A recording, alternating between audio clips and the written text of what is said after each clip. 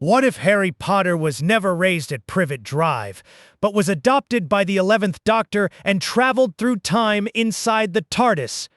A Harry who learns magic like science, sees the birth of stars, faces Daleks and Death Eaters, and grows up far beyond the limits of the wizarding world.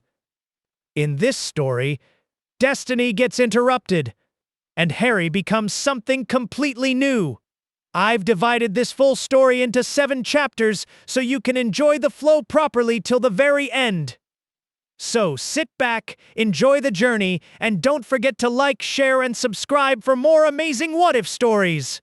Chapter 1. The night that never was Privet Drive was wrong. The Doctor knew this before the TARDIS had fully stopped shaking. It began as a feeling which for him was often more reliable than mathematics and usually much ruder. A pressure behind the eyes, a splinter in time. The sort of cosmic irritation that said something, somewhere, had happened in a way reality itself found offensive. The central column of the TARDIS rose and fell in a frantic rhythm, the engines making that old groaning song like the universe being persuaded to make room. The Doctor rushed around the console, coat flying behind him, bow tie slightly crooked, hair more impossible than usual. "No, no, no, no, that is not possible," he muttered, jabbing at a set of levers. "That's not just impossible, that's insultingly impossible, which is worse. I like impossible. Impossible is usually interesting. This is just showing off." The scanner blazed white, then green, then a strange fractured silver that the TARDIS never used unless she was upset. The Doctor noticed that and pointed accusingly at the console. "You knew." The TARDIS made a sound that was not a sound, more an ancient machine pretending innocence. "Oh, don't do that. Don't go all mysterious on me.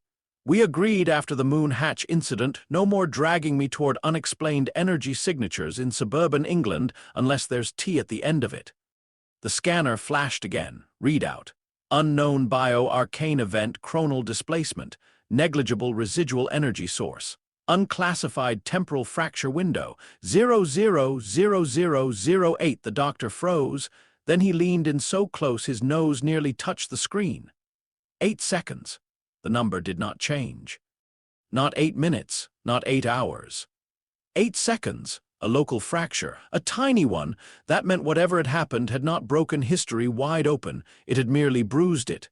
But the signature under it, that impossible second layer, was dense, old, emotional, and utterly unlike anything in the TARDIS archives. Not psychic, not Artron, not vortex residue, not weaponized star forging, not nanogenic field bloom. It was organic and deliberate and catastrophic all at once. Like love had been used as engineering, the Doctor's expression changed. That happened rarely and quickly. A storm crossing the sun. He threw a final lever. The TARDIS lurched and landed. Outside, somewhere beyond the blue doors, a quiet English street held its breath. The scanner resolved. A neat row of sleeping houses, trim hedges, street lamps washed in orange light, a car parked too close to a driveway, curtains drawn, no one should have been awake, and at the end of one carefully respectable front path there was a basket. The Doctor straightened very slowly. "Oh," he said. For a moment he did nothing. Then he ran. The front doors opened before he reached them. They always did when she was worried.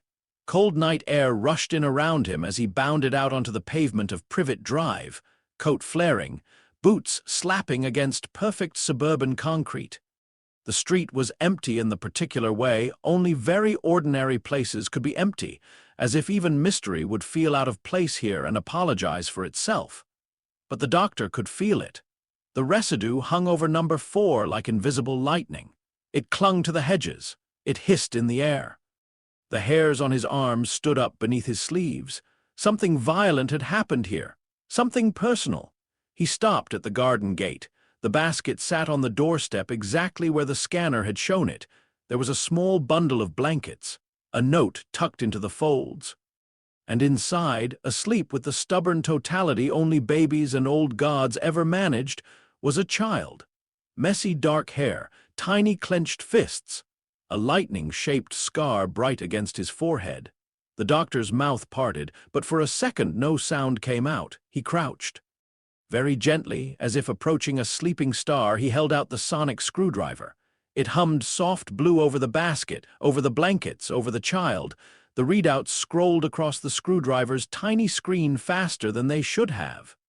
Human infant, the doctor whispered. Male. Approximately 15 months, give or take a bit, because humans are always squishy about babies. Mild dehydration. Elevated cortisol, residual energy exposure, he frowned. That's not possible. The screwdriver chirped again. He waved it once more over the scar. Nothing, or rather too much. A pattern beneath the biological data. Not embedded like circuitry, not layered like technology, not woven like Time Lord biodata. Something else. Something living wrapped around something living. Protective, permanent, and currently exhausted. The doctor's voice went quieter. Hello. The child slept on. The doctor glanced at the note and, after the briefest hesitation, unfolded it. He skimmed the handwriting. Harry James Potter, to the care of his aunt and uncle. Protect him. He is safer here than anywhere else. The doctor looked up at the painfully normal front door. Then back down at the scar, then at the sonic. No, he said. The street remained silent. No, that won't do at all. He stood, scanning the road, suddenly aware of time in the sharp physical way he always was when decisions mattered. Somewhere nearby, history was moving toward this house. Whoever had put the child here had done so with intention, and the fracture window had not been 8 seconds for nothing. Something was converging. He heard it then, not footsteps exactly, the soft clink of metal against glass. The measured tread of someone very old, who knew where he was going and expected the world to make sense when he got there. At the far end of Privet Drive, a tall figure in long robes turned onto the pavement, carrying a lantern whose light seemed warmer than the street lamps allowed. The doctor stared. "Oh, you have got to be kidding me." The figure was still distant, but the silhouette alone announced authority, deliberate authority, storybook authority, the kind of man who handed children to fate and called it mercy. The doctor looked from the approaching wizard to the sleeping child, then he looked upward as if appealing to the stars. "You absolute menace," he told the universe.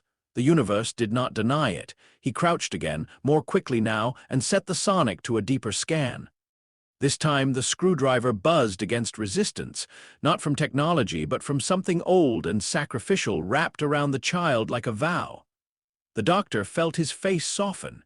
It was not a shield in the normal sense, not a force field, not a weapon. It was a memory behaving like law. A choice that had rewritten the rules around one very small life. He had seen civilizations build lesser things and call them immortal. "Who did this to you?" he murmured. The answer came in the residue, green fire, not visible but lingering in the equations. Death aimed with certainty. Protection answering it with refusal. A murder, a sacrifice, a miracle if one preferred emotional language over scientific accuracy.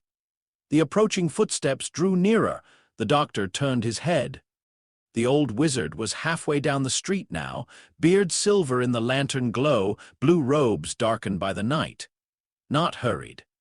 That was the worst part. Anyone who could walk toward this sort of event without hurrying was either very brave or far too used to tragedy, probably both. The doctor looked at the basket again. 90 seconds. Perhaps less. History, he knew, was rarely a straight line. It was a knot of pressure and coincidence and living beings insisting on choices.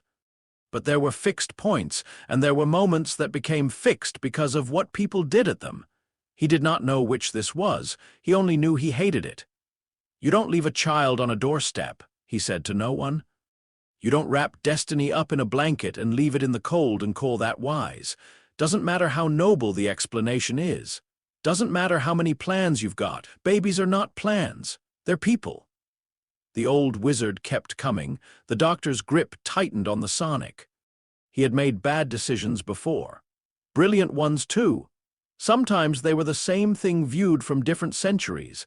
Inside the basket, the baby stirred. A tiny sound escaped him. Not a cry, just the soft, confused breath of a child on the edge of waking, and that decided it. "Right," said the doctor, with that dangerous brightness that usually meant the laws of reality were about to become negotiable. "Terrible idea, Absolutely terrible. Never do this. I'm doing it. He scooped the basket up. The warmth hit first, not from the blankets, from the child. A pulse of strange, exhausted energy ran up through the doctor's hands, not enough to hurt, just enough to be noticed. The scar flickered faintly beneath dark hair. The baby blinked, green eyes opening for a single drowsy moment. The doctor stopped breathing. Eyes like that always meant history. "Hello, Harry," he said, without knowing why he chose the name in that instant rather than merely reading it from the note. "I'm the doctor. Sorry about this. Everything's going to be very strange." Harry looked at him with the solemn incomprehension only infants could manage, then reached up and grabbed the doctor's bow tie. The doctor stared down. "Well," he said, scandalized, "that's theft." The child did not let go. The old wizard was now close enough to see clearly. And he had stopped walking. Across the silent front garden of number 4, Albus Dumbledore and the doctor looked at one another for the very first time. There were men who radiated power and men who radiated kindness. Dumbledore managed the unsettling trick of radiating both while concealing how much steel existed underneath. His face was lined with age, sorrow, and calculation. He took in the basket in the doctor's arms, the blue box at the curb, the impossible coat, the screwdriver, the fact of interruption. His eyes sharpened. The doctor saw in one flash exactly what sort of mind stood opposite him. An organizer of miracles. A general disguised as a grandfather, dangerous, tired, loving probably, which made him worse. Neither man spoke. A wind moved softly down Privet Drive, stirring the hedges. Then Dumbledore said very calmly, "That child is not yours." The doctor's expression brightened in immediate offense. "Oh, excellent start. Wonderful, properly adversarial, very efficient. No, he isn't mine. That's not the point." Dumbledore's gaze dropped to Harry, then rose again. "You have taken him." "Yes. You should not have—" "No, a beat." Then Dumbledore said, "I wonder whether you intend to explain yourself." "Usually, yes. Depends how much I like the audience." The old wizard's eyes narrowed a fraction. "And do you like me?" The doctor rocked Harry gently as the child began making that uncertain pre-cry noise that meant trouble was imminent. "No idea," he said honestly. "Met you 30 seconds ago, but I can tell already you do the thing."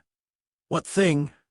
"The thing where you decide something very sad is necessary and then stand there looking noble until everyone else agrees."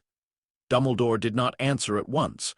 The doctor noticed that. So did the knight. Finally, the headmaster said, "You know nothing of what has happened here." "Enough," said the doctor, and his own voice lost its playfulness so quickly it was like a door shutting. "Enough to know someone tried to kill this child. Enough to know someone else died stopping it. Enough to know you came here intending to leave him on a doorstep in the middle of November." Something passed over Dumbledore's face. Pain, briefly unguarded, then it was gone.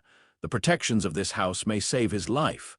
Then build the protections without abandoning the child. It is not so simple. It never is.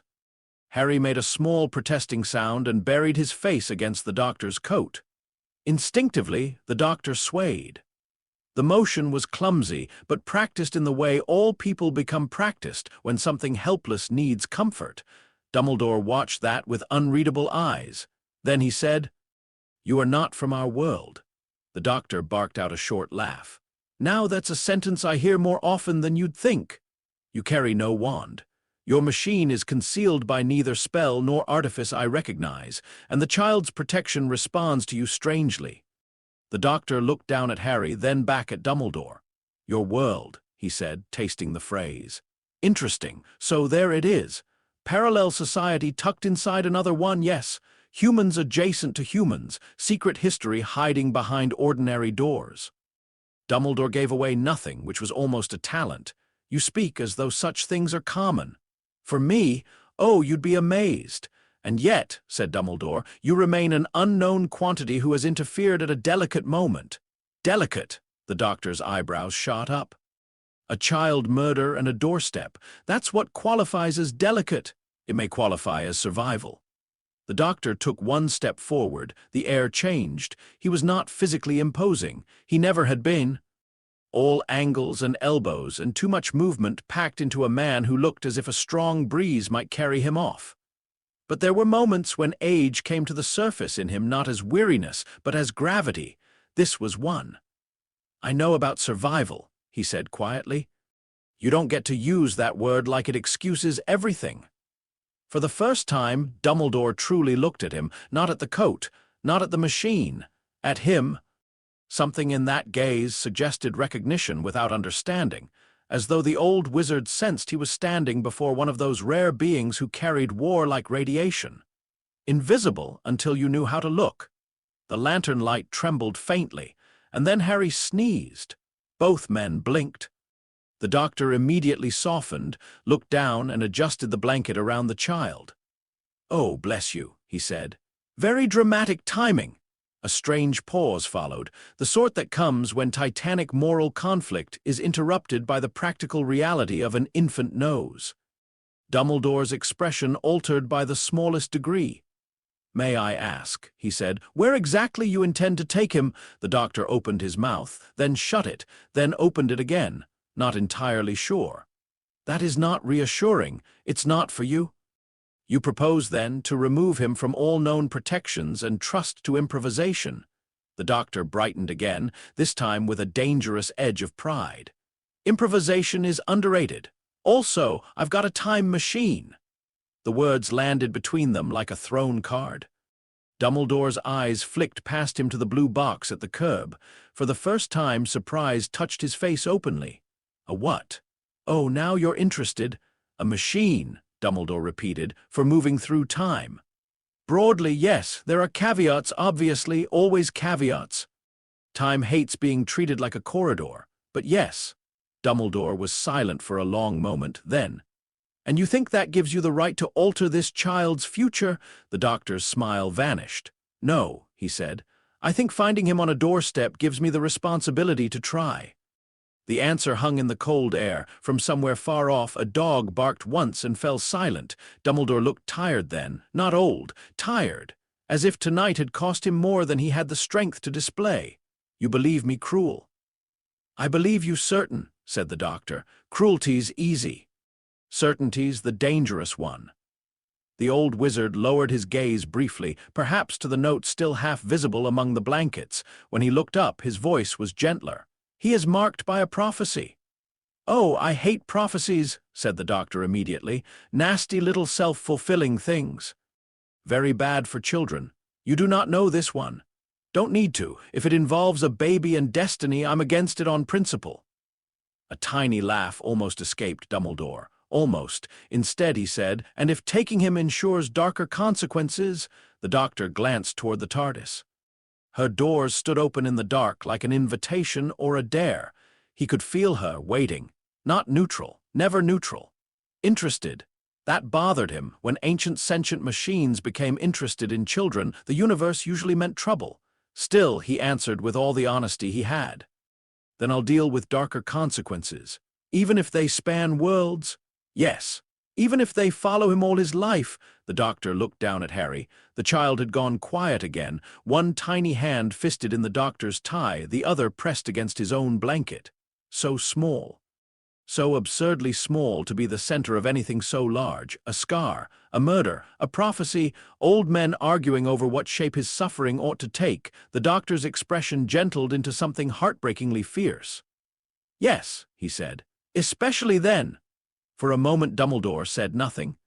Then, very unexpectedly, he stepped aside, not fully, not a surrender, merely a movement that acknowledged choice. The doctor blinked. "That's it." "No," said Dumbledore, "it is not it.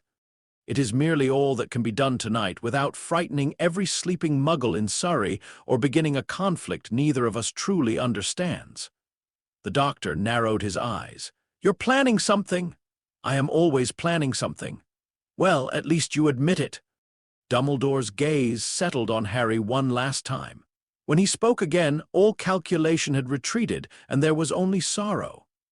"Tell me this then, Doctor, will he be loved?" The question hit harder than any threat could have. The doctor did not answer immediately. because he had known war and endings and civilizations falling and companions lost, and he knew better than most that love was not a promise one made lightly. Love was not safety. Love was not even fairness, but it was real. He tucked the blanket more securely around Harry's shoulders. "Yes," he said. Dumbledore closed his eyes for the briefest second. When he opened them, they were bright.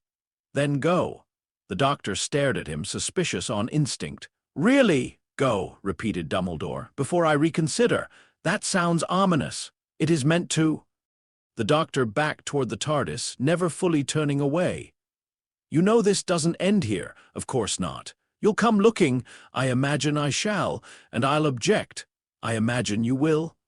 They held each other's gaze across the garden of number 4 Privet Drive, two old impossible men measuring the shape of a future that had just been kicked off its rails. Then the doctor nodded once, not agreement, recognition. He turned and ran for the TARDIS. Inside, the doors slammed shut behind him, and the sound echoed through the ship like a heartbeat.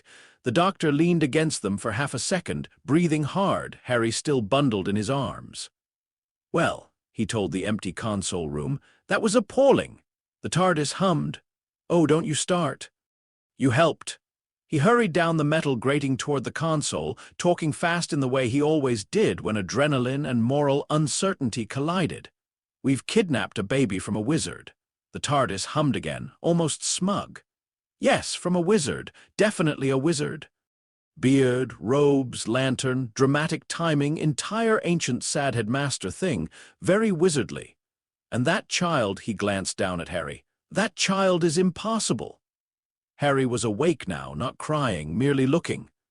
Babies, the doctor had often found, were either chaos incarnate or unsettlingly wise in the way creatures newly arrived from the dark tended to be. Harry simply stared up at the TARDIS ceiling as if taking it all in with grave acceptance. Then the central column rose with a sudden bright flare. The doctor whipped around. The scanner ignited in warm gold. Text spilled over the monitor. "Crew status updated, primary pilot." "The doctor's secondary crew." Harry the doctor gaped. "No," the monitor did not retract the statement. "No, absolutely not. He's a baby. He can't be crew."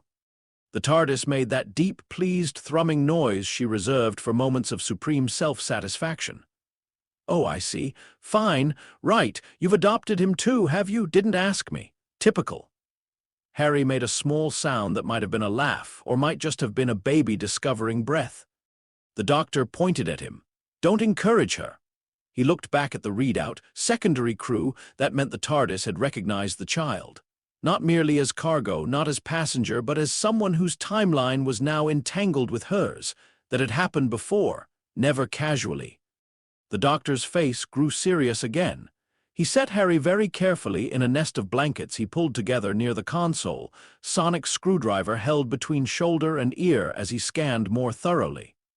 The TARDIS adjusted the ambient temperature without being asked. Lights softened. Somewhere deeper in the ship, a bell chimed once. "Right then," the doctor murmured, kneeling, "let's have a proper look at you." The sonic hummed over Harry's scar, and this time with the TARDIS amplifying the scan, the doctor saw more, not images. Structure. A human child, yes. Entirely human at the biological level. But braided through his recent history was the residue of an event so emotionally charged it behaved almost like code. A protection field embedded not in flesh, but in narrative causality.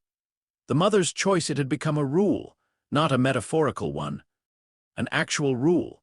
The sort of thing the universe occasionally permitted when love, death, and intent aligned with catastrophic precision.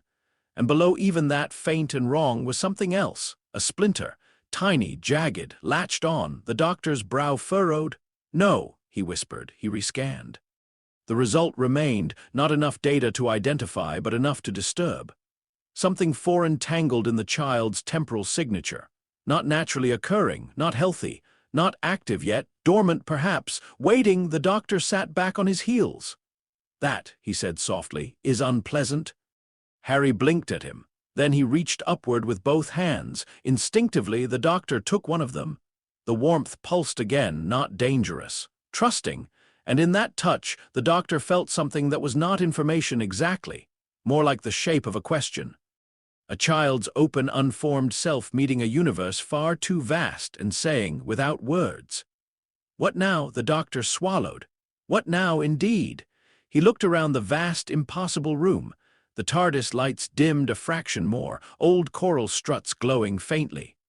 The ship felt different already, as if some hidden corridor had been added by the mere fact of Harry existing within her walls. She did that sometimes. Rearranged herself around need, around grief, around hope. The doctor stood and moved to the console. "Right," he said, hands flying over switches and dials. "No one chasing us yet. That's nice. Won't last. Can't stay in 1981 London because there'll be questions, and frankly I've had enough of old men with plans for one evening." He pulled a lever. The engines awakened. Need supplies. Baby things. Nappies, bottles, tiny socks. Why are baby socks so small? It's suspicious. And a room, proper room, not just the corridor 6¾ nonsense you did last time. The TARDIS answered by opening, somewhere in the distance, a door that had not existed before. The doctor turned his head. A warm yellow light spilled from that far hallway. He stared. "Oh, you built him a room already?" The TARDIS thrummed again. "That is alarmingly fast." Harry yawned. The doctor smiled despite himself. Then the smile faded into thought. He looked toward the doors, toward Earth, toward the wizard in the street outside whom he had just left standing under the orange lamps of suburban Surrey with nothing but scorch marks and missing history. He wondered, briefly, if he had done the right thing. Then he dismissed the question. Right and wrong were often luxuries granted after the fact. In the moment, there was only mercy or cowardice, action or surrender, and he had seen a child on a doorstep. That had been enough. The doctor moved back to Harry and lifted him again, more carefully now, less like a rescue, more like the beginning of a habit. Harry settled against him with astonishing ease. "Listen to me," the doctor said quietly as the engines began their groaning rise toward flight. "I am making this up. That is not ideal, but it is true. I don't know what you are, not entirely. I don't know what's attached to you or why the universe screamed your coordinates at me. I don't know who wanted you dead, though I imagine I shall find out and disapprove loudly." Harry sighed in his sleep. "But," said the doctor, looking down at him with a tenderness he would have denied under interrogation, "you are not spending the night on a doorstep." He shifted the child in his arms and pulled the final lever. The TARDIS shuddered. Outside, in the quiet, respectable street, the blue box began to vanish with its ancient wheezing song. And on Privet Drive, Albus Dumbledore stood alone before the empty doorstep of number 4 and watched impossible machinery take the future away. The sound faded. Silence rushed back in. For a long while he did not move. The night was cold. The note remained in his hand. The scorch marks on the doorstep still smoked faintly where the basket had rested. Somewhere a curtain twitched as a neighbor stirred in sleep, sensing without waking that the world had changed shape nearby. At last, Dumbledore walked to the door and bent, touching the stone where Harry had been meant to lie until morning. The protective magic was still there, altered but intact. That surprised him more than the theft itself. He straightened slowly. "So," he murmured to the darkness, "you truly mean to keep him?" No answer came, save the ordinary whisper of wind through Privet Drive. Yet the old wizard's eyes lifted, thoughtful now rather than defeated. There were futures in which this ended in ruin. He had already seen enough of the world to know that interruption did not equal salvation. A boy taken from one destiny might only be carried into another. But there were also, perhaps, futures in which a child raised beyond the narrow confinements of fear and secrecy became something unforeseen. Something better. Dumbledore folded the note once, then again, and slipped it into his sleeve. "Well," he said softly, "let us hope you are as clever as you appear, Doctor." He turned and began the long walk back down the sleeping street, lantern swinging at his side, beard silver in the lamplight. Behind him, number 4 Privet Drive remained what it had always been in the eyes of the world. Neat, ordinary, forgettable. But history had missed its appointment there by less than a minute.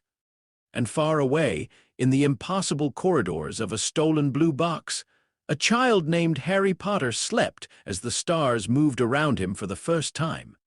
The TARDIS flew on, and somewhere deep within her ancient heart, where timelines brushed against one another like pages in a library no one had ever fully read, a new thread lit green and gold and refused to go out.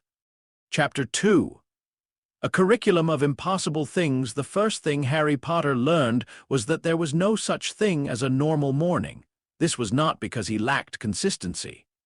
The TARDIS, for all the chaos that clung to her blue doors like weather, was strangely good at consistency. Breakfast still happened. Teeth still got brushed. Boots still had to be found, usually in impossible places. The Doctor still forgot where he had put things that were, quite obviously, in his own pockets. No, Harry's life lacked normality because the universe itself kept changing the wallpaper. Sometimes he woke to the hum of the TARDIS and the smell of toast and engine oil, then opened his bedroom door to find that outside the coral corridors there was a red desert under two moons. Sometimes he opened it onto the top deck of a glass station orbiting a blue giant star. Once, when he was 5, he stepped into the hallway in his socks and found a Victorian library waiting outside his room for no reason the Doctor could explain except, "She thought you'd like it." Harry accepted all of this with the flexible seriousness children reserved for the completely absurd. By the time he was old enough to ask questions properly, he had already learned the shape of the Doctor's universe. The TARDIS was bigger on the inside. That much was obvious. She was alive. That took longer, though not much longer. And the Doctor was someone who never stood still when he could pace, never answered a simple question simply, and never treated the impossible as anything less than an invitation. Harry's earliest memories were made of motion, the TARDIS groaning through the vortex, the Doctor carrying him one-armed while steering with the other and talking to both Harry and the console at the same time. The strange comfort of sleeping through cosmic turbulence because the ship always steadied herself when he cried. The feeling of warm metal under small palms. The way the coral columns glowed softer when he was ill. The Doctor was not built for infants. This became clear almost immediately. There had been, in the early days, an unfortunate incident involving a feeding bottle, a gravity fluctuation, and 3 very offended diplomats made entirely of sentient vapor. Another episode featured the Doctor attempting to change a nappy while simultaneously calibrating a transdimensional sensor array, which resulted in the sensor array exploding, and the nappy somehow ending up on the ceiling. Harry never remembered those parts clearly, but the Doctor did, and he spoke of them later with the solemn dignity of a war veteran. "You," he told Harry when Harry was 9 and deeply unimpressed by this story, "once defeated an entire subsystem of the TARDIS through projectile baby food." Harry looked up from the book in his lap. "I was 1. "Yes," said the Doctor, pointing at him as if that strengthened the accusation, "and already dangerous." By then, danger had become the background music of Harry's childhood. Not immediate danger, not the sort the Doctor would ever have willingly placed near him when he was very small. The Doctor did try. For all his talk and improvisation and reckless brilliance, he tried with a ferocity he would have denied under cross-examination to keep Harry away from the sharpest edges of his life. For the first few years, adventures became detours. If the Doctor needed to negotiate with a hive city on the edge of a trade war, Harry stayed in the TARDIS nursery with half the internal lights lowered, and a dozen toy constellations spinning over his crib. If the Doctor had to visit the aftermath of a planetary evacuation, Harry slept in a sling against his chest, while the Doctor talked quietly to survivors and made impossible promises in a voice gentler than anyone outside the TARDIS would have thought him capable of. The nursery itself did not exist until Harry needed it. One day it was a corridor the Doctor could have sworn had led to a wardrobe full of anti-radiation ponchos. The next, it was a warm room with a round ceiling, moving star patterns on the walls, a small bed made of polished wood that hummed faintly when touched, and shelves that kept rearranging themselves whenever Harry learned a new word. The doctor stood in the doorway that first evening, holding a sock in one hand and a scanner in the other, and frowned at the room as though personally betrayed. "You did this on purpose." The TARDIS thrummed cheerfully. "Of course you did. Fine, right, good, nice room, bit sentimental." The room ignored him and dimmed its lights around the sleeping child in his arms. That was the first time the doctor realized something important. The TARDIS did not merely tolerate Harry, she liked him. That, more than the crew designation on the monitor, changed everything. It made Harry belong. And belonging, in the doctor's world, was always the most dangerous kind of miracle. When Harry was 3, he asked what stars sounded like. The doctor, who had been halfway through repairing a fluid link and explaining why it was definitely not his fault the TARDIS had landed inside a ceremonial fountain on Corallis Minor, stopped with the wrench halfway in the air. Most adults, asked such a question, would have answered with poetry or indulgence. The doctor grinned. "Oh, that's a proper question." Harry, sitting cross-legged on the grated floor in tiny red trainers, looked up. "Proper. Best kind," said the doctor. "No obvious answer. Means it's worth something." He snapped the wrench shut, strode around the console, and pointed dramatically at the child. "Coats." Harry blinked. "Why? We're going outside." "Outside where?" The doctor's eyes lit up with manic delight. "Near a supernova?" An hour later, or perhaps 4 centuries and an hour later. Depending on how one counted TARDIS travel, Harry stood in a thick, padded coat behind a shimmering shield field on an observation platform suspended above a dying star. The supernova had not happened yet. The star was in that swollen, terrible stage just before collapse, red and gold and furious enough to turn space itself into color. Solar flares arced across the vacuum in impossible silence. The observation glass was polarized to keep his eyes safe, but even so Harry had never seen anything so enormous. He forgot to breathe. The doctor crouched beside him. "Right," he said softly, because for all his excitement he knew when awe required gentleness. "Stars don't make sound in the vacuum. Nothing does. No air, see, no medium." "But," he tapped a control on the railing, "all light and pressure and radiation can be translated. Bit of mathematics, bit of cheating." "Ready?" Harry nodded without looking away. The doctor activated the array, the platform filled with music, not human music. Not melody, something deeper. A layered, trembling chord, vast and mournful and beautiful, as if an ocean had learned mathematics and decided to sing. The sound rose and fell with the pulsing surface of the star. Harry's mouth opened slightly. "It's alive," he whispered. The doctor's smile went crooked with sadness and fondness all at once. "Everything is, in one way or another. They stayed until the star collapsed. Not close enough to be in danger. The doctor would never have risked that, but close enough that, when the light finally went, when the giant heart of the thing failed and rebirthed itself in catastrophic brilliance, Harry felt the moment through his shoes, through his ribs, through every inch of him. He turned instinctively toward the doctor, not frightened, just overflowing. The warm feeling answered. Glass trembled. The observation shield bloomed green for a fraction of a second as a burst of invisible force rippled out from Harry like a gasp.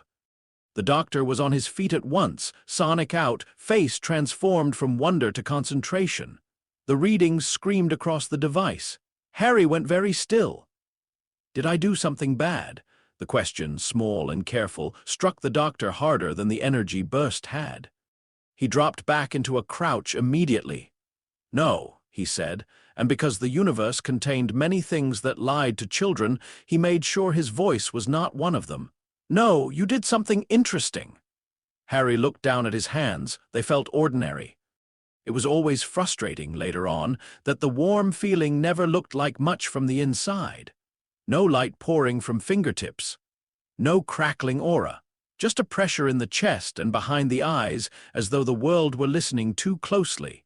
The doctor waved the sonic again. The shield field above them stabilized. "Tell me exactly what happened." Harry thought hard. "It was loud." "The star," Harry nodded, "and sad, then too big."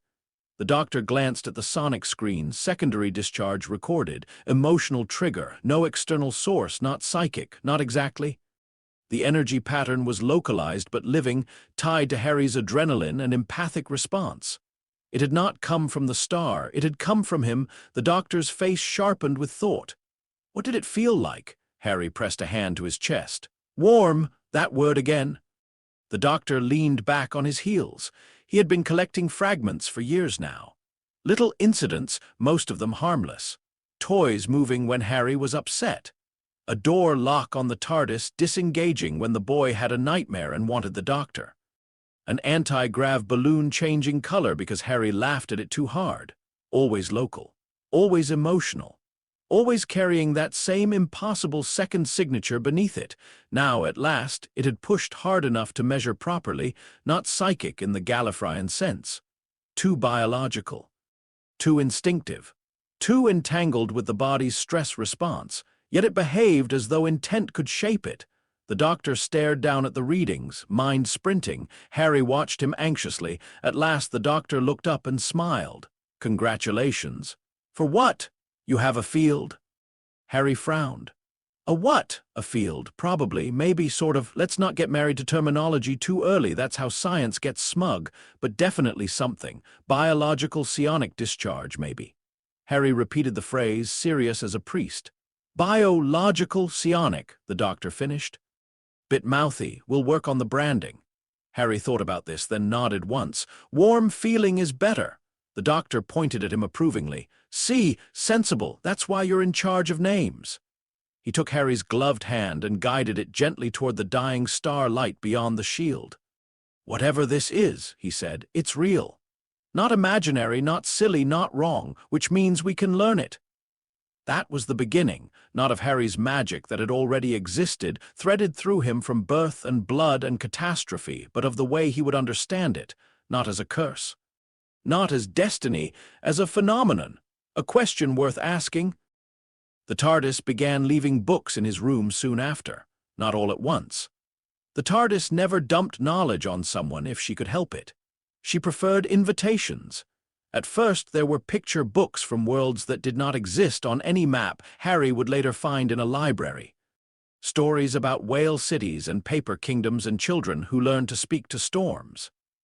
Then, as he grew older, the books changed. Language primers appeared on his shelf.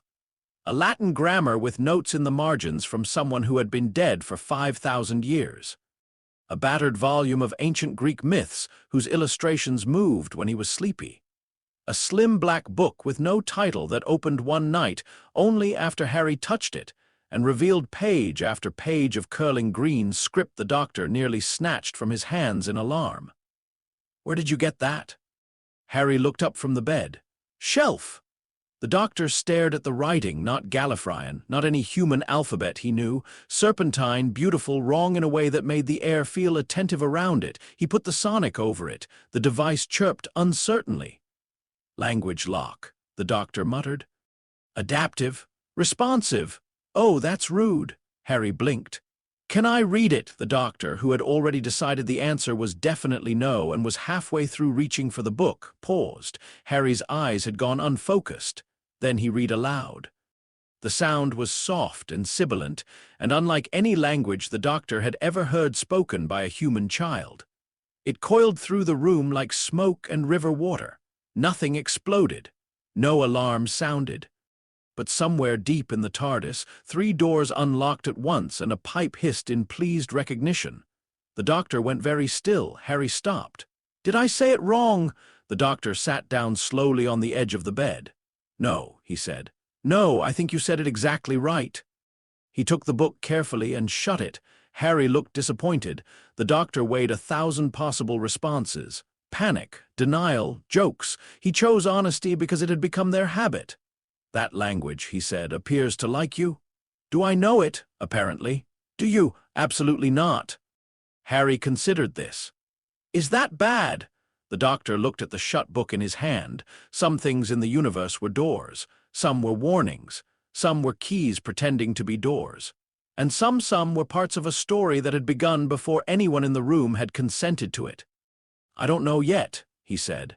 Harry accepted that answer too, because by then he knew there were truths even the doctor had to chase. The black book vanished from his room that night. 3 weeks later, it returned with a ribbon marking the first page and a note in the doctor's handwriting. No reading allowed near engines, wardrobes, or anything with teeth. Harry grinned for an hour. Amy Pond entered Harry's life at approximately the same speed she entered most things, like she had always intended to, and reality was merely catching up.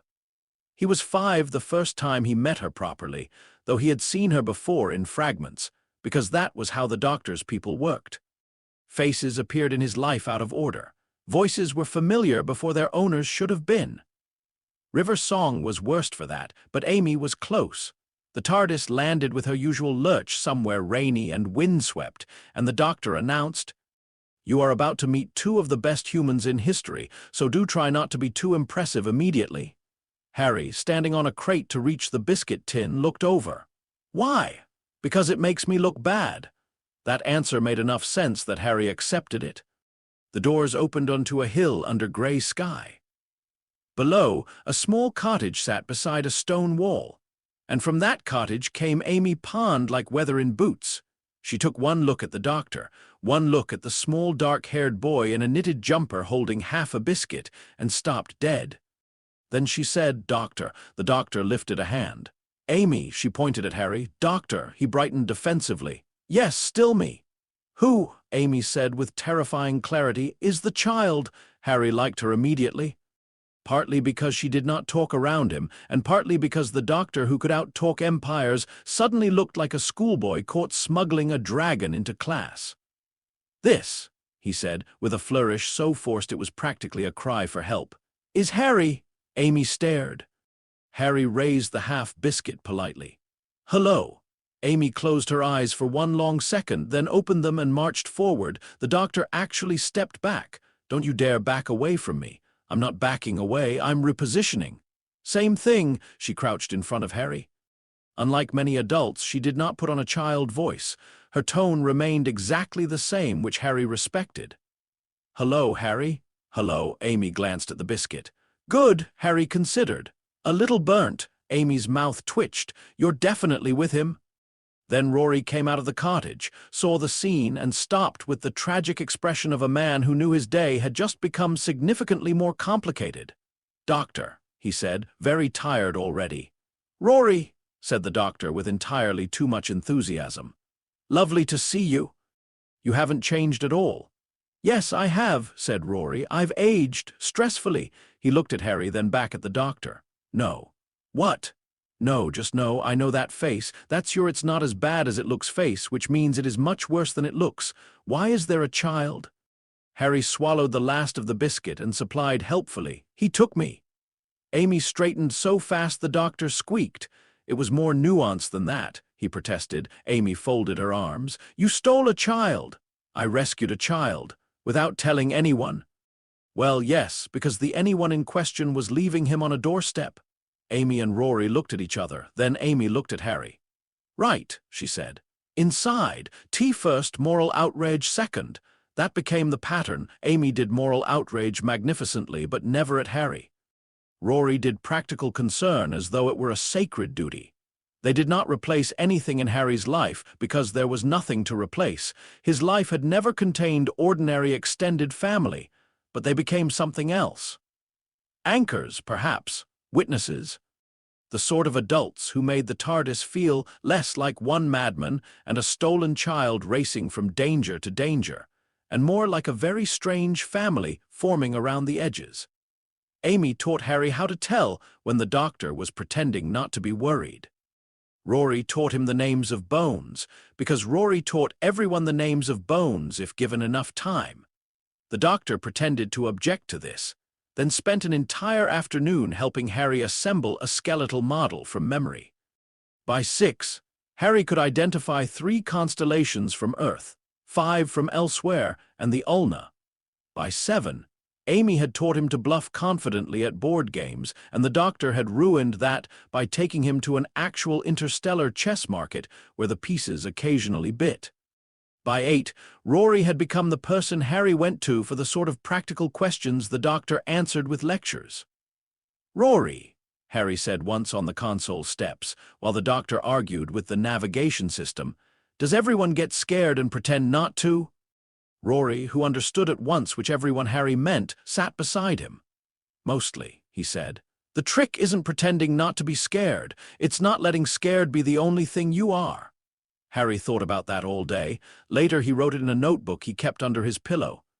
The doctor found the notebook months after that and did not mention it, but he smiled. At 6, the Dalek drone incident happened. It was, according to the doctor later, deeply unfair.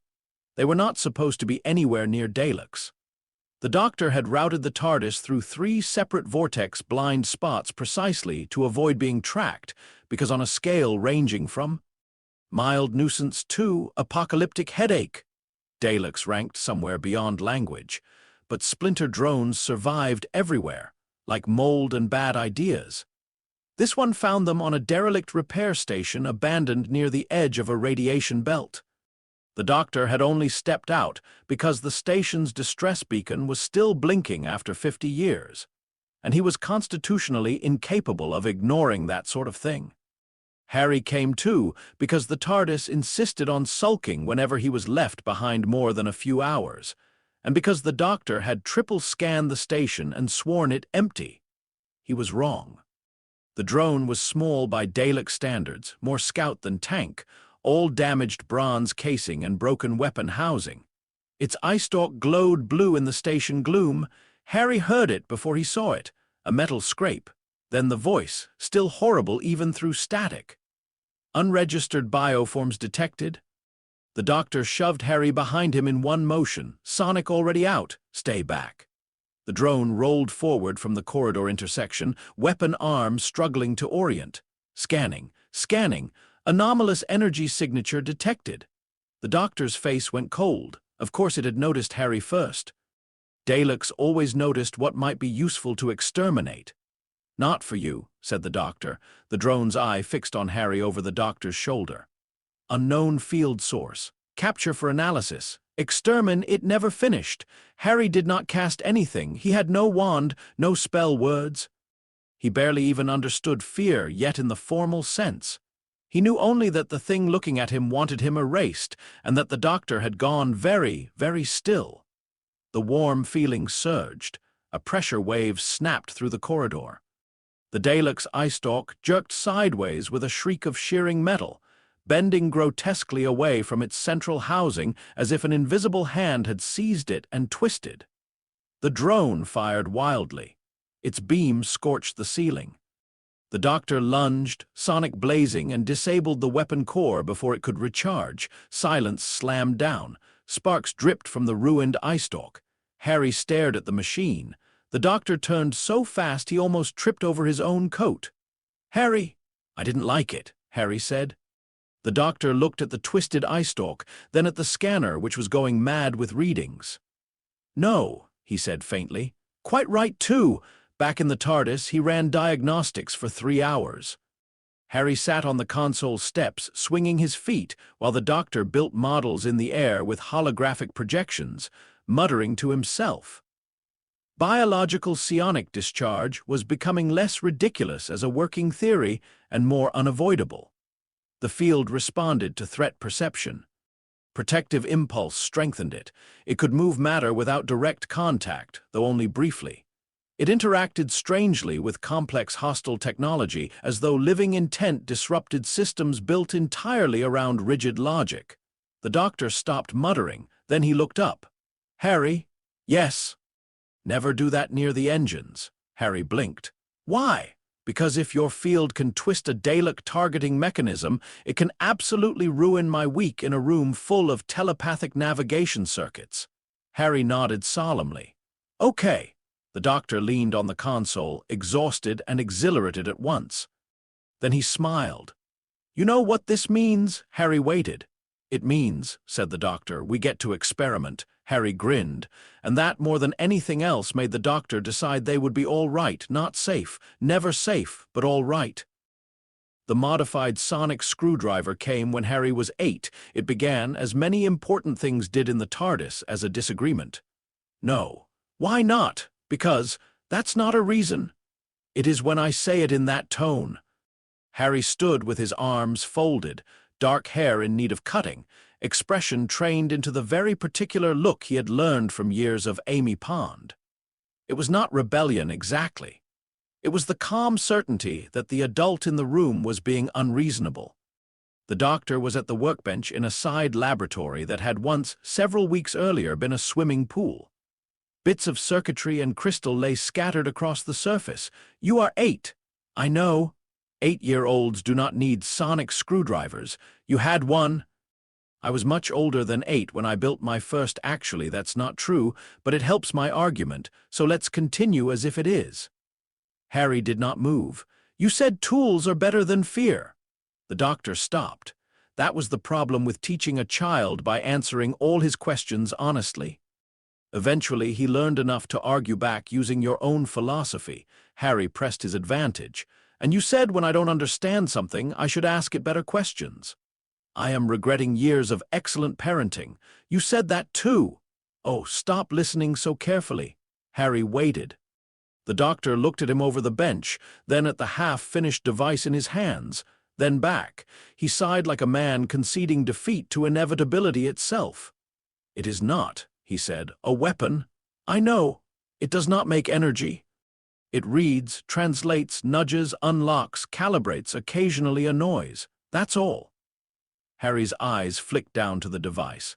Can it help direct the warm feeling? The doctor hesitated. There was the real question. He had already suspected the answer was yes. Harry's field, Harry's magic, though the doctor still resisted that word in private out of sheer scientific stubbornness, responded to interfaces. Resonance. Intent translated through object use. Toys moved more cleanly when Harry pointed with them. Doors unlocked more reliably when he held metal handles. The Black Book language had activated ship systems with sound alone. A properly tuned sonic could provide feedback loops, structure measurement, not power, never power, but direction, which meant it could help. Which meant, by not building it, the doctor would be choosing ignorance over understanding. He hated when morality and curiosity aligned. It made refusal impossible. At last, he held out the prototype. Harry took it carefully with both hands. It was smaller than the doctor's, copper and dark green with a crystal chamber that lit softly when touched. Not a copy. A cousin, the doctor pointed sternly. Rule 1, no pointing it at the TARDIS core. Harry nodded. Rule 2, if it whines above B-flat, hand it back immediately. Harry nodded again. Rule 3, absolutely no using it to cheat at homework. Harry looked offended. I wouldn't. Good, said the doctor. Because it won't work on essays, only matter, fields, and Harry flicked the activation switch. The crystal glowed. For a second, nothing happened. Then the lights in the lab brightened, the sonic emitted a low, pleased hum, and the hairs on Harry's arms lifted as the warm feeling answered from somewhere just under his skin.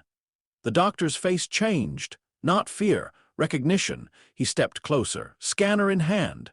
Hold it steady. Harry did. The sonic's field extended in a visible shimmer for half a heartbeat, just enough that the air seemed to ripple in green-gold rings around the device. The doctor stared. Harry stared too. I felt that. Of course you did, said the doctor, voice almost reverent now. It's yours. He circled the boy once, scanner reading from different angles. The sonic was not generating the discharge. It was harmonizing with it, giving it a shape to travel through. A question as he had wanted, not command. Conversation. Harry looked up. Did I break it? The doctor laughed, a bright, astonished sound. No, he said, you made it honest. From that day on, the sonic became part of Harry's education, not instead of wonder, as one of its languages. There were other lessons, too. History from the places where it had happened, not from books that assumed history had stopped being alive once someone wrote it down. Ethics argued over breakfast with civilizations extinct by lunch. Physics taught on the observation deck, while nebulae burned like watercolor on black silk.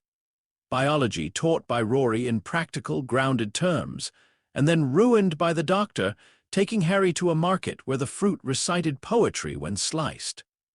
The doctor did not believe in teaching by category if he could help it. The universe did not separate itself neatly into disciplines, so why should Harry? A question about gravity became a conversation about grief, because stars collapsed and people did too. A lesson on language became a lesson on power, because names changed how beings saw themselves. A trip to ancient Alexandria became an argument about whether preserving knowledge justified meddling with history. The doctor said yes, then no, then maybe, then spent the entire walk back to the TARDIS revising his own answer aloud while Harry listened and occasionally corrected him. At 9, Harry asked if the doctor had ever been a child. The doctor, who had just been balancing on the console rail to reset a temporal stabilizer by kicking it, froze in place. Then he climbed down slowly. "That," he said, "is a dangerous question." Harry sat cross-legged on the floor of the library corridor, surrounded by books the TARDIS had quietly delivered in a spiral around him. "Why?"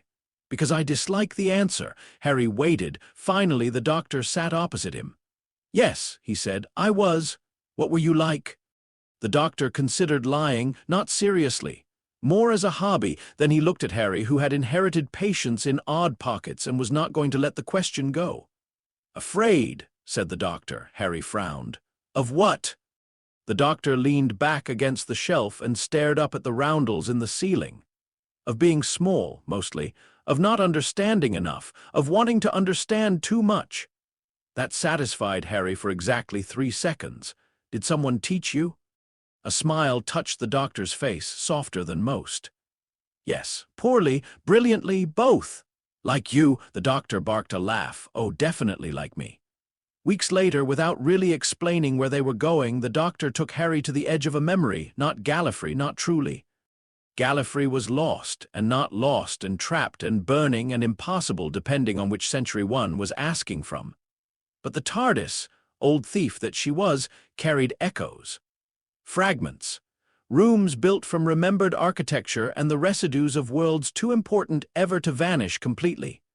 The chamber she opened for them was vast and dim and lined with stone that seemed to hum with old thought. At its center hung a split in the air, a crack of white gold light so deep it looked less like illumination than time looking back. Harry stopped at once. "What is it?" The doctor stood beside him, hands deep in his pockets. "The untempered schism," he said quietly, "or a memory of it, a safe one, no closer." Harry obeyed because the doctor's tone allowed no room for cleverness. The crack in the air shifted slowly, not moving but changing, as if every second that had ever existed were turning over behind it like pages. Harry stared, not into it exactly. At it. His chest tightened, the warm feeling stirred, not in fear but in recognition so strange he could not name it. The doctor noticed. "Most of my people looked into the real thing when they were children. Some went mad, some ran away, some became what they were always going to become." Harry swallowed. "What did you do?" The doctor's eyes stayed on the schism's impossible glow. "I ran away later. But first I looked." "Why?" A long pause. "Because I wanted to know if the universe was bigger than I was told." Harry looked from the crack back to the doctor. "And was it?" The doctor smiled, old and lonely and magnificent. "Oh, yes." They stood there together, not speaking, in the memory light of a dead homeworld and a living ship. Then the TARDIS gently rang a warning tone and the doctor said, "Right, that's enough existential education for one day." "Chips!" Harry nodded at once. The doctor grinned. And just like that, terror and history turned back into lunch. That was another lesson, too. Not every abyss needed to be stared into forever. Some merely needed to be acknowledged before moving on. River Song was harder, not because Harry disliked her. Quite the opposite, he liked her immediately, which should have worried him. The first time she swept into his life in a whirl of curls, gunmetal, and impossible confidence. She kissed the doctor on the cheek, nodded to the TARDIS console as if greeting an accomplice, and then crouched in front of Harry with a smile so warm it made his chest ache for reasons he did not understand. "Well," she said softly, as though she had been expecting him longer than was sensible, "there you are." Harry frowned. "Do I know you?" River's eyes flicked upward, briefly meeting the doctor's over Harry's head. The doctor had gone very still. That, more than anything, told Harry this mattered. River smiled again, but there was something careful under it now, a tenderness wrapped tight around restraint. "Not yet," she said. That should have been irritating. From anyone else, it would have been. From River, it felt like a promise and a goodbye somehow occupying the same sentence. She never talked down to him either. Never softened truth unnecessarily. But unlike Amy's directness or Rory's steadiness, River carried knowledge like a blade she refused to draw unless forced. She taught Harry lock theory by showing him how every lock was actually an argument between fear and access. She let him hold a vortex manipulator once, then took it back before the doctor's blood pressure could become educational. She called him sweetheart in precisely the tone one might use for someone who was both currently 10 years old and somehow already heartbreakingly brave. The doctor disliked this and tolerated it in equal measure. Later, when Harry was in bed and the TARDIS lights had dimmed to their sleeping glow, the doctor found River in the console room staring into the time rotor. "You know things," he said. River did not turn around. "I usually do." "About him?" That's not an answer. It's the only one you're getting." The doctor came to stand beside her. For once, his usual kinetic energy had burned down into stillness. "Is it bad?" River's face changed. "Not much, just enough." "Oh, doctor," she said. "That depends entirely on whether you think a life has to be ordinary to be good." He looked at her. "That's not reassuring either." "No," said River, "but it is true." She glanced toward the corridor where Harry slept, the TARDIS herself seeming to quiet around the name he had become within her walls. "You've done something extraordinary," River said softly, "and dangerous." "I know. You interrupted fate." The doctor's mouth twisted. "Didn't much like fate." River smiled at that, then it faded. "He'll pay for that, you know." The doctor's jaw tightened. "I know. But he'll also become something no one planned." For a moment neither of them spoke. Then River slipped her hand into his and squeezed once. "Love him honestly," she said. "That's the only part that matters." The doctor looked at her, really looked, and heard everything she had not said. He nodded once. River left the next morning before Harry woke, but on his bedside table she left a slim leather notebook and a fountain pen that never ran out of ink. Inside the cover, in small, neat writing, were the words, "For questions worth keeping." Harry found it, smiled, and spent the next 10 years filling it. By the time he turned 10, Harry had learned something the doctor never intended to teach, but could not help demonstrating. The universe was not kind. It was beautiful, intricate, astonishing, filled with civilizations that sang to moons and creatures that braided gravity into sculpture and histories, so vast that no one mind could keep all of them straight. But it was not kind. People still lied.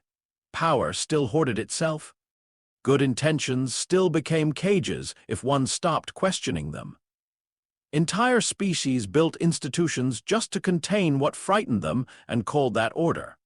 Harry learned this not from lectures but from accumulation, from seeing planets liberated and then governed badly, from hearing the doctor apologize to strangers with the shame of someone who had seen too many systems fail, from watching Amy refuse to let cynicism masquerade as wisdom, from Rory bandaging people first and philosophizing later, from River, most of all, who treated secrets not as romantic ornaments but as weights. And because he learned that, he also learned the companion truth. Kindness mattered more because it was chosen, not assumed. Chosen, that lesson settled deep. The warm feeling changed as he changed. Still emotional, yes. Still strongest when triggered by fear, anger, protectiveness, wonder. But it became cleaner around the edges, less explosive, more responsive to intention. With the sonic, he could now coax small objects across short distances if he concentrated. He could stabilize flickering circuits by resonance rather than touch. Once, during a microgravity failure in one of the TARDIS corridors, he instinctively anchored himself and the doctor to the floor for 3 full seconds before the ship corrected the problem. The doctor ran those numbers 6 times, then he bought Harry ice cream from a moon where the dairy products sang sea shanties. "Is that because I did well?" Harry asked. "Yes." "And because you're worried?" The doctor looked scandalized. "How dare you know me?" Harry grinned into his spoon. The doctor watched him with the expression he reserved for impossible equations and miracles that might someday break his heart. Both, in Harry's case, were true. That night, after Harry had gone to bed, the doctor stood alone in the console room and reviewed 10 years of accumulated scans. The data spun around him in ghostly green and gold layers, infant energy residue from Privet Drive, emotional discharge near the supernova, defensive reflex against Dalek circuitry, linguistic anomaly tied to the Black Book, sonic resonance harmonics, telemetric patterns from Harry's field interacting with TARDIS subsystems. A map was emerging. He did not understand it yet, not fully, but he understood enough to know 2 things. First, whatever the wizard on Privet Drive had called magic, it was real, structured, and measurable without being diminished by measurement. Second, Harry's story was catching up. The doctor could feel it in the way coincidences tightened around certain dates, in the way Earth years suddenly seemed more relevant, in the way the TARDIS, who never bothered with human mail unless amused, had started lingering in proximity to Britain in 1991.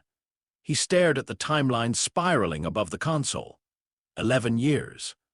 The age when many systems of power first attempted to name a child. Schools, institutions, prophecies, registries. The doctor's face darkened. "Not without asking him," he said to the empty room. The TARDIS thrummed low and knowing. Then, from somewhere deep inside the ship, a bell rang, not alarm. Arrival. The doctor glanced at the monitor. An object had materialized in the external transfer lock. Paper 1 piece only, sealed. The doctor closed his eyes, then he laughed once, softly, without humor. "Of course," he said. He went to wake Harry. When Harry opened his bedroom door, the corridor lights brightened around him in sleepy gold. He was tall for 10 now, all elbows and black hair and green eyes, too old when he forgot to be a child. The leather notebook River had given him sat tucked under one arm by habit. He had clearly fallen asleep reading again. "What is it?" The doctor stood at the end of the corridor holding an envelope between 2 fingers like something faintly radioactive. "It appears," he said, "that post has become aggressive." Harry rubbed one eye. "What kind of post?" The doctor turned the envelope so Harry could see the emerald ink. Mr. Harry Potter, no address, no planet, no century, just the name and the certainty it would find him anyway. Harry took a step closer. Something in his chest stirred before he even touched it, like the warm feeling recognizing a door about to open. The doctor watched him carefully. "Well," he said lightly, though the lightness was work, "shall we see who's been trying to send you letters across time and space?" Harry looked up. For a moment, in the soft corridor light of the TARDIS, he seemed both younger and older than 10. A boy on the edge of knowledge. A child who had grown up among stars and supernovas and impossible teachers, now being summoned by something older than any of that and closer to his blood. He reached for the envelope. And somewhere, beyond the blue box, the hidden world that had lost him 10 years ago began at last to come looking. Chapter 3. The wizarding world comes looking. The envelope was warm. That was the first thing Harry noticed. Not hot, not unnaturally so, just faintly warm beneath his fingers, as if it had traveled a very long distance and retained some memory of the journey. The parchment was thick, cream-colored, and far too formal for anything good to be hiding inside it. His name was written in emerald ink in handwriting so precise it looked less like writing and more like a decision. Mr. Harry Potter, no street, no city, no planet, no time, just him. The doctor leaned one shoulder against the corridor wall, arms folded, face wearing the expression he usually reserved for traps, paradoxes, and people who used committees to justify bad ideas. "Well," he said, "that's rude." Harry turned the envelope over. There was no stamp, no wax seal, only a neat flap and a feeling in his chest that had nothing to do with the warm pulse of his own field and everything to do with recognition. Not memory, he did not remember this world, but blood, perhaps, inheritance, something old and waiting. It knows where I am, he said. Yes, said the doctor. Very impolite. We've crossed at least 6 star systems and 3 temporal offsets in the last 48 hours. Post that can do that is either extremely clever or deeply invasive. Harry looked up. Should I open it? The doctor considered saying no. He considered saying later or after breakfast, or not until he had run 15 more scans and rebuilt the TARDIS mail filter from scratch. Instead, because they had always done truth, and because Harry was watching him with the calm patience of someone used to being taken seriously, he said, "Yes." Harry opened it carefully. The parchment inside crackled as it unfolded. He read silently at first, lips moving on the words. Then the doctor, impatient by nature and worried by experience, held out a hand. Harry passed it over. The doctor scanned the page, eyebrows climbing higher with every line. "Hogwarts School of Witchcraft and Wizardry," he read aloud, the offense in his voice growing beautifully. "Headmaster, Albus Dumbledore. Ah, him again. Excellent. Dear Mr. Potter, we are pleased to inform you you're not. No one who begins a sentence like that is ever truly pleased." Harry's attention had gone to the second sheet. A list, uniforms, books, equipment, 1 wand, a pointed black hat for day wear, a cauldron, pewter, standard size, too. Harry frowned. "What's a cauldron?" The doctor slapped the letter lightly against his palm. "That is exactly the kind of question a proper educational institution ought to answer before requesting one." He read further, then made a face. "There's a train." Harry blinked. "A train!" The doctor looked up, wounded in principle. "They want you to take a train." Harry waited for school. The silence lasted 3 full seconds. Then Harry said, with admirable caution, "Is that bad?" "It is offensively unimaginative." Harry took the letter back and looked at the list again. The words did something odd as he read them. Not magic exactly, at least not in the immediate, active sense he was used to. More like a resonance. Every item on the list seemed to tug at some hidden architecture in his mind, as though the vocabulary itself fit a room inside him that had always been locked.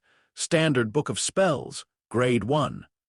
A history of magic, magical theory. His pulse quickened. The doctor noticed, his expression already sharp, softened by a degree. "You want to know?" Harry did not deny it. "Yes." "Why?" Harry took longer than usual to answer. "Because—" he searched for the right shape of it.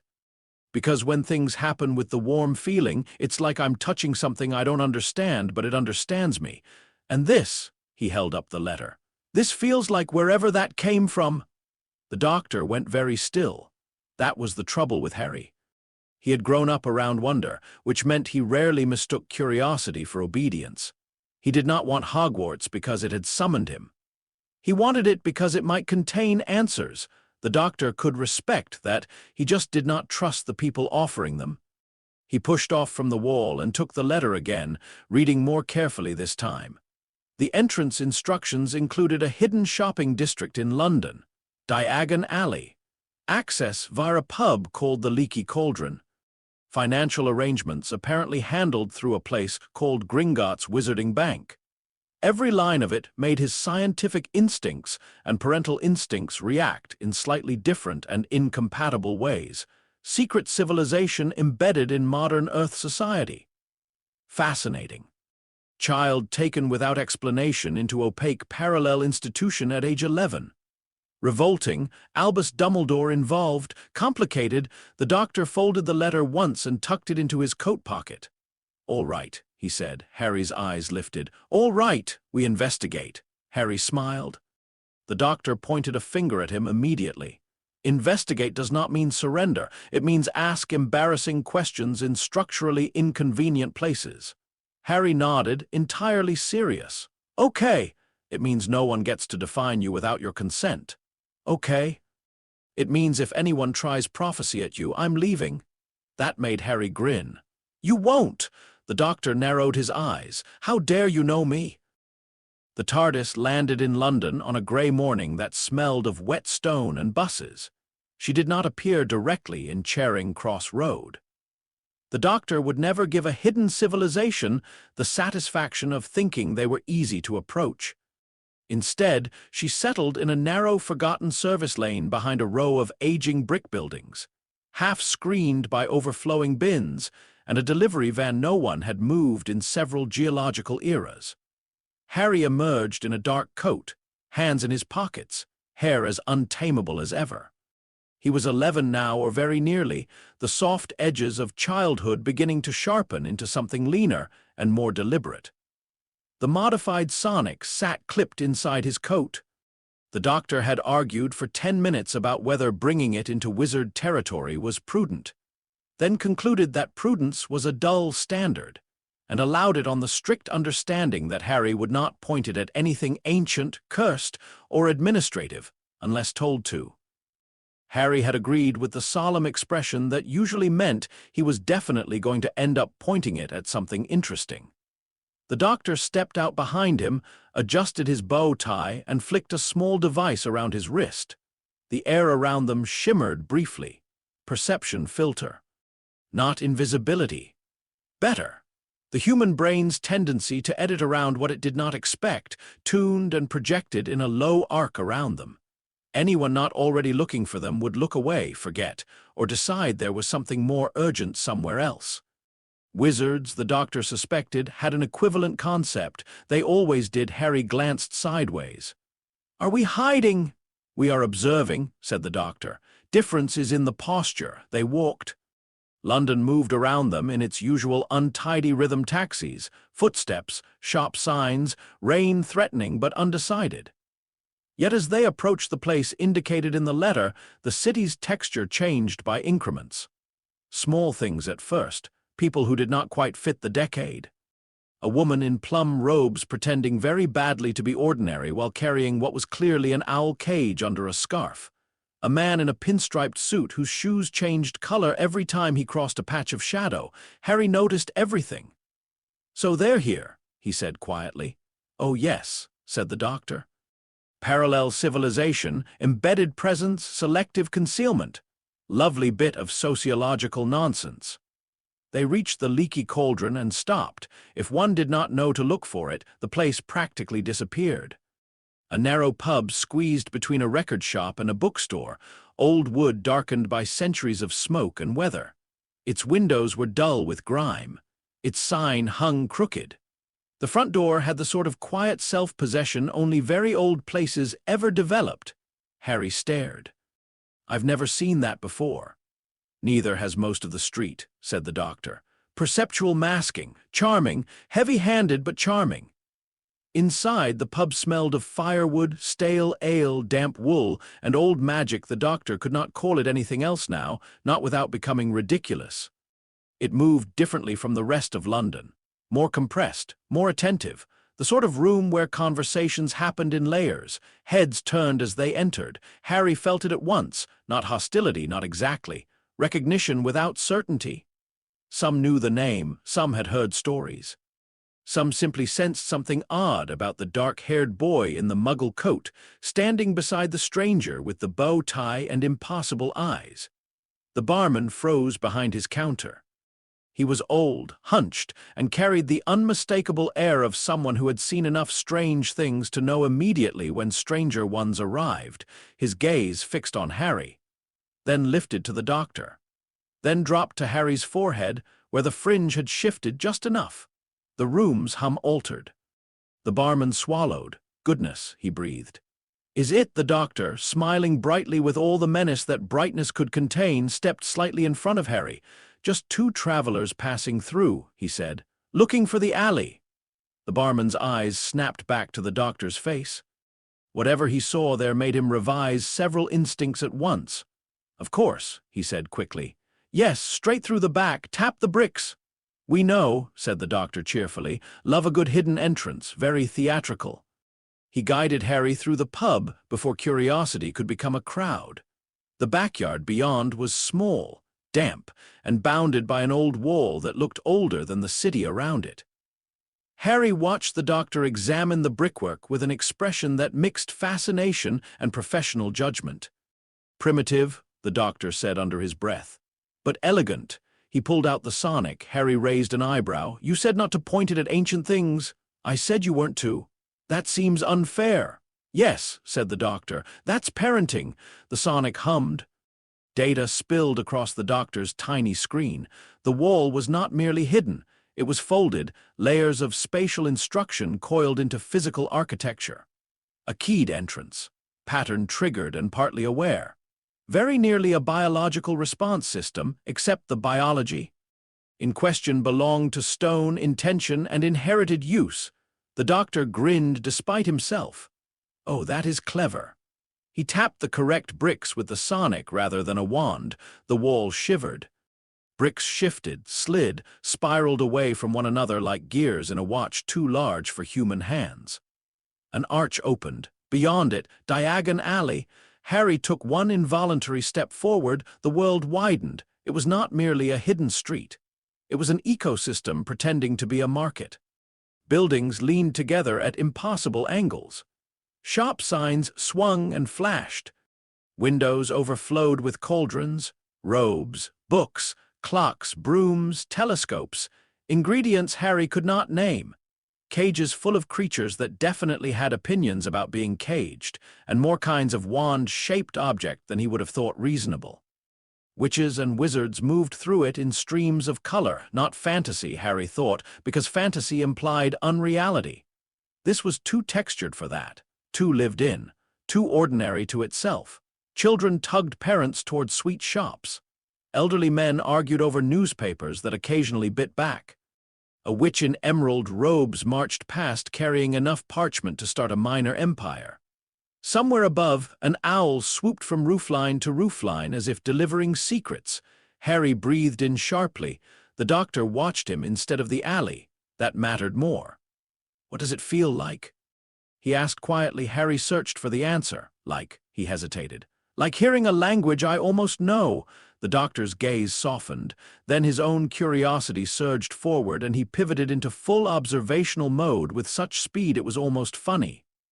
"Right. Good. Excellent. Don't get separated. Don't drink anything glowing without asking. Don't accept destiny from strangers." Harry smiled a little. "Do people offer destiny often? You'd be amazed." They walked. The doctor's eyes were everywhere.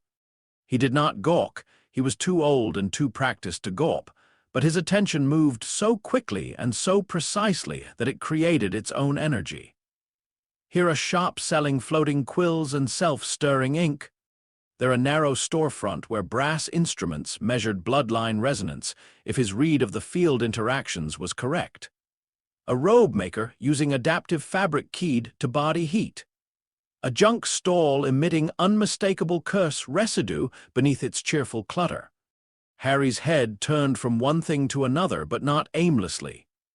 He watched with the same focus the doctor did. He always had. Education as observation, wonder as a discipline. They paused outside Gringotts. The building rose white and severe at the end of the alley, all marble and angular grandeur. Wizards streamed in and out carrying moneybags, paperwork, and expressions ranging from smugness to dread. Bronze doors, silver doors, steps polished by centuries of human financial anxiety. The doctor stopped at the bottom of the stairs and put his hands on his hips. "Oh, now that is aggressively symbolic." Harry looked up. "What?" "Architecture," said the doctor. "Always tells on people. See, if you want clients to feel welcome, you build warmth, curves, light, soft entrances. If you want them to feel judged by the concept of debt itself, you build this." Harry considered the towering facade. Maybe they like it. I'm sure they do. Bankers usually love being intimidating. He took out the sonic and scanned the exterior from a polite distance. The readouts jittered. No, that's not just vault security. He adjusted the frequency. Ley line extraction lattice, integrated. Oh, that is nasty. Harry looked from the bank to the sonic. "What does that mean?"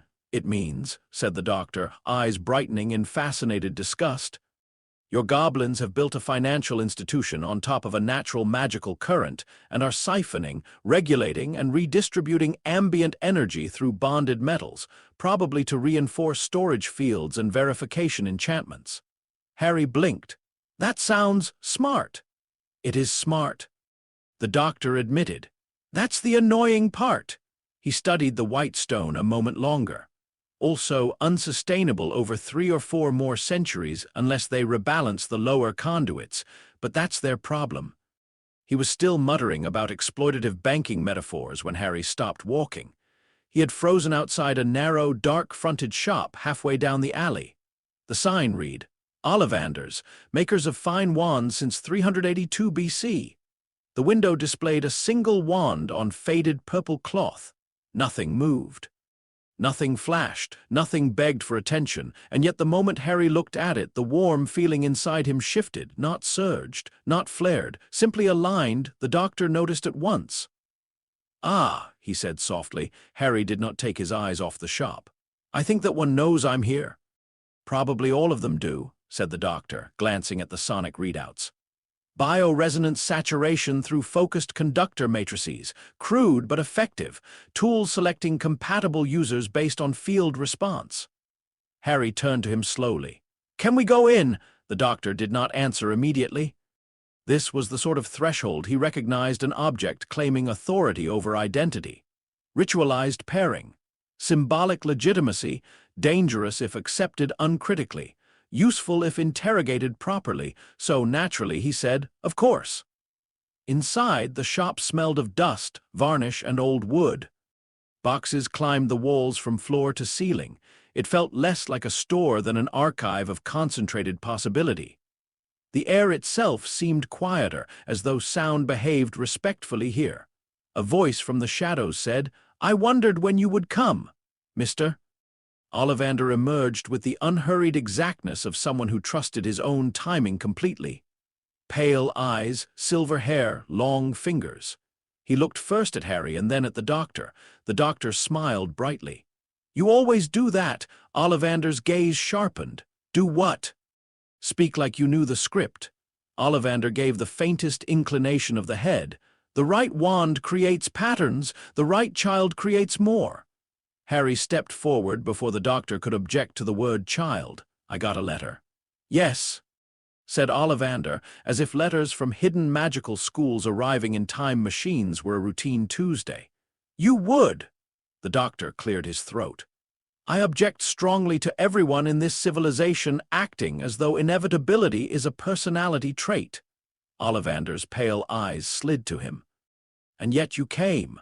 The doctor's grin sharpened. "Investigated, of course." Ollivander moved around Harry once, not touching, merely observing. Harry stood still. It reminded him unpleasantly of medical scans in cold rooms and pleasantly of being taken seriously. The two feelings canceled one another into alert calm. "Curious," Ollivander murmured. "Very curious." The doctor produced the sonic again. Ollivander's eyes flicked to it. "That," he said softly, "is not from here." "No," said the doctor. "Neither am I. Keeps life interesting." Ollivander said nothing more, merely selected a wand box and handed it to Harry. "Beech and dragon heartstring, 9 inches. Try." Harry took it.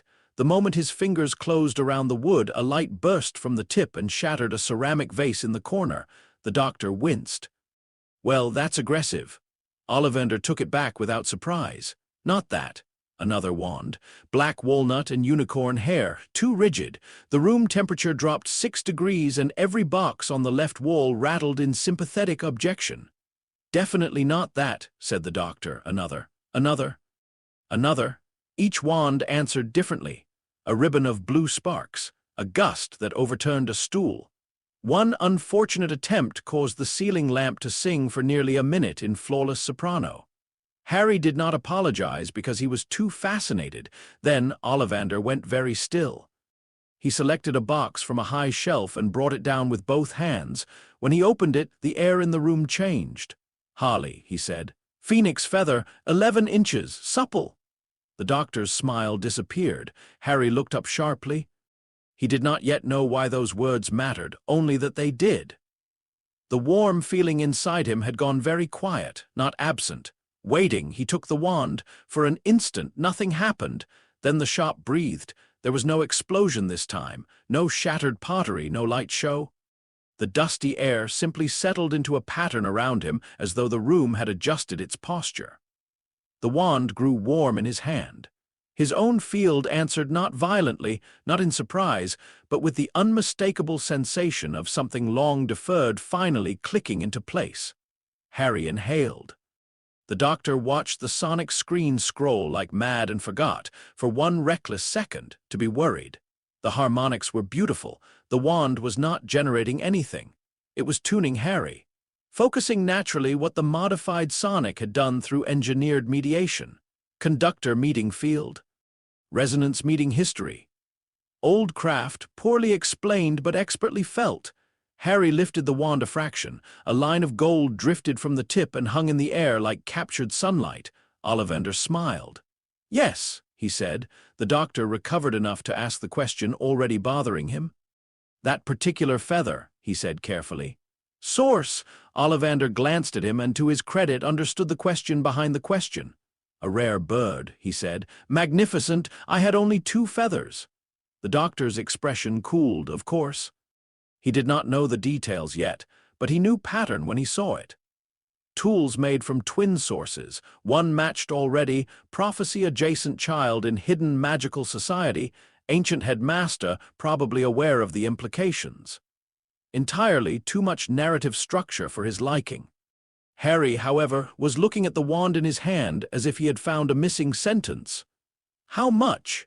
the doctor asked. Money changed hands, wizard money this time, after the doctor had spent 10 impossible minutes in Gringotts arguing with a goblin about conversion standards, reserve systems, and whether a vault keyed to Harry's name without his prior knowledge constituted ethical banking. It did not go well. The goblin, infuriatingly, had enjoyed himself. They emerged with books, robes, a cauldron the doctor insisted on scanning twice for hidden curses, and a wand wrapped in brown paper. Harry carried the wand package himself. They made it halfway back toward the leaky cauldron before the doctor stopped walking. He had sensed the shift a moment earlier, a pressure in the air, not magical in any way he could quantify, but social. The alley's rhythms altered around certain people the way weather altered around storms. Harry saw him pause. "What is it?" The doctor looked up. At the far end of the alley, framed between a shop selling self-folding maps and a window full of cursed jewelry pretending not to be cursed, stood Albus Dumbledore. He did not look surprised. That was irritating. He looked exactly as Harry remembered him from the impossible sliver of childhood memory that had never become a memory, an old man in blue robes with silver beard and watchful eyes, carrying authority as though it had once been heavier, and he had learned to wear the lighter version lightly. People moved around him without obstructing him. Some nodded, some avoided looking directly at him. He was clearly a man to whom the world made allowances. Harry recognized him not by memory but by atmosphere. "That's him," he said. "The wizard from Privet Drive," said the doctor. Dumbledore approached. There was no urgency in his stride, which annoyed the doctor even more now than it had 11 years ago. Men who were never hurried tended to assume time would excuse them. "Doctor," said Dumbledore when he was close enough. "Headmaster," said the doctor. Harry looked between them. It was not hostility exactly, more like 2 chess players meeting in a room that had accidentally become a tea shop. Dumbledore's gaze shifted to Harry. For all the complexity coiled behind his eyes, the look he gave the boy held unmistakable warmth. "Mr. Potter." Harry stood straighter by instinct. "Hello!" Dumbledore's eyes flicked briefly to the paper-wrapped wand in Harry's hand, the stack of books under his other arm, then back to his face. "I am glad," he said quietly, "to see you well." The doctor replied before Harry could. "He's not a decorative surprise parcel, if that helps." Dumbledore sighed very faintly. "I imagined we might begin there. You imagined correctly." Harry, who had learned years ago that when the doctor's voice became bright and flat at the same time one should either intervene or locate tea, asked, "Should we sit down?" Both old men looked at him. He shrugged. "You both look like you're about to talk for a long time." The doctor blinked. Dumbledore's mouth twitched, almost smiling. "There is a tea shop nearby," he said. "Of course there is," muttered the doctor. The tea shop sat on a quieter side lane off the main bustle of Diagon Alley, tucked above a bookstore whose shelves apparently changed arrangement according to lunar cycles. It was warm, wood-paneled, and smelled of bergamot and old paper. The sort of place where history would absolutely choose to happen if given half a chance. They took a corner table. Harry sat first and claimed the seat nearest the window by the simple strategy of getting there before either of them could turn the conversation into symbolic positioning. The Doctor dropped into the chair opposite Dumbledore without asking permission from the universe. Dumbledore folded himself down with the serenity of someone sitting at his own execution and expecting to enjoy the discussion. Tea arrived. No one drank it. The Doctor began, "You tracked us?" Dumbledore steepled his fingers. "I suspected the letter would find you." "That is not the same thing." "No," Dumbledore agreed, "but it was sufficient." Harry set his new wand carefully on the table beside his cup. "You knew the letter would work even if I wasn't here." Dumbledore's eyes met his. "Yes. How?" A pause. Then, "Magic," said Dumbledore, "is not merely force, it is relationship, blood, protection, invitation, naming. Hogwarts has called its students for centuries. It knows, in the way old institutions know, where those it claims belong." The Doctor made a noise of intense disapproval. "That sentence contains at least 4 red flags." Dumbledore ignored him. Harry, however, did not. "Belong," he repeated. "Or claims." Dumbledore's gaze sharpened just a little. The Doctor, despite himself, looked pleased. "Very good," he said. Dumbledore folded his hands more loosely. "Both," he admitted. "An institution may overreach in its language without being entirely wrong in its purpose." The Doctor leaned forward. That is exactly the problem. Every ancient power structure on every world eventually starts confusing stewardship with ownership." Dumbledore met his stare. "And every traveler with the freedom to leave mistakes motion for wisdom." The Doctor smiled with all his teeth. "Excellent, there you are." Harry looked down at the tea, then back up. "What is Hogwarts really?" Neither man answered at once. At last Dumbledore said, "A school." The Doctor snorted. Dumbledore continued, "A refuge, an archive, a training ground, a political symbol. A place where children become what the world has already decided to fear or admire, often before they are old enough to choose either." Harry nodded slowly. "That sounds like too many things." "Yes," said Dumbledore softly, "it often is." The Doctor took over before the answer could settle into gravitas. "It's a parallel educational institution embedded within a hidden magical civilization operating under medieval governance structures, blood-based customs, and frankly alarming levels of unchecked secrecy." Harry turned to him. "You don't like it?" "I am fascinated by it," said the Doctor, "which is much worse." The conversation deepened from there. It did not move in neat lines. It spiraled. Dumbledore explained prophecy, though the Doctor objected to the word every time it appeared. Harry listened without interruption as the old wizard described a prediction made before his birth. One with power to vanquish a dark wizard, one marked by him as equal, one who must ultimately face him. Harry's face remained very still. At length he asked, "Did you know this when you left me at Privet Drive?" Dumbledore closed his eyes briefly. "Yes." The tea shop seemed to quiet around that answer. The Doctor did not speak. He did not need to. Harry looked out the window for a long moment at the passing witches and wizards, the shopping bags, the owls, the hidden world moving on beneath the weight of old decisions. Then he asked, "Did my parents know?" Dumbledore hesitated. "Not the full wording," he said, "but enough to understand danger." Harry absorbed that. "And you still meant not to tell me." It was not quite a question. Dumbledore's silence confirmed it more strongly than a yes would have. The Doctor leaned back in his chair, furious and unsurprised. "There it is." Dumbledore's gaze snapped to him. "You have the luxury of outrage because you arrived after the choice, and you mistake triage for morality because you made it." Harry shut his eyes for a second.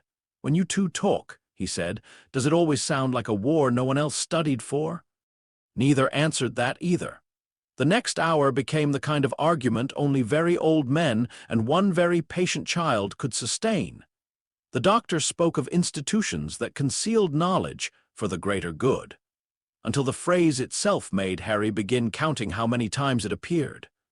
Dumbledore spoke of responsibility, timing, and the dangers of placing unbearable truths on children before they had the strength to carry them. The Doctor countered that children carried truths, whether adults named them or not. Dumbledore countered that ignorance could sometimes preserve a childhood long enough for it to matter. Harry listened. And because Harry had been raised in the TARDIS, where knowledge was never withheld merely because it was inconvenient, he asked the questions neither man liked most. If Voldemort? The name made Dumbledore's eyes flicker, which Harry noticed. If he's still alive somehow, what am I supposed to do about it? Dumbledore answered first. Learn. The Doctor answered immediately after. Choose.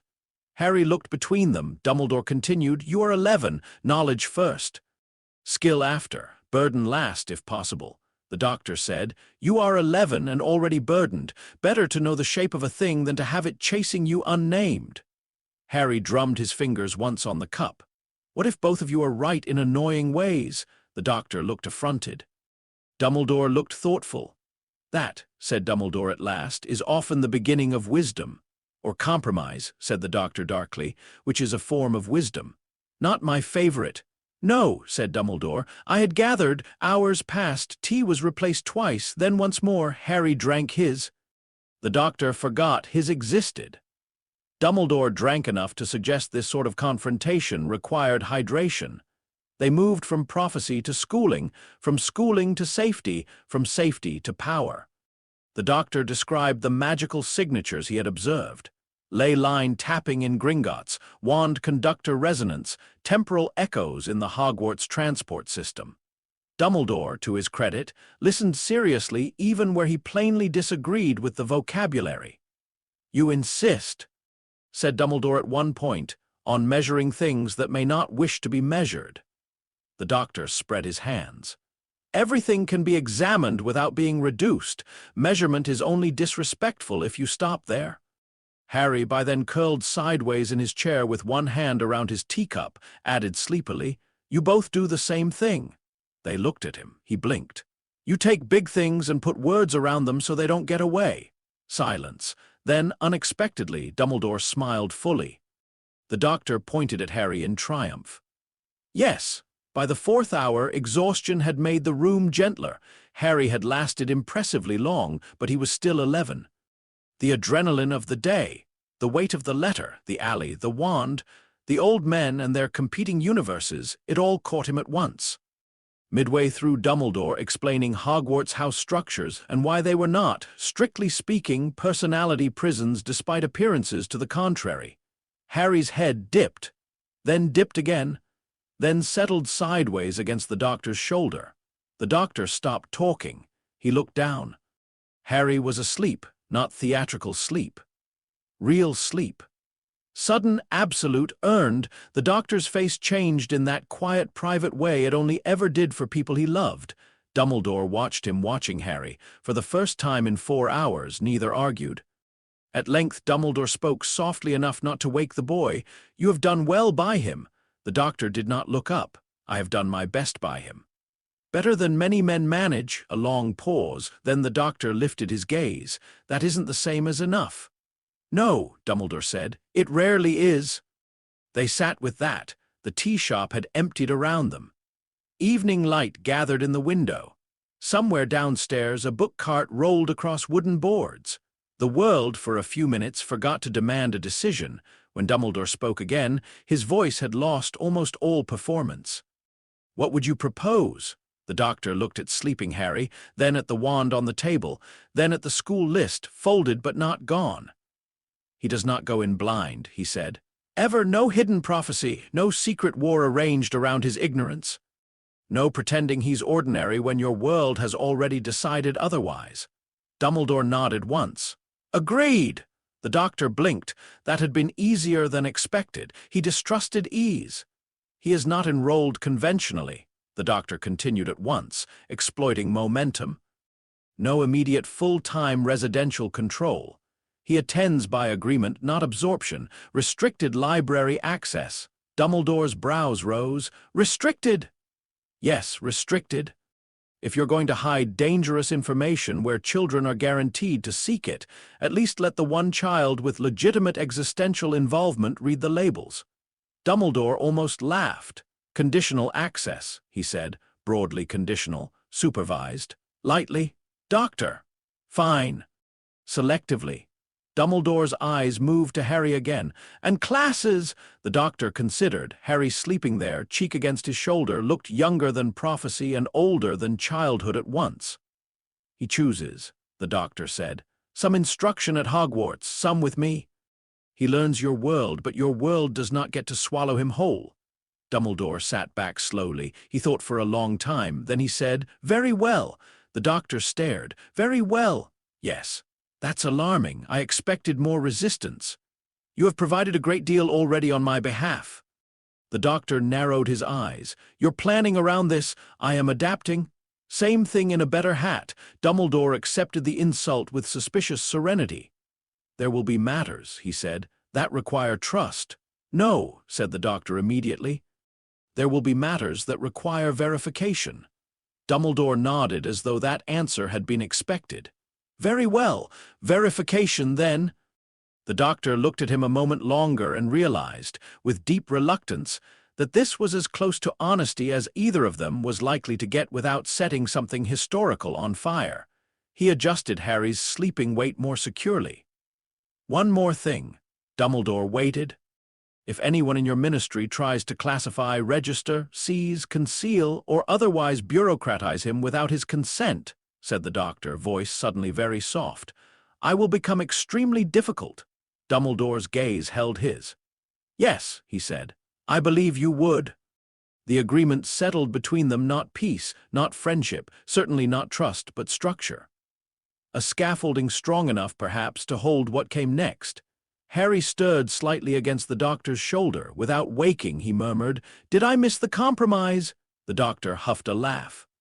Barely. Harry's eyes cracked open. "Good one, reasonable one," said Dumbledore. Harry considered that through half-sleep, so probably temporary. Neither old man answered, which was answer enough. They left the tea shop at dusk. Diagon Alley glowed gold under hanging lamps. Shopkeepers were drawing curtains, calling final offers, locking cabinets full of dangerous things with the tired affection only specialists reserved for hazardous merchandise. Somewhere nearby, a cage of owls erupted in offended commentary. Harry carried his books. The Doctor carried the cauldron because it had become a point of principle. Dumbledore walked with them as far as the archway to the leaky cauldron. There he stopped. "You will receive notice before term begins," he said. The Doctor gave him a look. "The post had better not start materializing in the bath." "No promises," said Dumbledore. Harry, more awake now but still thoughtful, looked up at the headmaster. "If I come," he said, "I'm asking questions." Dumbledore's expression gentled. "I would be disappointed if you did not." Harry nodded. Then, after the briefest hesitation, he said, "I'm glad I wasn't left there."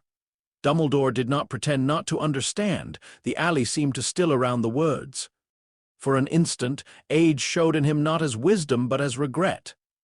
"As am I," he said quietly. The Doctor said nothing. He didn't need to. Some victories were too human to decorate. They stepped back through the arch. The bricks folded shut behind them. The ordinary London yard returned, damp and brick-bound and seemingly devoid of hidden streets full of old magic. Harry looked over his shoulder once, then forward. The TARDIS waited where they had left her. As they walked toward the blue box, the Doctor asked, casual on purpose, "So, thoughts?" Harry considered. "It's real." "Yes, it's mine." The Doctor glanced at him. "Partly," Harry nodded. "Partly, but not all." "No," another few steps. Then Harry said, "I still want to go." The Doctor smiled, slow and proud and a little sad. "I know." They reached the TARDIS doors. Harry stopped with one hand on the wood.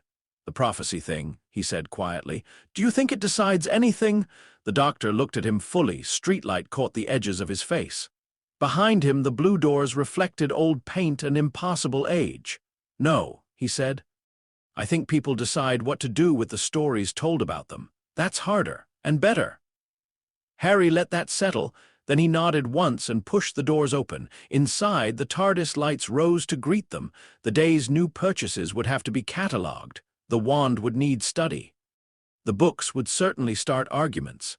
Somewhere down the line there would be Hogwarts and Dumbledore and a hidden world trying to decide what to do with a boy it had lost and recovered in stranger shape than it expected. But not tonight. Tonight there was only the TARDIS and home and the first true map of a mystery that had belonged to Harry since before he could speak. He stepped inside. The Doctor followed. And behind them, in the ordinary London dark, the hidden world and the wider universe moved one fraction closer to collision. Chapter 4. When the Daleks found the Death Eaters by the time Harry Potter was 14, he had learned that there were some sounds the body understood before the mind did. The low groan of the TARDIS engines when something in time was straining against its proper shape. The sharp, clean crack of a wand spell striking stone. The dry mechanical click of a Dalek weapon arm adjusting target acquisition. And the particular silence that came just before adults stopped pretending a situation was under control. That last one was what he heard in the console room 3 days before the attack on Hogwarts. It was not literal silence. The TARDIS was never silent. She breathed and hummed and muttered to herself in old coral bones and singing wires. The time rotor rose and fell. The central console clicked and glowed under the Doctor's hands. Somewhere in the lower decks, an alarm was having an argument with a kettle. But beneath all of that, Harry heard the absence. The Doctor had stopped making jokes. That was how he knew it was serious. Harry stood on the grated walkway above the main console, one hand resting on the rail, dark coat hanging open, school bag abandoned at his feet. He had been halfway through annotating a magical field diagram. From an experimental transfiguration lecture McGonagall had reluctantly allowed him to attend when the TARDIS began screaming in frequencies only the Doctor's equipment could hear. Then the Doctor had scanned the readings once, twice, and gone very still. Harry came down the stairs in a hurry. "What is it?" The Doctor did not answer immediately. That was worse. On the central display floated a shifting cluster of symbols, some Gallifreyan, some English, some equations the TARDIS translated only because it found Harry useful. Below them pulsed an ugly red signature with a secondary green-gold interference pattern Harry recognized at once as wizarding energy. And beneath that, colder than both, was a shape Harry had not seen in years and had hoped never to see again. Dalek modulation. His body reacted first. The warm feeling rose in his chest before fear fully formed. Not enough to do anything, just enough to remind him it was there. His hand went unconsciously to the modified sonic at his belt. The Doctor noticed both. "Don't," he said, not harshly but fast. "Not yet." Harry looked from the display to the Doctor's face. "Daleks," the Doctor nodded once. "How? Good question. Bad answer." He pulled the red signature wider on the screen, magnifying it until it filled the air between them like a wound. Harry had grown used to the Doctor's systems by now, to holograms and data spirals and impossible maps of things that should not exist. But this display felt different, dirtier. The Dalek traces moved in hard-edged patterns like logic trying to murder its way through mystery. "They picked something up months ago," said the Doctor, voice clipped with concentration. "A splinter fleet, damaged after a temporal war skirmish. Knocked well off any proper causal route, then left drifting in the dark. They should have stayed blind, should have kept limping along on scavenged systems until entropy did what I usually have to do personally." Harry folded his arms to stop them from feeling restless. "But they found something." "Yes." The Doctor enlarged the green-gold interference. "This." Harry stared. His own world Hogwarts spellwork ley lines, whatever name one gave the old infrastructure of British magic had become legible to Dalek scanners. Not understandable, perhaps, but noticeable. That was enough to be dangerous. The Doctor's mouth hardened. "They don't know what it is," he said. "Not really, but they know it doesn't behave like any psychic field, energy lattice, or weapon system they've logged before. Biological, intent responsive.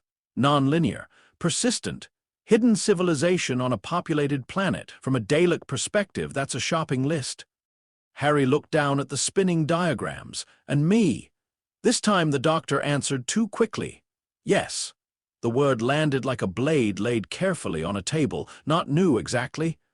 Harry had known for years that whatever lived in his scar, whatever fragment or damage or wrongness the doctor had first detected when he was a baby, made him visible in dangerous ways. He had learned enough by 14 to name part of it. Not fully, because the doctor did not let knowledge congeal into certainty unless it could survive pressure. But enough. Voldemort had split himself, that much was known. The existence of Horcruxes had gone from whispered wizarding horror to grim working theory, to measurable if revolting fact. Once the doctor began analyzing the diary recovered from Lucius Malfoy's custody after the Chamber of Secrets incident, had gone very differently under a timeline where Harry was never an isolated schoolboy with a hero complex and no adult backup. The doctor hated Horcruxes on moral, metaphysical, and engineering grounds. They're not immortality, he had said once, standing in the TARDIS laboratory with the ruined diary suspended in a stasis field, his voice low with disgust. They're vandalism, of the soul, of time, of death itself. And now the Daleks had found the signal, not Harry exactly, something in Harry, or both. What are they doing? Harry asked. The doctor expanded another cluster of readings. This one showed Earth from orbit overlaid with a network of wizarding ley lines, magical infrastructure points, TARDIS notations, and a set of ugly black arrows descending toward Scotland. Hunting the strongest concentration. Hogwarts. They don't know the local politics, don't understand the culture, can't read half the field interactions they're observing, but they know a central node when they see one. Harry's eyes narrowed. So they go for the castle. And for you if they can get you. Harry absorbed that in silence.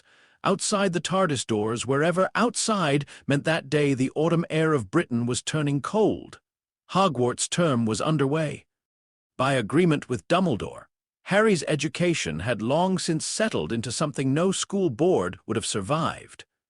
He came and went between the TARDIS and Hogwarts, attending selected classes, haunting the library under varying degrees of supervision, arguing with professors as if they were particularly stubborn reference works, and vanishing for weeks at a time with the doctor to study everything from vacuum-stable spellcasting to the metaphysics of oaths in ancient civilizations.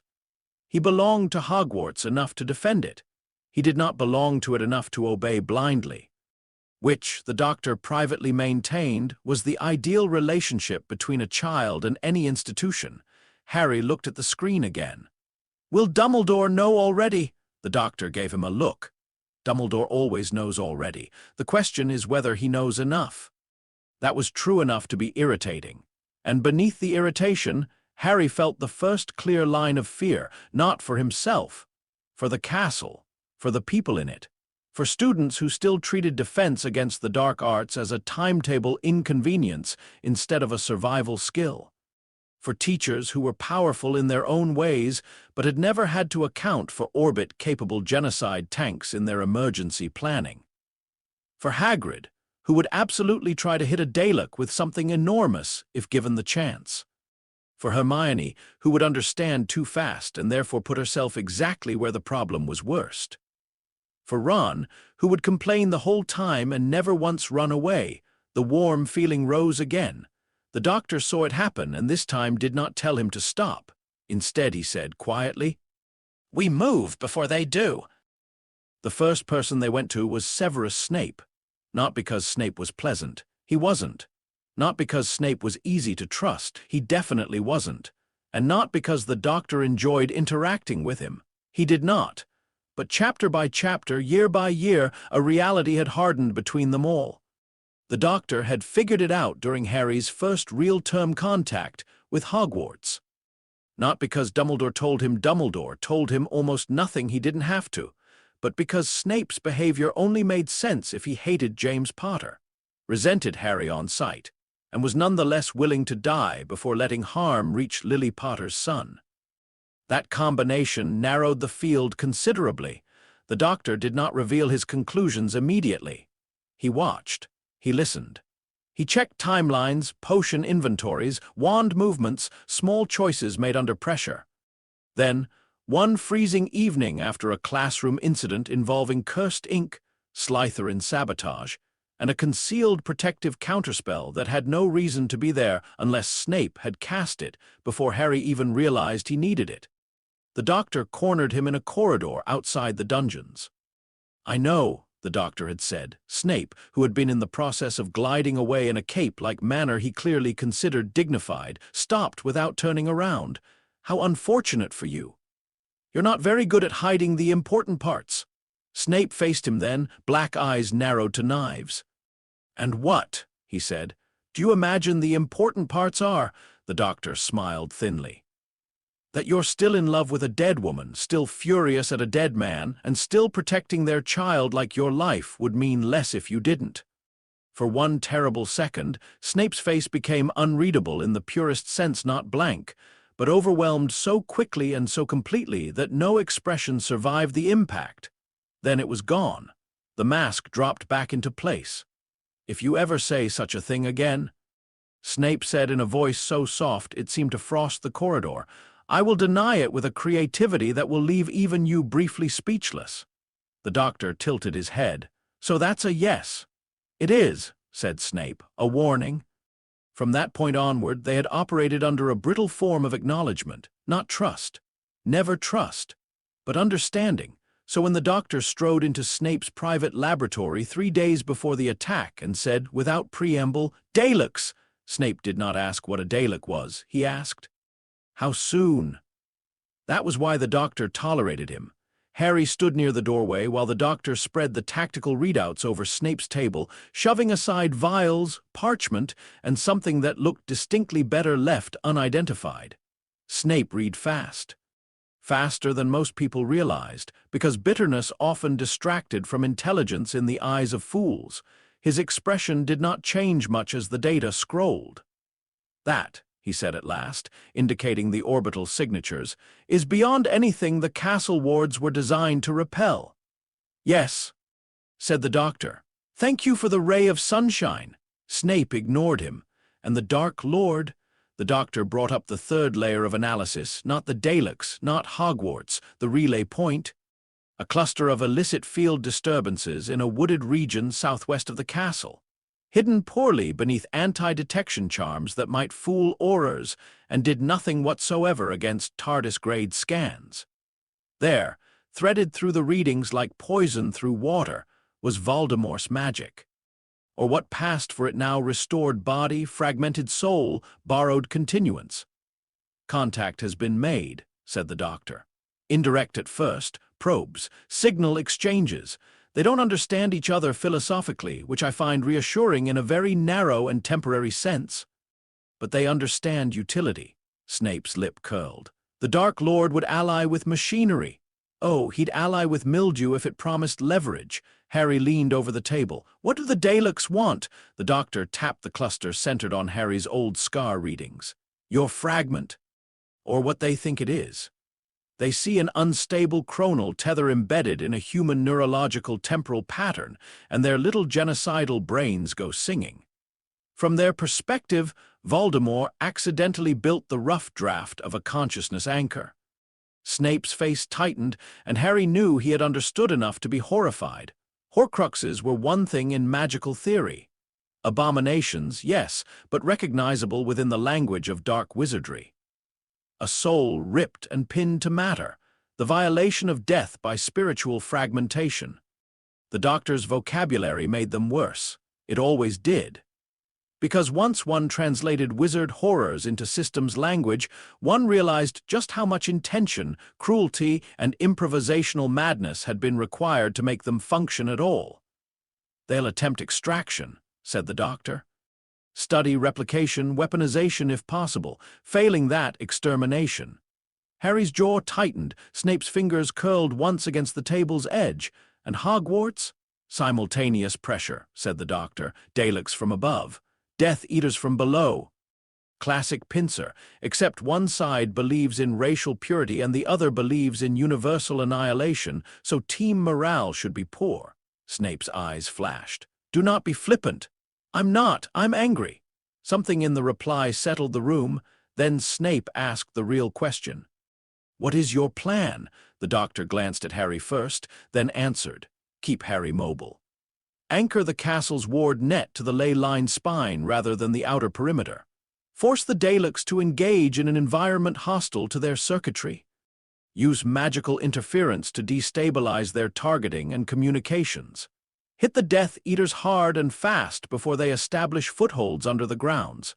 Snape listened. And if the Dark Lord enters the field personally, the Doctor's smile vanished. Then Dumbledore keeps him busy. Dumbledore did not like the plan. This, the Doctor considered, recommended it slightly. They argued in the headmaster's office under the whirling silver instruments and portraits of dead headmasters, who pretended not to be listening while very obviously listening. Dumbledore stood by the window, hands clasped behind his back. Fawkes, brilliant and silent on his perch, watched the entire room with the composure of a being who knew resurrection gave one better perspective on human planning. The castle is not, Dumbledore said for perhaps the fourth time, a battlefield. The Doctor threw up both hands. Well, it's about to be one unless you can persuade the Daleks to admire your educational philosophy from orbit. Harry sat in one of the office chairs and said nothing. He had learned long ago that when these two were in full motion, interruption should be tactical rather than constant. Dumbledore turned from the window. A ley line rerouting through the TARDIS would expose the school to temporal instability. Yes, to catastrophic levels if mismanaged. Yes. And you propose to do this during a multi-front assault. Yes. Dumbledore's beard seemed, somehow, to express disapproval all by itself. The Doctor pointed at him. You've got a better idea. Dumbledore paused. That pause mattered, because Dumbledore did often have better ideas. Or if not better ones, deeper ones. More layered, more patient, more willing to accept losses as the price of ultimate advantage. The Doctor hated those kinds of ideas on moral grounds and respected them on strategic ones, which was deeply inconvenient. At length, Dumbledore said, only uglier ones. Harry spoke then. Then we use his. Both men turned. Harry looked from one to the other, jaw set, green eyes steady. They want me, he said. The Death Eaters want me because Voldemort does. The Daleks want me because of whatever's in my scar. If we don't decide where that fight happens, they will. Dumbledore's face softened around the edges, but not enough to alter the steel underneath. You are 14. Yes, Harry said, and already involved, which everyone keeps saying like it means something different every time. The Doctor did not smile, but the corner of his mouth moved. Harry stood. I'm not asking to lead anything, he said. I'm saying they're coming whether we like it or not.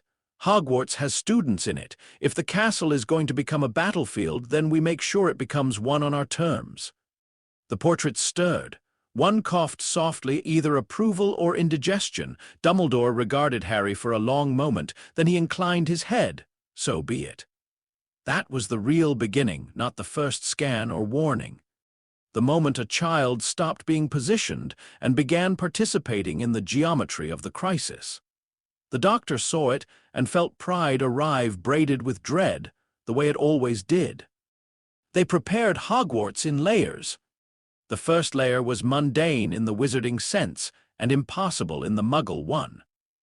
Ward recalibration, corridor control, emergency transport routes, protective runes inscribed into the older stones below the castle, where the foundations remembered stranger centuries.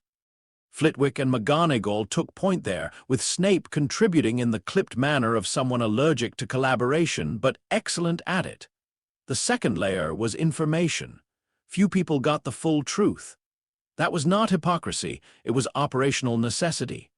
Students were told only that additional security measures were being enacted. Prefects were quietly armed with emergency evacuation instructions. The Order of the Phoenix received a stripped tactical summary and reacted with varying degrees of alarm, indignation, and immediate usefulness. Mad-Eye Moody took the news that hostile alien war machines were likely to descend on the school with the unsettling satisfaction of a man whose worldview had just become broader in a way he found validating. "I've always said vigilance needed expanding," he growled. The third layer was stranger. The Doctor and Harry spent a full night beneath the castle tracing the ley line spine. Most witches and wizards used the term ley line like shorthand for old magic moving through land. The Doctor, incapable of leaving shorthand unexpanded, had spent years mapping them as naturally occurring psionic current channels shaped by repeated human ritual, geography, blood history, and time pressure. Hogwarts sat atop one of the oldest active magical convergence systems in Britain. That was why it could support so many enchantments, why the grounds felt different, why the staircases behaved like arguments and the walls occasionally chose favorites. And now that entire network was going to be asked to do something it had never done before. The underground chamber where the main line passed beneath the foundations looked like a cave until one paid attention. Then it looked like a cathedral built by geology on behalf of ideas. Stone rose in natural arches veined faintly with silver-blue light. The air felt charged but not hostile. Old. Harry stood on a ledge above the central channel and watched the Doctor set stabilization anchors into the rock's small Gallifreyan devices, humming in sympathetic resonance with the ambient magical field. "If this goes wrong," Harry said, "what happens?" The Doctor did not look up from his work. "Depends which way." "That's not reassuring, it's honest." Harry crouched beside one of the anchors and held his sonic near it. The crystal glowed in response, the now familiar green-gold shimmer threading briefly through the Doctor's blue-white readouts. Years earlier, the modified sonic had been a tool that asked questions. By 14, it had become something else too, an interface Harry trusted because it never lied about what it didn't know. He had used it in zero gravity, in vacuum-stable magical testing chambers, on ancient wards, on hostile alien circuitry, on potions whose fumes thought in poetry, and on cursed coins that remembered murder. It never replaced his magic. It translated around it, framed it, let him see patterns before he reached for them. Now it showed him the ley line not as light but as structure, a current, a grammar, something moving beneath the castle in layered harmonics. "It feels." Harry stopped. "What?" He searched for the word. "Crowded." The Doctor finally looked up. "Good." Harry blinked. "Good means you're reading it properly. Old systems should feel crowded. Too many spells, too much history, too many human intentions baked into the stone." Harry looked down into the glowing channel again. The warm feeling inside him answered the line's hum, not merging with it but recognizing it the way one instrument recognizes another before the song begins. The Doctor watched that happen and filed away the expression on Harry's face. "What?" Harry asked. "Nothing." "That's not true." The Doctor smiled faintly. "You look like yourself." Harry frowned at him in the dark. "That is both nice and unhelpful." "Yes," said the Doctor, "I'm very good at that." They worked until morning, and somewhere above them, in the forest beyond the castle, something else was getting ready. Voldemort's camp did not look like the center of a temporary alliance between genocidal ideologies. It looked like rot.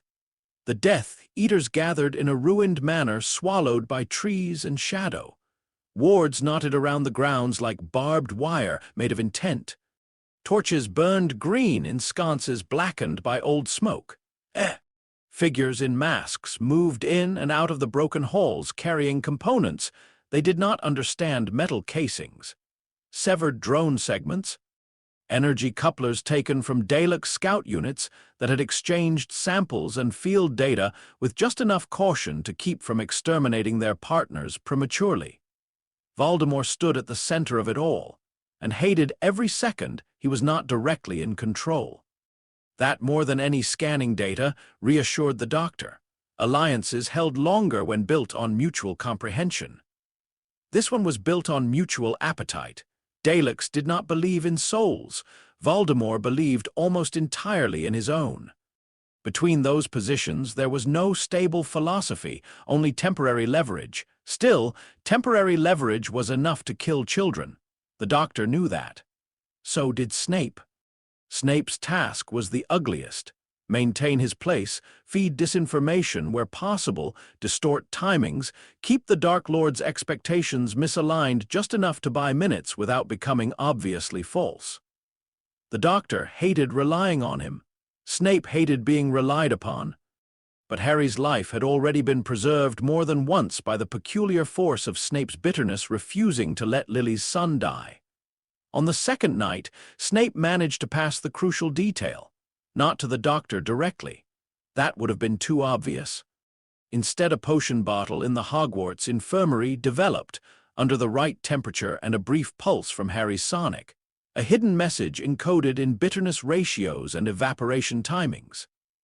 The Doctor, upon deciphering it, spent a full minute laughing in appalled admiration.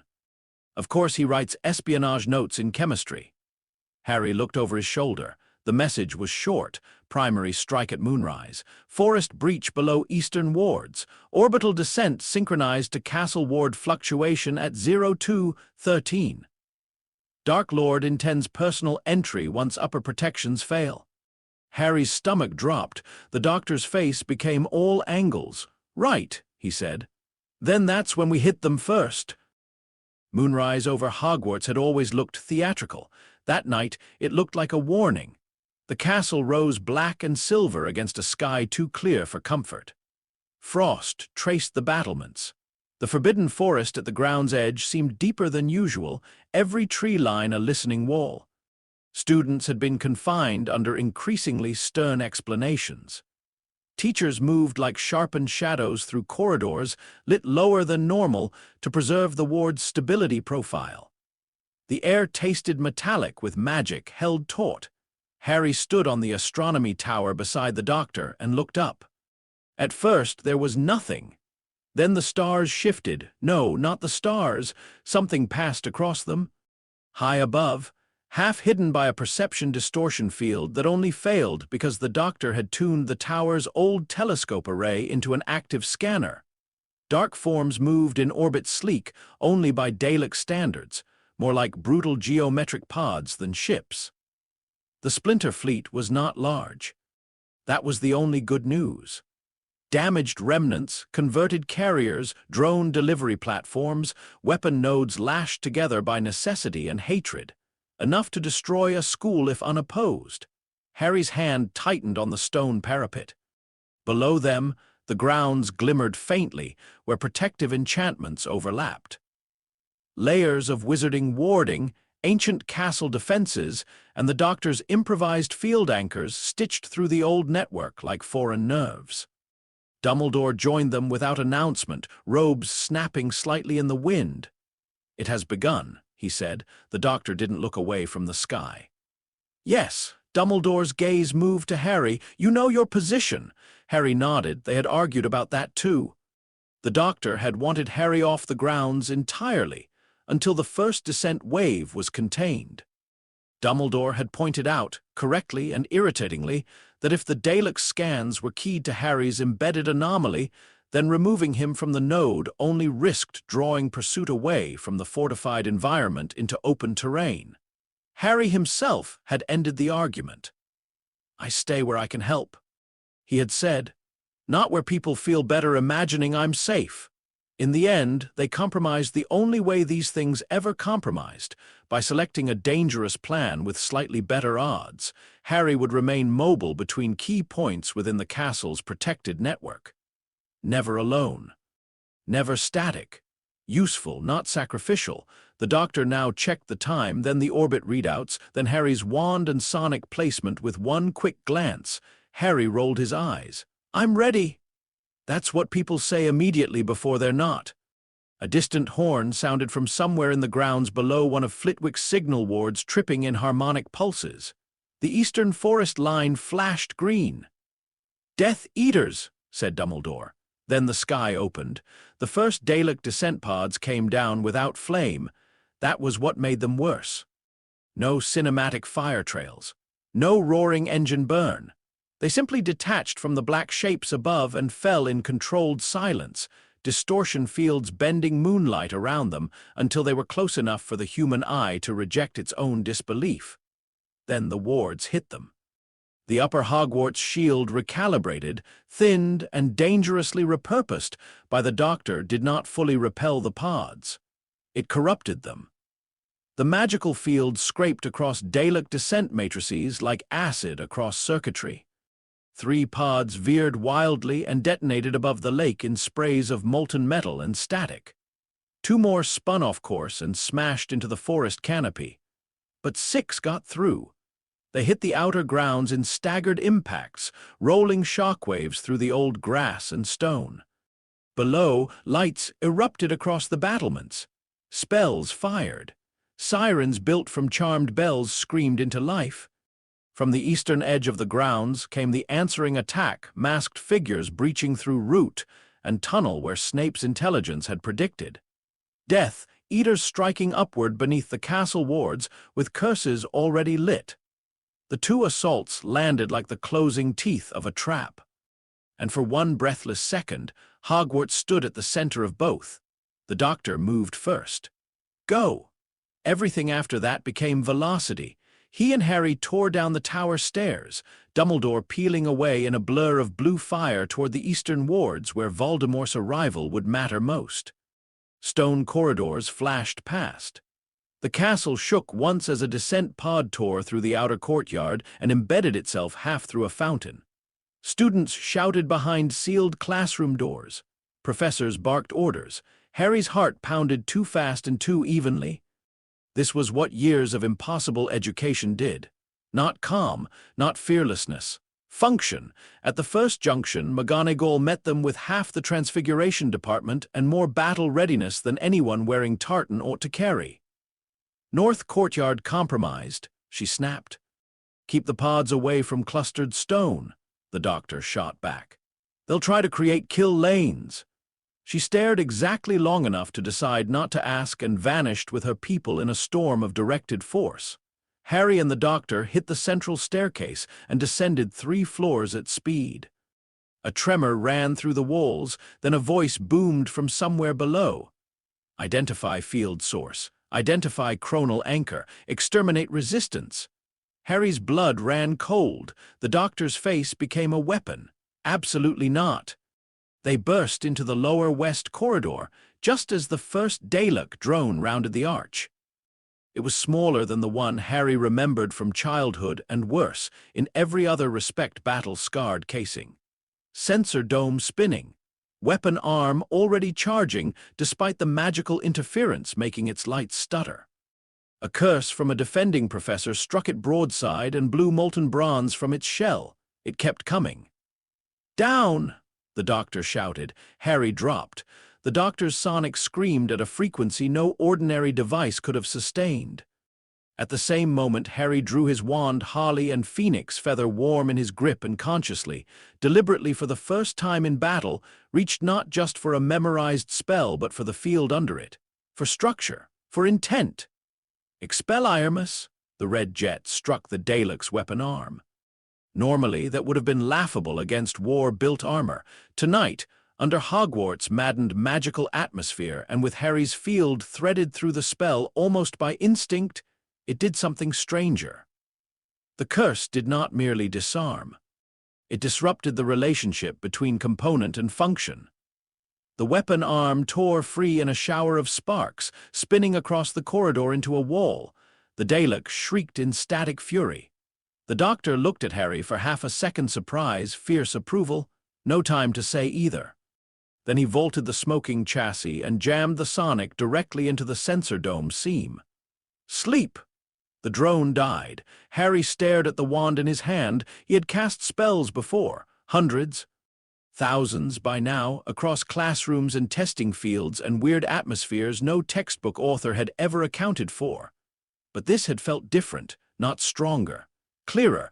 The Doctor grabbed his arm and pulled him onward. Brilliant existential development later. The battle spread through the castle and grounds in fractures. In the North Courtyard, Dalek drones discovered that medieval stone, when animated by angry professors, became less architecture and more blunt force philosophy. In the eastern tunnels, Death Eaters found themselves forced upward into bottlenecks McGonagall and Flitwick had transfigured into curse funnels. In the forest, Hagrid was reportedly doing something enormous and inadvisable with the assistance of at least one creature that should not have been able to understand strategic timing. And at the center of it, the Doctor ran toward the ley line chamber, because the first phase had held, barely. The second would decide whether Hogwarts survived at all. They reached the chamber below the castle just as the first true failure hit. Above them, through stone and field and old magic, the Dalek fleet adjusted. One of the orbiting nodes had finished enough analysis to compensate for the ward corruption effect. Harry felt it before the monitors confirmed it. The pressure on the magical network changed, like a hand closing more accurately around a throat. The chamber darkened. The central ley current flared white-blue. Then every stabilization anchor the Doctor had set began screaming warnings at once. He swore in Gallifreyan. Harry took position at the southern anchor without being told. Months of preparation had burned the rolls into him. The Doctor at the console rig he'd improvised from TARDIS components and Hogwarts stone. Harry on resonance stabilization. Dumbledore, where was Dumbledore? As if summoned by the question, a pulse of impossible force rolled through the chamber from above and west. Ancient stone groaned.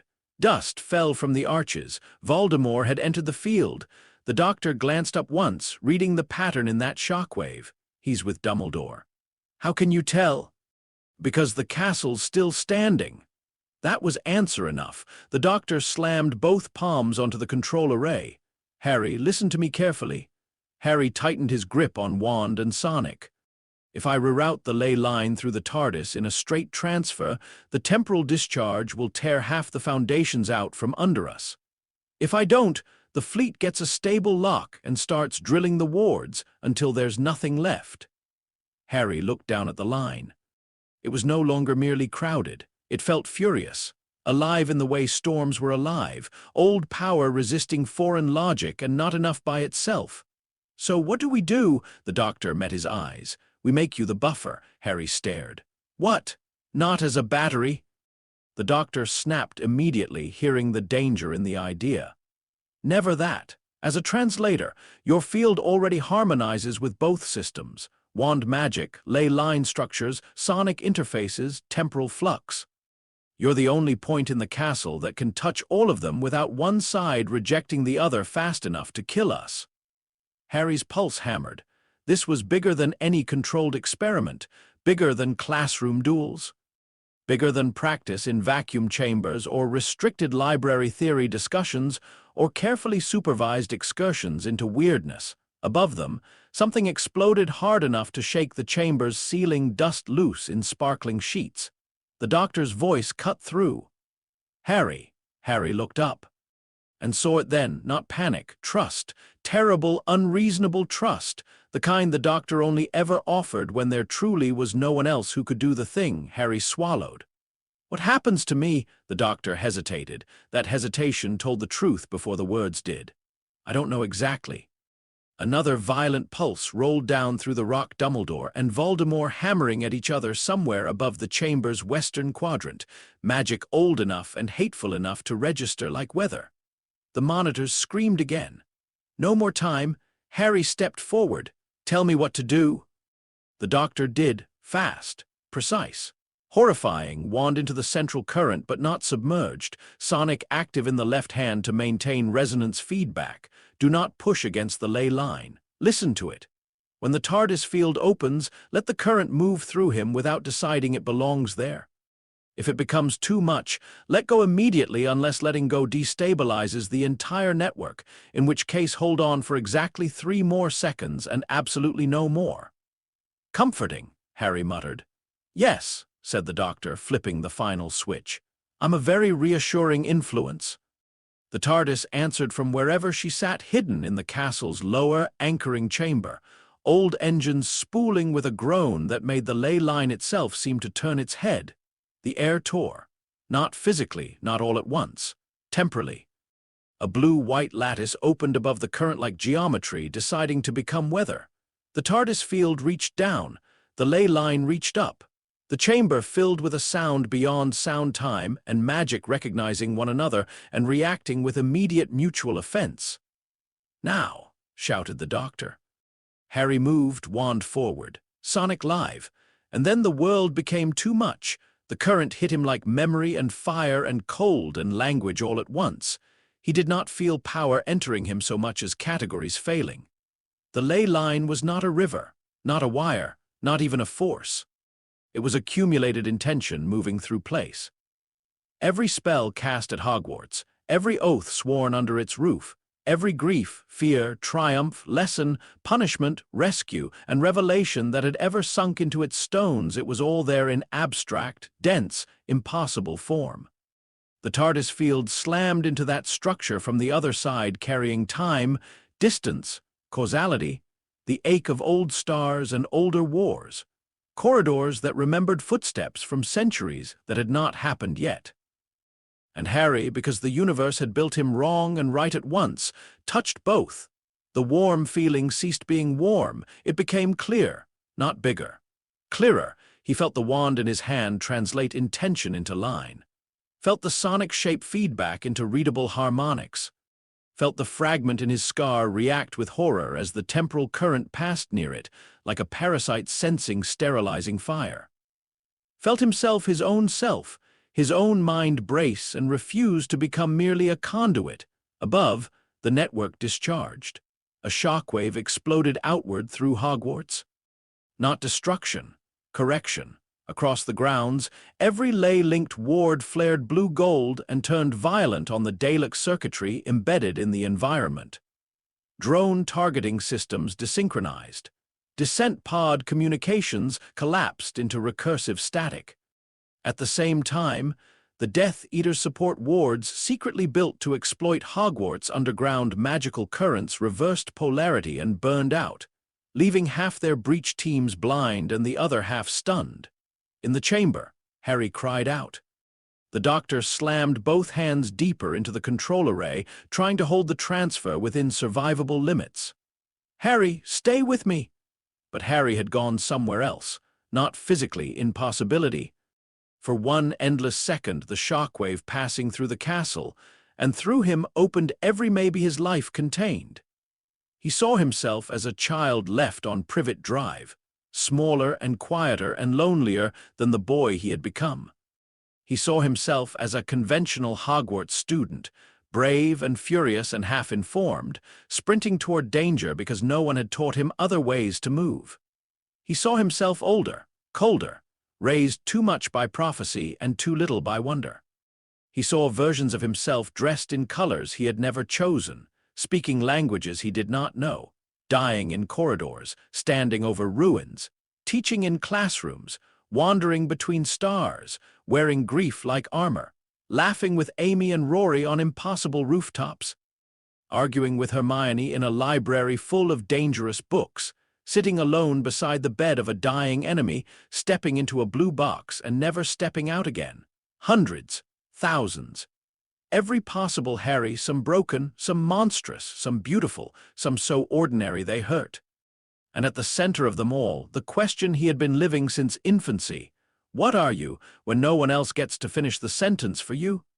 The answer came not from prophecy or wand lore or the TARDIS or the fragment in his scar. It came from choice. Harry reached consciously for his magic. Not the warm feeling, not accident, not reflex, magic. He reached for it the way the Doctor had always taught him to reach for truth. Not as a weapon first, not as a title, but as a relationship. And everything aligned. In the chamber, green-gold light burst from wand, sonic, and Harry's open hands in one clean harmonic line. The transfer stabilized. The shockwave completed. Above, all across Hogwarts, Dalek systems failed hard. Several drones detonated where they stood as magic laced through their control matrices and made obedience physically impossible. Others simply froze, casings twitching while centuries-old castle wards decided to reinterpret their molecular cohesion as optional. Death Eaters staggered as their coordinated assault dissolved into isolated panic. Aurors and professors hit back. McGonagall turned a staircase into a stone avalanche. Flitwick's shieldwork carved corridors of safety through collapsing kill zones. Snape, having finally chosen a side in public whether he meant to or not, dropped 3 masked attackers with spellwork so clean it was practically surgical. And in the west grounds, beneath a sky still full of damaged orbital shapes, Dumbledore and Voldemort broke apart from their duel as the shockwave passed through them. Voldemort reeled, not from the wave itself, from Harry. From the fragment, inside Harry recoiling in agony under the temporal magic convergence. For one invaluable second, Voldemort lost composure. Dumbledore did not waste it. When Harry came back to himself, he was on his knees. The chamber smelled of ozone, wet stone, and something sharper, like burned clocks. The doctor was crouched in front of him with both hands on his shoulders, and an expression that would have looked angry if Harry had not known it was fear.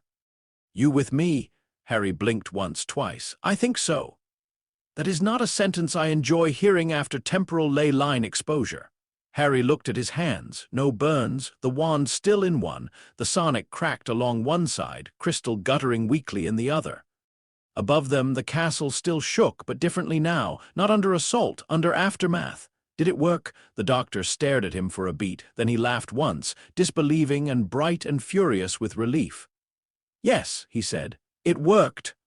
Harry let out a breath he had not realized he was holding. Then the doctor's expression changed again as he checked the monitor. Not finished.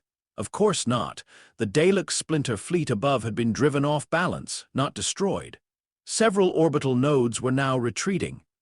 Others were attempting hasty recalibration. Below, the Death Eater assault was in collapse but not yet routed. Voldemort was still on the field. The doctor stood and pulled Harry with him. "Can you walk?" "Yes." "Can you cast?" Harry tested the answer by flexing his grip on the wand.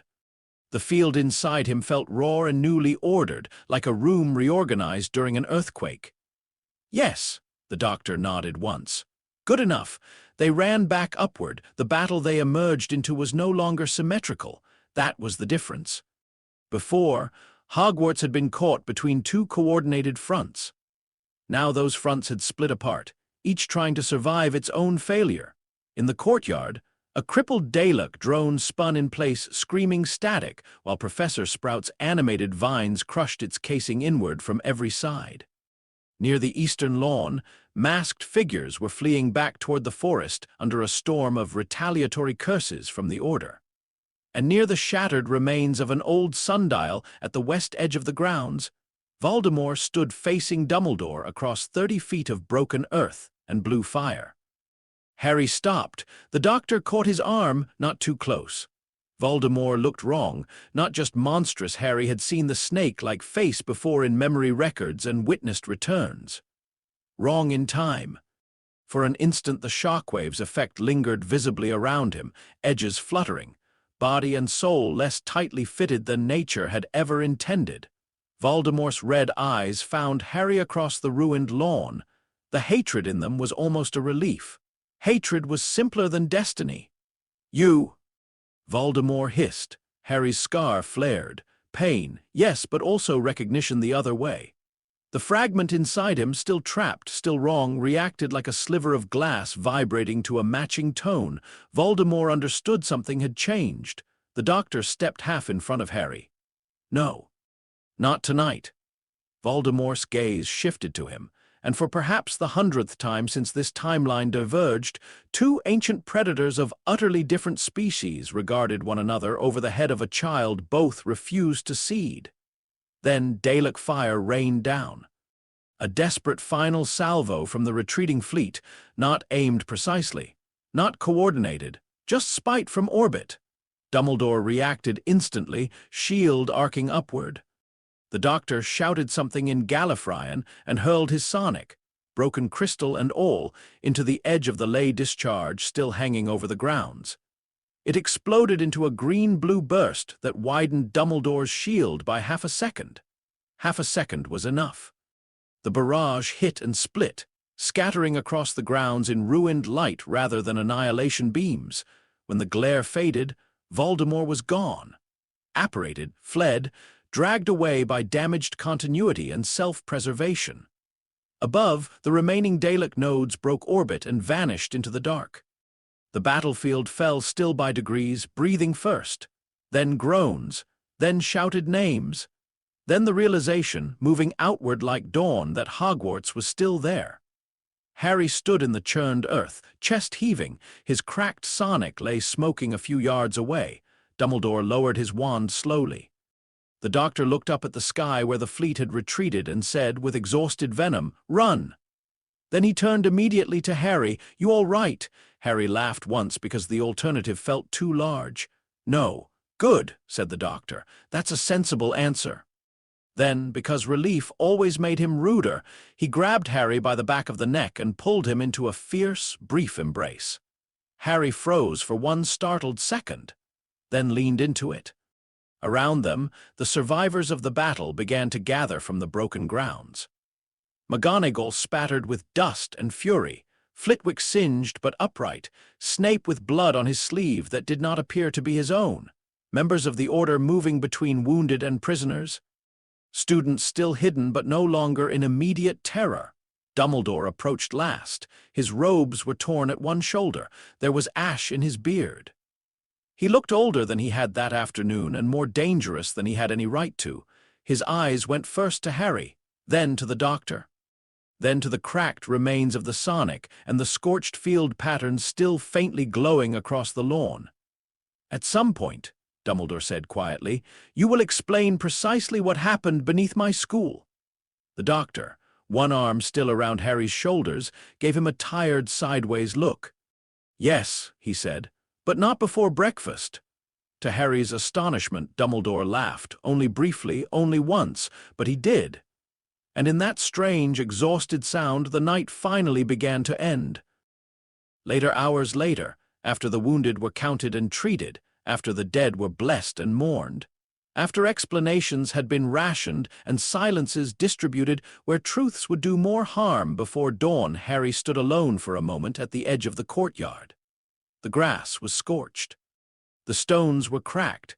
Somewhere in the darkness, a phoenix sang over sleeping pain. He looked at his hands. The magic felt different now, not stronger in the childish sense of more firepower, though there was more of him in it than before. More chosen structure, more self.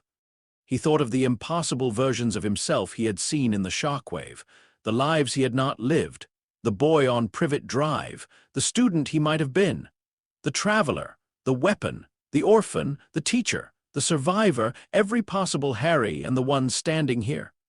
Footsteps approached behind him, the Doctor, of course. He held 2 mugs of something steaming and handed one over. Harry took it. "What is it?" "Tea, probably. Let's not be doctrinal." They stood side by side. After a while, Harry said, "I saw myself." The Doctor did not answer immediately. Then, "Yes, lots of versions." "Yes." Harry stared out over the broken grounds. "Some of them were awful. Some of them probably thought the same about you." That made Harry smile faintly despite himself. The Doctor blew across his mug. "Possible selves are like that, not verdicts, just options." Harry took a sip. It was horrible. He drank more anyway. "Was that the first time?" he asked. "Really using magic, I mean." The Doctor glanced sideways at him. "No," he said. "It was the first time you knew you were choosing it." Harry let that settle. Around them, Hogwarts breathed through its wounds. A castle injured, not fallen. An institution still full of flaws, secrets, brilliance, danger, loyalty, prejudice, laughter, and children who would wake tomorrow into a changed understanding of how unsafe the world really was. Far above, the sky had gone clear again. The Daleks were gone for now. Voldemort had fled for now. And Harry, 14, raw, exhausted, alive, stood at the center of a battlefield that should have consumed him, and realized he was no longer merely reacting to the story around him. He was participating in its shape. The Doctor nudged his shoulder lightly. "Try not to make a habit of becoming the bridge between incompatible metaphysical systems." Harry looked up.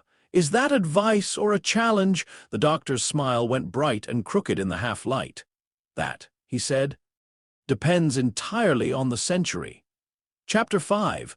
The Architecture of Death. The Doctor hated mausoleums. He hated them on principle, on aesthetic grounds, and on the practical basis that anything humanity or its neighboring species built specifically to make death look organized tended, eventually, to contain a problem. At 16, Harry Potter had seen enough worlds to know that this was not exaggeration. He stood beside the Doctor in the rain outside a ruined gaunt shack, while the TARDIS sat disguised 2 fields away as an abandoned police call box no Muggle farmer would ever quite remember noticing. Mud sucked at Harry's boots. The sky was iron gray. The shack leaned against the slope like something embarrassed to still be standing. The Doctor pointed at it with his umbrella. "You see this?" he said. "This is exactly the sort of place people in stories keep dangerous objects." Harry pulled his coat tighter. "Because it looks creepy?" "No, because it looks symbolic. Much worse." The ring was inside, not because Voldemort had been sentimental. Harry had learned by now that sentimentality and reverence were not the same thing. Voldemort revered blood, lineage, legacy, names, houses, inheritance. He did not love them. He used them to justify the shape of his own fear. The Doctor had spent the better part of 18 months after the battle at Hogwarts, tracing every fragment of that fear across Britain and beyond. What had once been Dumbledore's dark certainty Horcruxes, plural, hidden and protected by layers of wizarding secrecy, had become, in the Doctor's hands, a map. Not a complete one at first. A constellation of wrongness, recurring anomalies, objects that did not decay properly, places that felt stuck under the sonic, historical moments around which time warped slightly, like cloth snagged on a nail.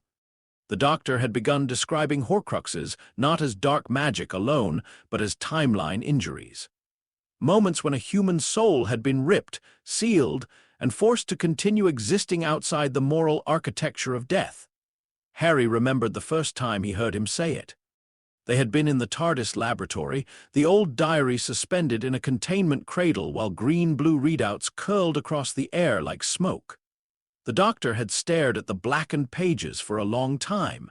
Then he said, very quietly, "These aren't immortal objects." Harry had been leaning over the console, notebook open. "What are they, then?" The Doctor's jaw tightened. "Dying things," he said. "Things trapped in the act of not ending."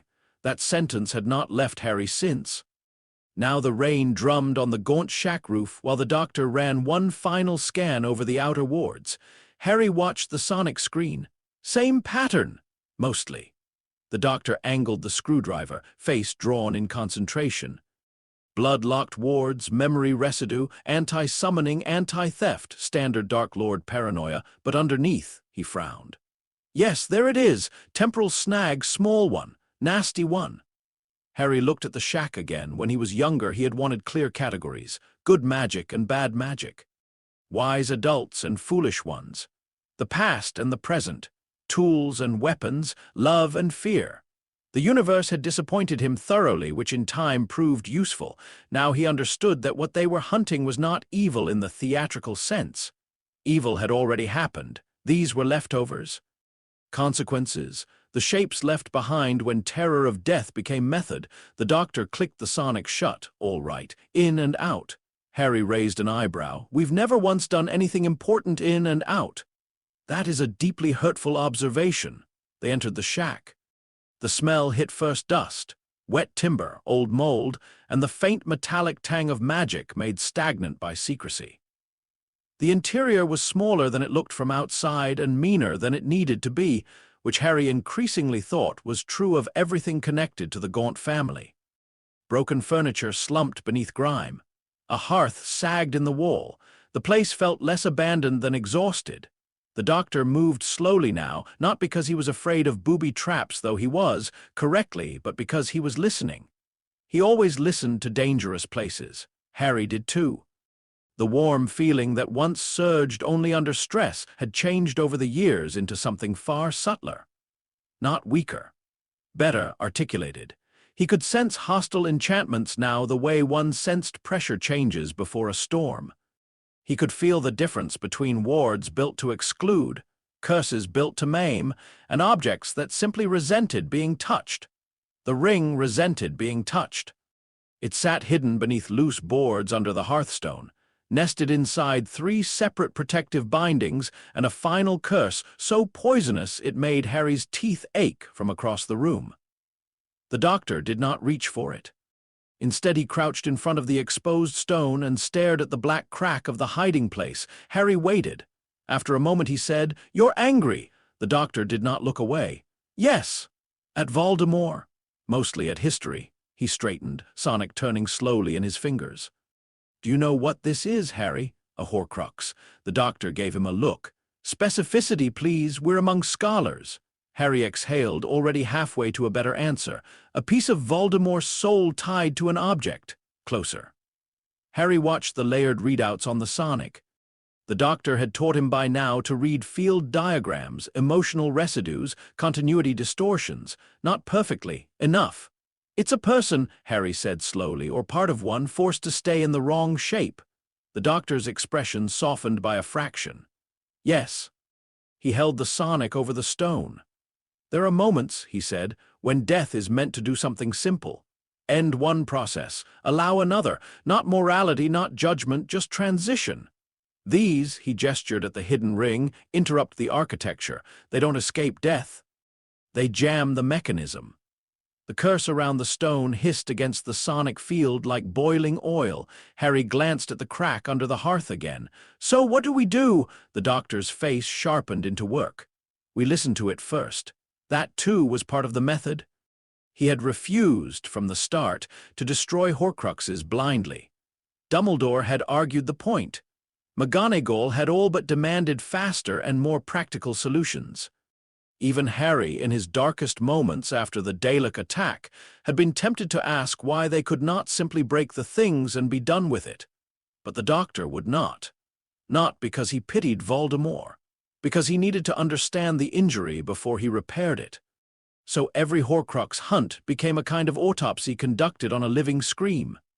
The ring, once the curse was isolated and suspended rather than triggered, showed them a memory, not a pensive memory. Not stable enough for that, more like emotional architecture echoing through the fragment itself. The TARDIS helped, of course. She always did when Harry was involved. The doctor brought each object back to her for containment and analysis, and within her old coral depths, they built a chamber specifically for the work. Not quite laboratory, not quite chapel, lined with temporal dampeners, magical warding borrowed from Hogwarts, and small golden Gallifreyan symbols that translated duration into mercy. Harry called it the White Room. The doctor pretended to dislike the name and then used it constantly. Inside the White Room, the ring floated in a cradle of blue light, while image and feeling bled outward around it. Tom Riddle, younger than Harry expected and older than childhood would excuse, standing in a ruined ancestral house with murder still fresh in him. The atmosphere of that moment was not triumph. That was the awful surprise. Not triumph and not joy, vindication. A boy who had despised his origins so completely that possessing them again felt like correction. The ring gleamed between long, pale fingers. "He did it after killing his father," Harry said. "Yes," said the doctor, reading the layered data. "And not merely for power, for narrative, for sequencing. He wanted this piece anchored to the idea that he had rewritten where he came from." Harry watched the echo of Tom Riddle's face blur and reform in the chamber light. He hated being his father's son. "He hated being anyone's son," the doctor corrected quietly. "There's a difference." The memory dissipated. The ring hung in the cradle, small and ugly, and carrying more history than its size deserved. Harry looked at it for a long moment, then he asked the question that had begun haunting all these hunts. "Can you understand someone without forgiving them?" The doctor did not answer immediately. When he did, his voice carried centuries in it. "You must," he said. "Otherwise you only ever fight shadows." The diary had been first, though technically not during the hunt. It had already been recovered years ago in a very different crisis and locked away in the TARDIS under 7 layers of containment after the chamber incident ended with more adults involved and fewer children nearly dying in bathrooms. But once the doctor understood what it was, he returned to it. He and Harry studied it in the White Room one late night while the TARDIS drifted in a quiet orbit around a moon with no life and no radio noise. The diary memory of Tom was younger than the ring memory, smoother, more charming, still wearing his face like something he expected other people to trust. Harry had loathed that one almost immediately, not because it was cruel. All of them were cruel, because it was persuasive. The diary revealed a version of Voldemort still invested in the performance of humanity. A boy who could smile, flatter, observe, calculate. A boy who saw attention as a door and affection as a mechanism. When the memory unfolded through the chamber, Harry watched Tom manipulate the edges of a classroom, a corridor, a frightened younger student, and it hit him harder than murder had. He liked being understood, Harry said. The doctor nodded. No, he liked being admired for appearing understandable. That distinction mattered. The diary fragment had been made during adolescence, and it preserved not the most violent Tom Riddle, but perhaps the most dangerous. The one who still believed he could become anything if no one named the ugliness too early. Harry saw himself in that fragment only enough to hate it more. Intelligence, curiosity, the ability to notice what people wanted and present them a shape they would trust. The doctor saw the comparison too and refused to comfort him with lies. You are not him, he said, but the reason isn't destiny. It's because every time power offers you a mask, you keep asking what it costs. Harry stared at the floating black diary. That doesn't feel permanent. Nothing is, said the doctor. That's why choices matter. The locket was different, older, colder, defensive. They found it not in a cave by following clues from a tragic adventure book, but by tracing the persistent drag it exerted on local magical currents in a region of coastline the doctor described as emotionally overcommitted. Regulus Black's theft had altered the locket's history but not corrected it. By the time they recovered it, the object had become almost inert under layers of concealment and grief. In the White Room, the locket showed them vanity, not surface vanity, cosmological vanity. Tom Riddle at the age when beauty had become one of his tools, and he knew it. The fragment being sealed into Slytherin's locket at a moment of exquisite self-regard, as if he were not mutilating his soul, but preserving a work of art. Harry had paced the chamber while that one ran. I hate this one, he said. The doctor, adjusting containment frequencies, gave him a tired glance. You've said that about all of them. No, I mean I really hate this one. Ah, specific hatred, important distinction. Harry stopped pacing and looked at the memory. He thinks he's becoming more himself. The doctor's hands paused over the controls. Yes, he said, that is very often how monstrosity works. The cup was worse in another direction. They found it after a miserable week of diplomatic maneuvering involving Gringotts, goblin law, 3 vault architects, a buried ledger older than the ministry, and one threat from the doctor so polite, it frightened everyone more than shouting would have. Harry never got the full details because the doctor summarized the entire affair as, bankers are identical across species if you threaten their paperwork correctly. The cup memory showed desecration, Hepzibah Smith's death, theft masquerading as inheritance, Tom selecting an heirloom of Helga Hufflepuff, not because it resonated with who he was, but because it belonged to a founder, and could therefore be repurposed into a monument to what he intended to become. Harry found that one hardest to watch. There was something peculiarly ugly about stealing symbols of trust, labor, and loyalty to house an act of soul violence. He turned history into furniture, Harry said. The doctor looked up from the monitor. That, he said softly, is one of the best definitions of fascism I've ever heard. Harry blinked. I wasn't trying to, I know. The diadem waited in Hogwarts. That felt inevitable in retrospect. Of course, Voldemort had hidden one piece of himself in a place that nurtured exceptional children and categorized them too early. Of course, he had chosen Ravenclaw's lost diadem, an artifact associated with wisdom, and corrupted it into a shrine to his own intellect, finding it was easier than understanding it. They searched the room of requirement together, Harry and the doctor, amid mountains of hidden things accumulated by generations of desperate students and secretive teachers. The room had always liked Harry in a curious, cautious way. Perhaps because the TARDIS had taught him the manners required for sentient spaces. Perhaps because he asked rooms questions rather than ordering them. The diadem sat on a cracked bust beneath a leaning tower of broken cabinets. Harry saw it and knew at once. The doctor saw Harry know and said, very dryly, "Convenient." In the White Room, the diadem revealed arrogance in its most academically polished form. Tom in the room itself decades earlier, moving through the hidden junk with silent triumph, convinced that no one else in history had ever found this place or could ever equal his private brilliance. The fragment sealed there practically glowed with contempt for everyone not himself. Harry watched that memory in silence. When it ended, he said, "He was lonely." The doctor turned. Harry kept his eyes on the dead crown in the cradle. "Not in the way people say it like it excuses things," he went on. "Just, he built everything so no one could ever reach him and then thought being unreachable proved he was greater than everyone else." For once the doctor did not reply with a joke.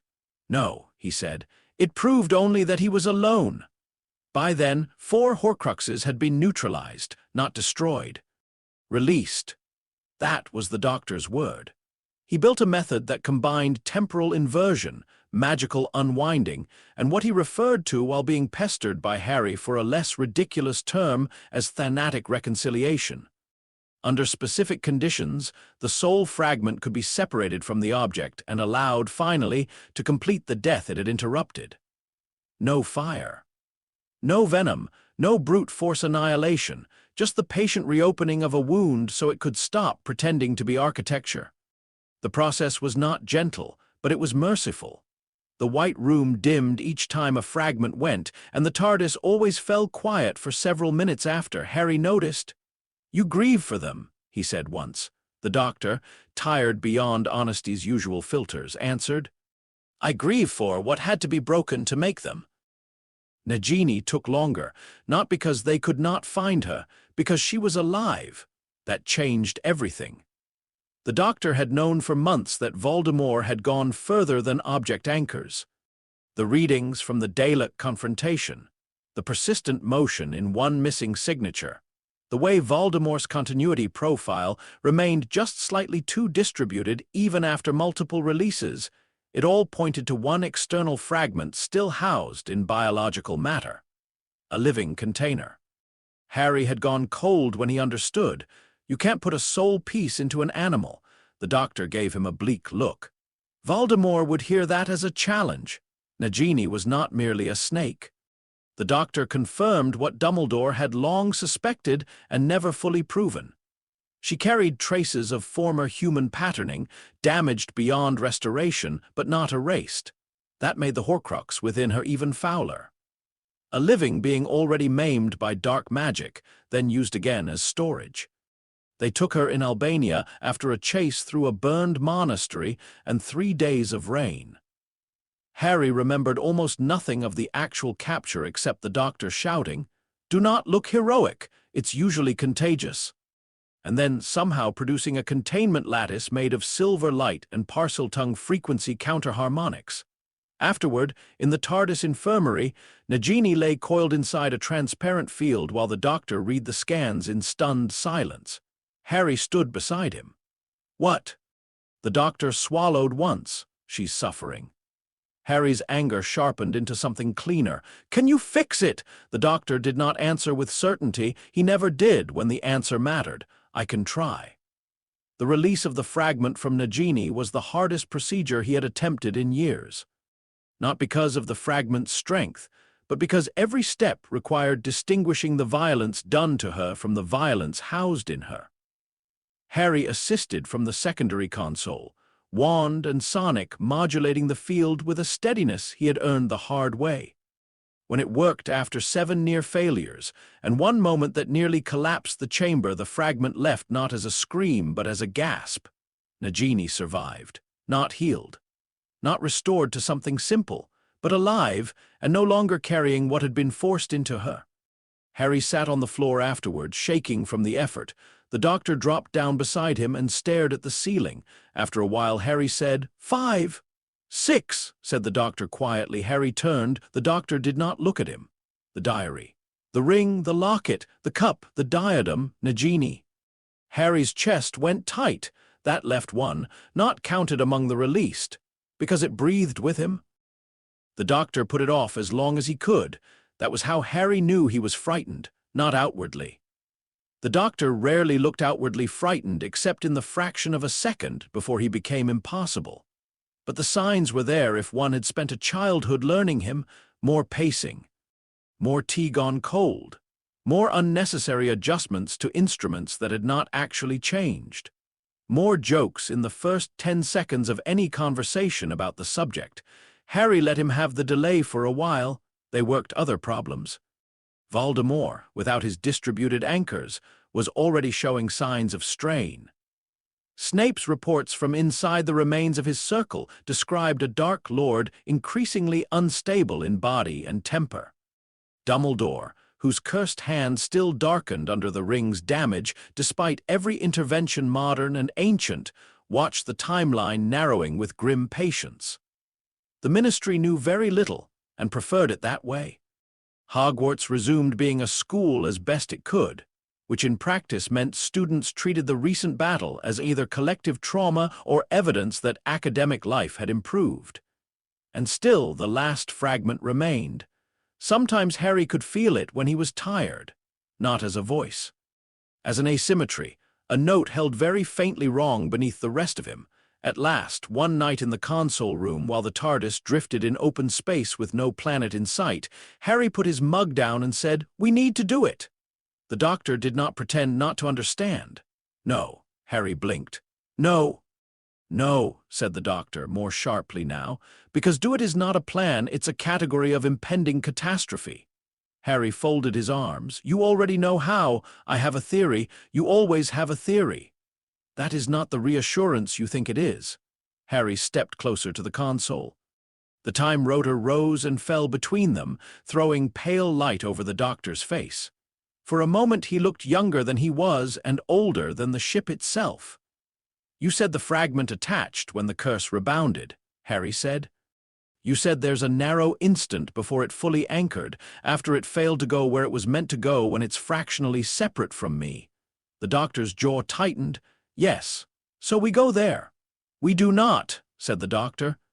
"Casually revisit one of the most traumatic murders in your personal timeline and poke at the soul-splitting fallout in real time."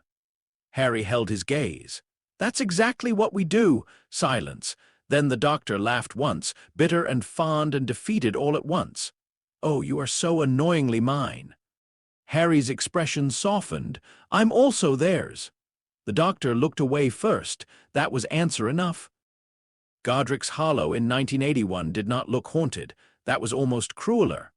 The house stood under a dark October sky with one upstairs window broken and light still leaking from inside. The village beyond lay quiet. Leaves shifted in the hedges. Somewhere distant, a dog barked. Time had not yet fully accepted what had happened in this place. It was still in the process of becoming aftermath. The TARDIS did not land visibly nearby.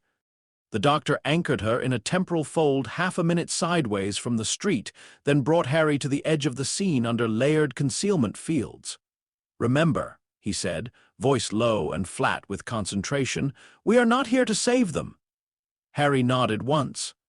He had known that before they came. He had agreed to it before they came. He hated it anyway. The first attempt failed before they reached the nursery.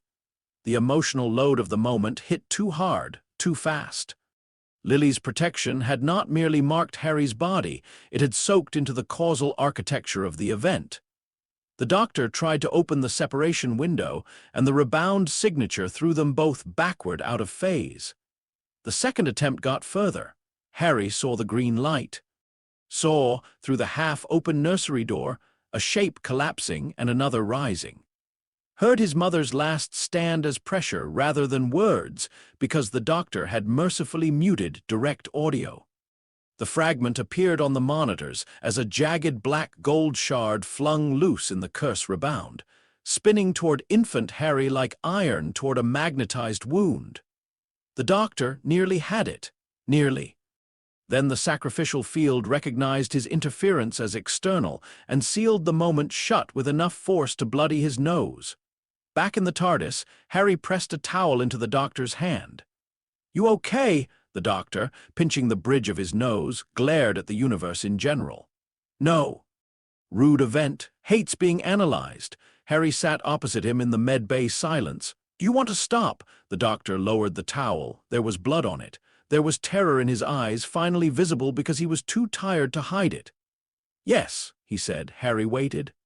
Then the doctor exhaled shakily and added, "But I won't." They slept, or tried to. On the third attempt, they changed tactics, not force, witness. That was the doctor's word. "If the moment won't tolerate intervention," he said at the console, "then we stop behaving like surgeons and start behaving like historians." He set the parameters with trembling hands. They entered the event again. This time they did not push toward the fragment immediately. They stood at the edge of the nursery in temporal shelter and let the moment happen. The room smelled of nursery soap, old wood, and then terror. James dead downstairs, Lily standing between the crib and the end of the world, Voldemort entering. Harry felt 16, an infant and absent and present all at once. His knees nearly gave way. The doctor's hand closed on his shoulder, grounding him. Then Lily chose. That was the only way to describe it. Even before the curse rebounded, before green fire became impossible mercy, the room changed because she chose. No wand between mother and child. No trick. No counterspell. Just a decision so absolute it altered the physics around it. Harry gasped. The doctor's scanner flooded with data. There, between curse and rebound, between murder intended and sacrifice enacted, the fragment tore loose from Voldemort and hung for less than a heartbeat in the space between histories. Not attached to Harry yet. Not separate enough to survive unclaimed. The doctor moved, not into the event. Across it, temporal clamps opened in the shelter field. Harry, shaking, raised wand and sonic together exactly as practiced, not to drag the fragment free but to define Harry's own pattern against it. To tell the universe, in clear harmonic terms, this part is mine, that is not. The fragment shuddered. Lily's protection surged past it toward the infant in the crib. And for one impossible second, Harry stood in the same room as his parents' death and felt, not memory, but the shape of being loved enough to rewrite causality. The fragment came loose, not dramatically, not with thunder, with resistance. Like a splinter finally admitting it had never belonged in flesh, pain lanced through Harry's scar and then through his whole body. He cried out, doubled over, and the doctor caught him even while sealing the fragment into a stasis shell the size of a pulse of black light. Then they were gone, back in the TARDIS, back in the present, back in a universe where the room had already burned and been mourned, and history had not changed, except where it needed to. Harry lay on the console room floor, unable to breathe properly for several seconds. The doctor knelt beside him, one hand braced behind his shoulders, the other scanning so quickly the sonic whined. "Talk to me." Harry swallowed against nausea and pain, and something stranger than both. "It's quiet," he whispered. The doctor froze. Harry touched his forehead with trembling fingers. "It's quiet." For the first time in his life, the asymmetry was gone, no wrong note under the rest of him. No foreign edge hidden in his pattern, no scar pulsing in rhythm to someone else's fear of death. Harry laughed once, then choked on it, then laughed again because otherwise he would cry. The doctor's face crumpled briefly with relief so raw it looked almost like grief. Then he pressed his forehead once, quickly, against Harry's temple. "Hello," he said, voice breaking on the word. "There you are." The final fragment, sealed and writhing faintly in its containment shell, floated above the console like an eclipsed star. The doctor stood, no speech, no ceremony. He carried it to the white room. Harry followed as soon as he could stand. The release of the fragment from the shell was brief. The room dimmed. The TARDIS went still. Something old and wrong completed at last what it should never have interrupted, and far away, somewhere under a different sky, Lord Voldemort became mortal. He began aging within days.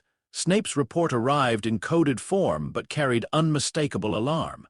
Hair whitening at the temples, skin tightening over bone, magic surging unpredictably as if forced through a narrowing channel. Periods of weakness followed by furious overcompensation. Rage made less majestic by visible fragility, borrowed time, the Doctor called it. Every year he stole by mutilating his own continuity, he said, pacing the White Room after the last release. Still had to go somewhere. Those anchors distributed the debt. Without them, Harry finished the thought, he owes it all at once. The Doctor nodded. Harry looked at the empty cradles where Horcruxes had floated one by one. For months now, he had been trying to understand Voldemort as the Doctor insisted he must.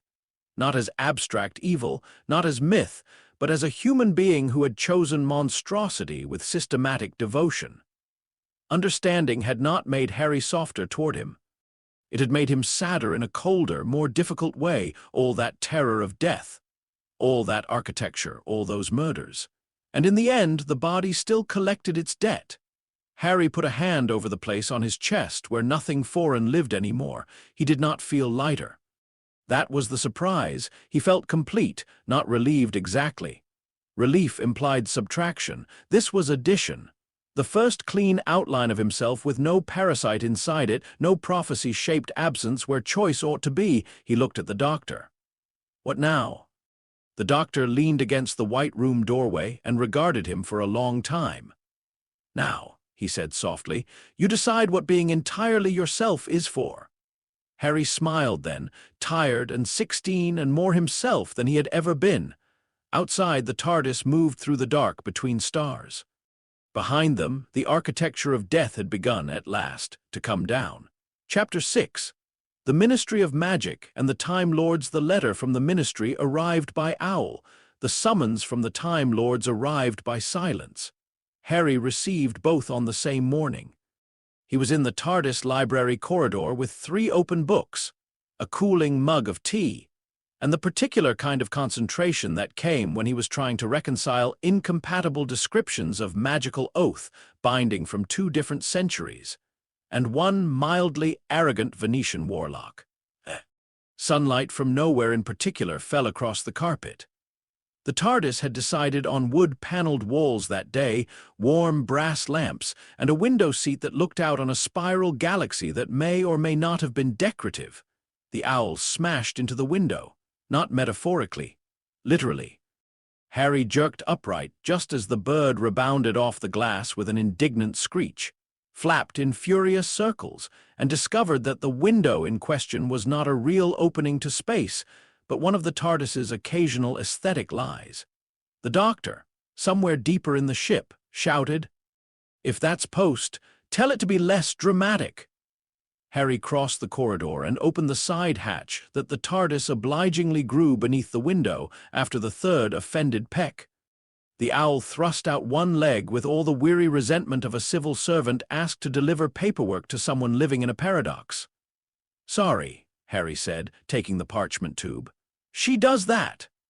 The owl fixed him with a look that suggested the TARDIS, not unreasonably, belonged on a registry. Then it launched itself away into the ship's impossible morning and vanished down a hole that absolutely had not existed yesterday. Harry shut the hatch and unrolled the parchment.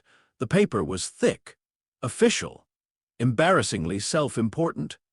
He got halfway through the first paragraph before the Doctor arrived, all coat and hair and suspicious energy. "What is it? Who writes scrolls anymore? Scrolls are what governments use when they want you to know they're older than reason." Harry handed it over. The Doctor read aloud in the clipped, scandalized tone he reserved for bureaucracy wearing ceremonial robes. "By order of the Ministry of Magic, in accordance with Decree 700 and O, of course there's a decree, Mr. Harry Potter is hereby required to present himself for formal assessment, registration, educational review, and custodial determination under the supervision of the Department of Magical." He stopped. Then he read the phrase again, slower. Custodial determination. Harry closed one of the books on the table behind him. What does that mean? The doctor lowered the scroll and stared into the middle distance with the expression of a man watching a committee accidentally construct its own funeral. It means, he said, that someone very frightened has used enough legal vocabulary to make kidnapping sound administrative. Harry took the parchment back and read the line again himself. Present yourself within 7 days. Failure to comply may result in compulsory intervention. He felt anger before fear. That was new enough still to be noticeable. There had been a time when authority, especially the unseen sort, felt like whether something to survive until adults explained its terms. Now it felt more like architecture, built by people. Therefore challengeable, he looked up. Dumbledore? The doctor nodded once. Probably informed, not necessarily obeyed, which is encouraging. He plucked the scroll back, flipped it over, scanned the seal with the sonic, made a face, then scanned it again as if offended by the first face not fully conveying his opinion. This is worse. How? 3 departments signed off on it. Harry frowned. That's worse. It means none of them thinks the others should have sole control over you. Education wants records. Law enforcement wants access. Improper use of magic probably wants to retroactively hyperventilate over your childhood. Harry leaned against the edge of the table, arms folding almost on their own. They can't just decide that. The doctor glanced at him. A year earlier, perhaps too, Harry might have said, can they? Now he said they couldn't. The doctor noticed that, and despite the situation, some private part of him was pleased. No, he said. They can try, which is different. Before Harry could reply, the TARDIS lights dimmed not by much, just enough. A harmonic tone moved through the ship, low and old and wrong in a way Harry had never heard from her before. Not alarm, not impact warning, not hostile scan, something deeper, more personal. The doctor's head snapped up. No, Harry straightened. What?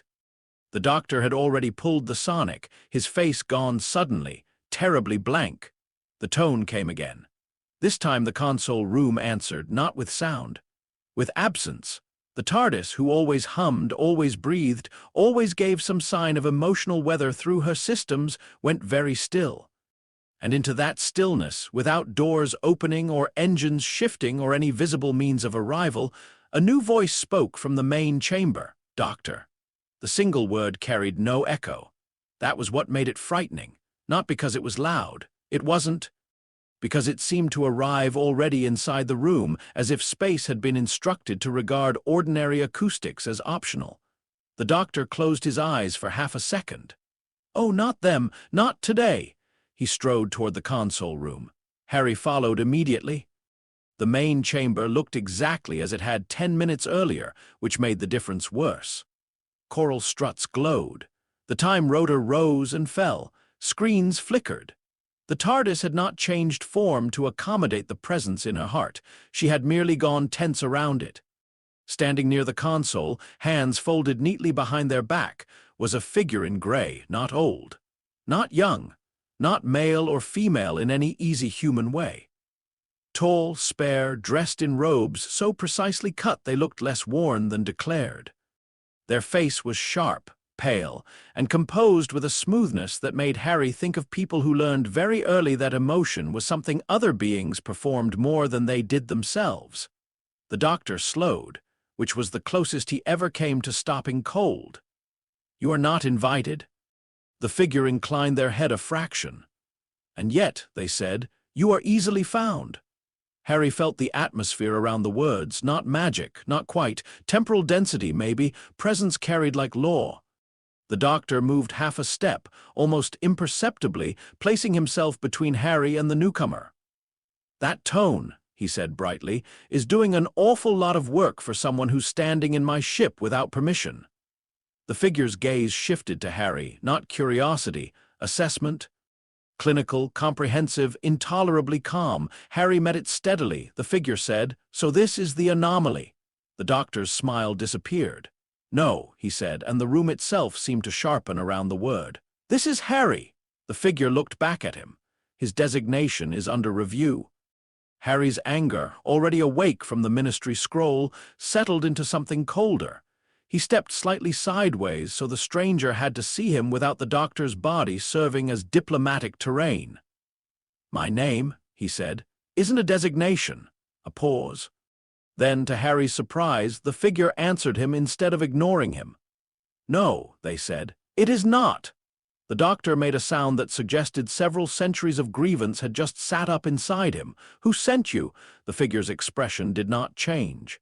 "The Celestial Intervention Agency." Of course, Harry thought, because the universe clearly had a taste for names that sounded like threats wearing paperwork. The doctor barked out a humorless laugh. "Still calling yourselves that? Lovely, very modest." The CIA representative did not react. The High Council detected the ley line surge at Hogwarts. The temporal shockwave signature matched unauthorized Gallifreyan field interaction on a pre-contact adjacent world. Investigation followed. The resulting pattern indicates prolonged nonlinear exposure of an unregulated human subject from infancy. Their eyes moved, just once, to Harry's scarless forehead, compounded by entanglement with a malformed external chronal anchor. Harry understood enough of the sentence to dislike all of it. The doctor crossed his arms. "He's been extracted, fragment gone." "That alters neither exposure history nor anomaly status." The word anomaly again. Harry filed the speaker under people who needed answering firmly. "You talk about me," he said, "like I'm an experiment someone forgot to label." The representative turned their head toward him with precise attention. "No," they said, "more like a phenomenon someone failed to contain." The doctor moved before Harry even felt the room react. One moment he stood by the console.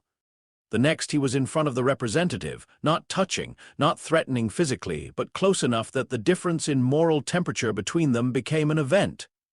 "You do not," he said softly, "come into my TARDIS, look at my son, and use containment language." Silence. The TARDIS remained still around them, then the representative answered in the same flat tone. "Attachment does not alter category." Harry saw the doctor's jaw lock. Harry thought, that was a mistake. The doctor could survive accusations of recklessness, vanity, sentimentality, interference, arrogance, instability, and any number of more specific historical charges. But reducing love to attachment in that voice dangerous. The doctor stepped back one pace, which was somehow more alarming than if he had stayed close. "Right," he said. "Now we're doing this properly." He turned to Harry with sudden briskness. "Tea," Harry blinked. "What? Always tea before institutional confrontation? It annoys them." The CIA representative said nothing, which, given the sentence, seemed wise. The doctor snapped his fingers at the TARDIS. 3 cups, 1 judgmental. The ship, delighted to be included, resumed humming just enough to deliver a tray from a side hatch that had not been there a moment earlier. The representative looked at it as though it were a primitive ritual. The doctor thrust a cup into Harry's hand, kept one, and did not offer the third until a full 5 seconds of passive aggression had ripened properly. "Sit," he said. "I did not come to sit," repeated the doctor. "Because if you're here to classify Harry as a temporal anomaly requiring containment, then we are having this conversation as a family dispute and not a retrieval." The representative, after a pause long enough to suggest they had calculated several unpleasant outcomes, sat. Harry sat too because he had learned the doctor's rhythms and knew this was not silliness. It was framing. Whoever named the shape of the conversation controlled the first battle in it. The Ministry Owl scroll lay on the console nearby. The representative noticed it at once. "How efficient?" They said, "Your local institution has arrived at a similar conclusion." The doctor glanced at the decree and made a face. "Yes, everyone's very keen to prove they're frightened using official letterhead." The thing about institutions, Harry had learned, was that they hated one another only slightly less than they hated what they could not catalogue. The Ministry of Magic and the surviving structures of Time Lord authority were not alike in scale, culture, intelligence, history, or capacity. One governed a hidden magical population on a damp island through committees, patronage, and selective denial. The other had once governed causality badly enough to ruin civilizations, and then spent centuries pretending that gave them superior perspective. But they did share one instinct: control first, understanding second. It was almost noon when the ministry arrived in person. That the doctor had not gone to them after receiving the decree was, apparently, sufficient provocation. Harry had expected an owl, perhaps a second, more officious parchment. He had underestimated bureaucratic insecurity. The TARDIS exterior monitor showed them clustering in the alley behind a shuttered apothecary in London. 3 ministry officials in formal plum robes, 2 Aurors, and Percy Weasley, who looked as though someone had forced him to attend a social gathering at knife point. Harry stared at the screen. "Percy," the doctor squinted. "Is that the one who believes punctuation is a moral virtue?" Harry almost smiled despite himself. "That's him, and he's here with enforcement." The doctor sipped his tea. "Tragic." The CIA representative observed the screen without comment, which somehow managed to be more contemptuous than if they had laughed. The doctor noticed. Yes, your bureaucracy spans stars, and therefore you think local bureaucracy is adorable. Do keep up." Harry looked from the screen to the representative. "Are you staying for this?" "I am observing," they said. "That sounds creepy when you say it." "It is meant to be exact, still creepy." The doctor looked pleased. He set down his cup, straightened his braces, and said, "Right then. Let's see how many institutions we can disappoint before lunch." He opened the doors. The alley outside smelled of damp brick and diesel fumes. Ministry officials turned sharply as the blue box resolved fully into their perception. Percy Weasley's expression went through surprise, alarm, bureaucratic recalibration, and professional misery in the space of 2 seconds. The lead official, a narrow witch with severe hair and a folder clutched so tightly it might have been structural, stepped forward. "Mr. Potter." Harry remained in the doorway. "That's me." Her eyes flicked past him to the doctor and narrowed. "Doctor." "Oh, good," said the doctor. "You've heard of me. Saves time." She did not smile. "I am Undersecretary Vale, Department of Magical Administration. These proceedings, not proceedings," said the doctor lightly. "Conversation, entirely different species of nuisance." Vale tightened around the jaw. "These proceedings are authorized under ministerial decree." Harry stepped out onto the pavement before the doctor could escalate first. That, too, was a learned skill. "You said custodial determination." Vale shifted her attention to him, perhaps expecting youth to equal compliance. "Yes, given your irregular upbringing, lack of formal registry, unsupervised magical development, and continuing involvement in multiple classified incidents." "Saved your wording for the best part," murmured the doctor. "The ministry has concluded that immediate oversight is required pending assessment." Harry looked at her, not aggressively, not timidly, the way the doctor looked at people when inviting them to make their own reasoning visible. "Immediate oversight of what?" She blinked once. "Your status." "My status as what?" Vale's fingers tightened on the folder. "A magical minor operating outside established structures." Harry nodded slowly as though she had answered a homework question inadequately but not maliciously. "And because of that, you think the solution is custody?" "Assessment custody," Vale corrected. "Custody with better stationery," said the doctor. Vale ignored him. Harry looked briefly at Percy. Percy looked as if he would rather be hit by a hex and thanked for it than remain in his current role. Then Harry looked back at Vale. "What exactly do you believe I've done that requires seizure?" The auras behind her shifted almost imperceptibly. They had expected outrage, perhaps, resistance. Not cross-examination. Vale opened the folder. "You have traveled repeatedly without ministry sanction. You have acquired magical artifacts outside approved channels. You have accessed restricted knowledge under no recognized curriculum. You have participated in combat operations involving foreign and non-human entities. You possess an unregistered device of unknown magical capacity." Harry touched the sonic clipped inside his coat, more from irony than defense. "And how many lives did those things save?" Vale's mouth opened, closed. The doctor's eyebrows rose. Harry continued, still calm. How many cursed objects has the Ministry neutralized in the last 2 years? Vale did not answer. How many hostile incursions did your Aura department stop at Hogwarts? One of the Auras looked away. How many people were working on the dark artifacts tied to Voldemort's survival before the Doctor and I did it? Percy winced. The alley was very quiet now. The Ministry representatives had arrived expecting procedural superiority. What they found instead was a 16-year-old who had spent his childhood arguing ethics at breakfast with a Time Lord and consequently treated authority as something that required evidence. Vale tried once more. That does not invalidate the need for review. Harry nodded. Review may be custody, no, her chin lifted. That is not for you to decide. The Doctor inhaled sharply through his teeth, ready to become catastrophic. Harry spoke before he could. No, he said. That is exactly the part I decide. The sentence landed not loudly, not theatrically, simply with the unbearable weight of self-possession. Harry took one step farther out of the TARDIS doorway. I have records, he said.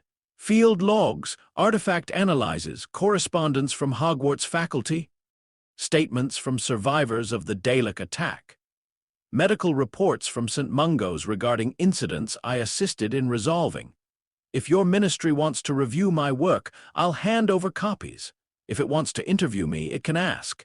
If it wants to talk about future cooperation, I'm listening. He held Vale's gaze. But if you think you are putting me in a room because you're frightened of the fact that I exist outside your paperwork, then no. The Doctor went very still. Percy Weasley looked, for one startled and complicated second, proud, Vale's composure cracked by a hairline degree. You are a minor. Harry's expression did not change. That does not make me property. Something in the alley changed, not magical. Human, one of the Auras, a broad man with a scar along his cheek, shifted his stance and asked, unexpectedly, did you really neutralize the Black Vault object? Harry glanced at him. The locket! The Aura nodded once. Harry said, yes. Vale turned sharply. This is not the time, no, said the Aura quietly. Maybe it is. He looked at Harry with a different kind of scrutiny than the Undersecretary had used, not administrative, professional. My sister was in the West Tower at Hogwarts, he said. 3rd year. She made it out because one of the corridor shields held when it shouldn't have. Harry knew which shield he meant. He had tuned those manually with Flitwick, wand in one hand and sonic in the other, while the castle shook itself apart above them. The Aura continued. That was you, Harry answered honestly. Partly me. The man nodded slowly, then he turned to Vale. With respect, ma'am, I'm not dragging him anywhere. That was the crack. Institutional certainty, once cracked, did not repair cleanly in public. Vale stared at him, then at Percy, then at the second Aura, who very carefully found the horizon fascinating. Her grip on the folder tightened to the point of trembling. The Doctor, helpfully insufferable, brightened. Ah, democracy? Percy stepped forward at last. Undersecretary, he said, sounding as though each syllable had passed through several layers of internal crisis.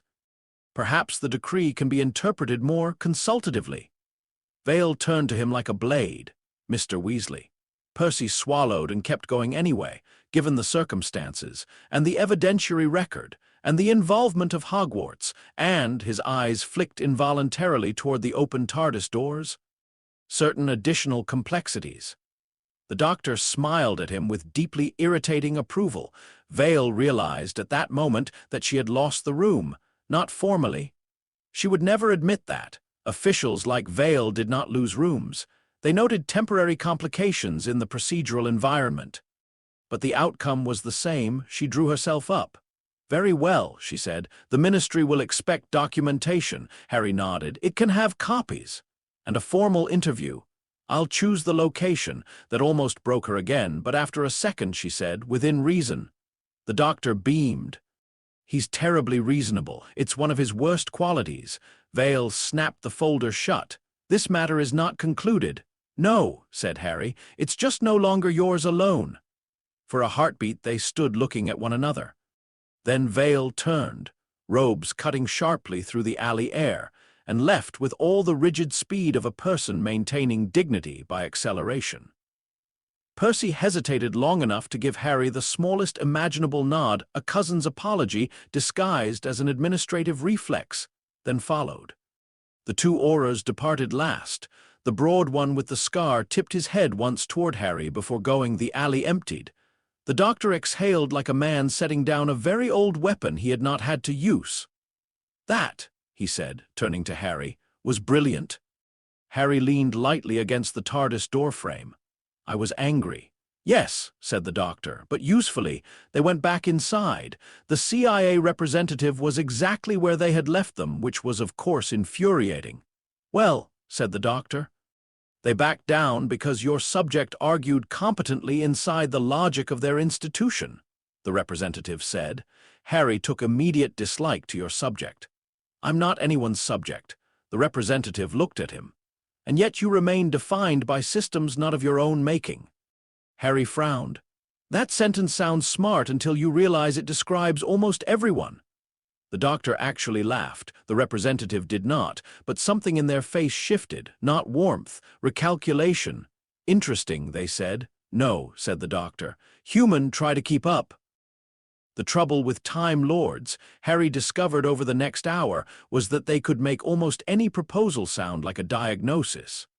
The CIA representative introduced themselves, eventually, as Coordinator Leth.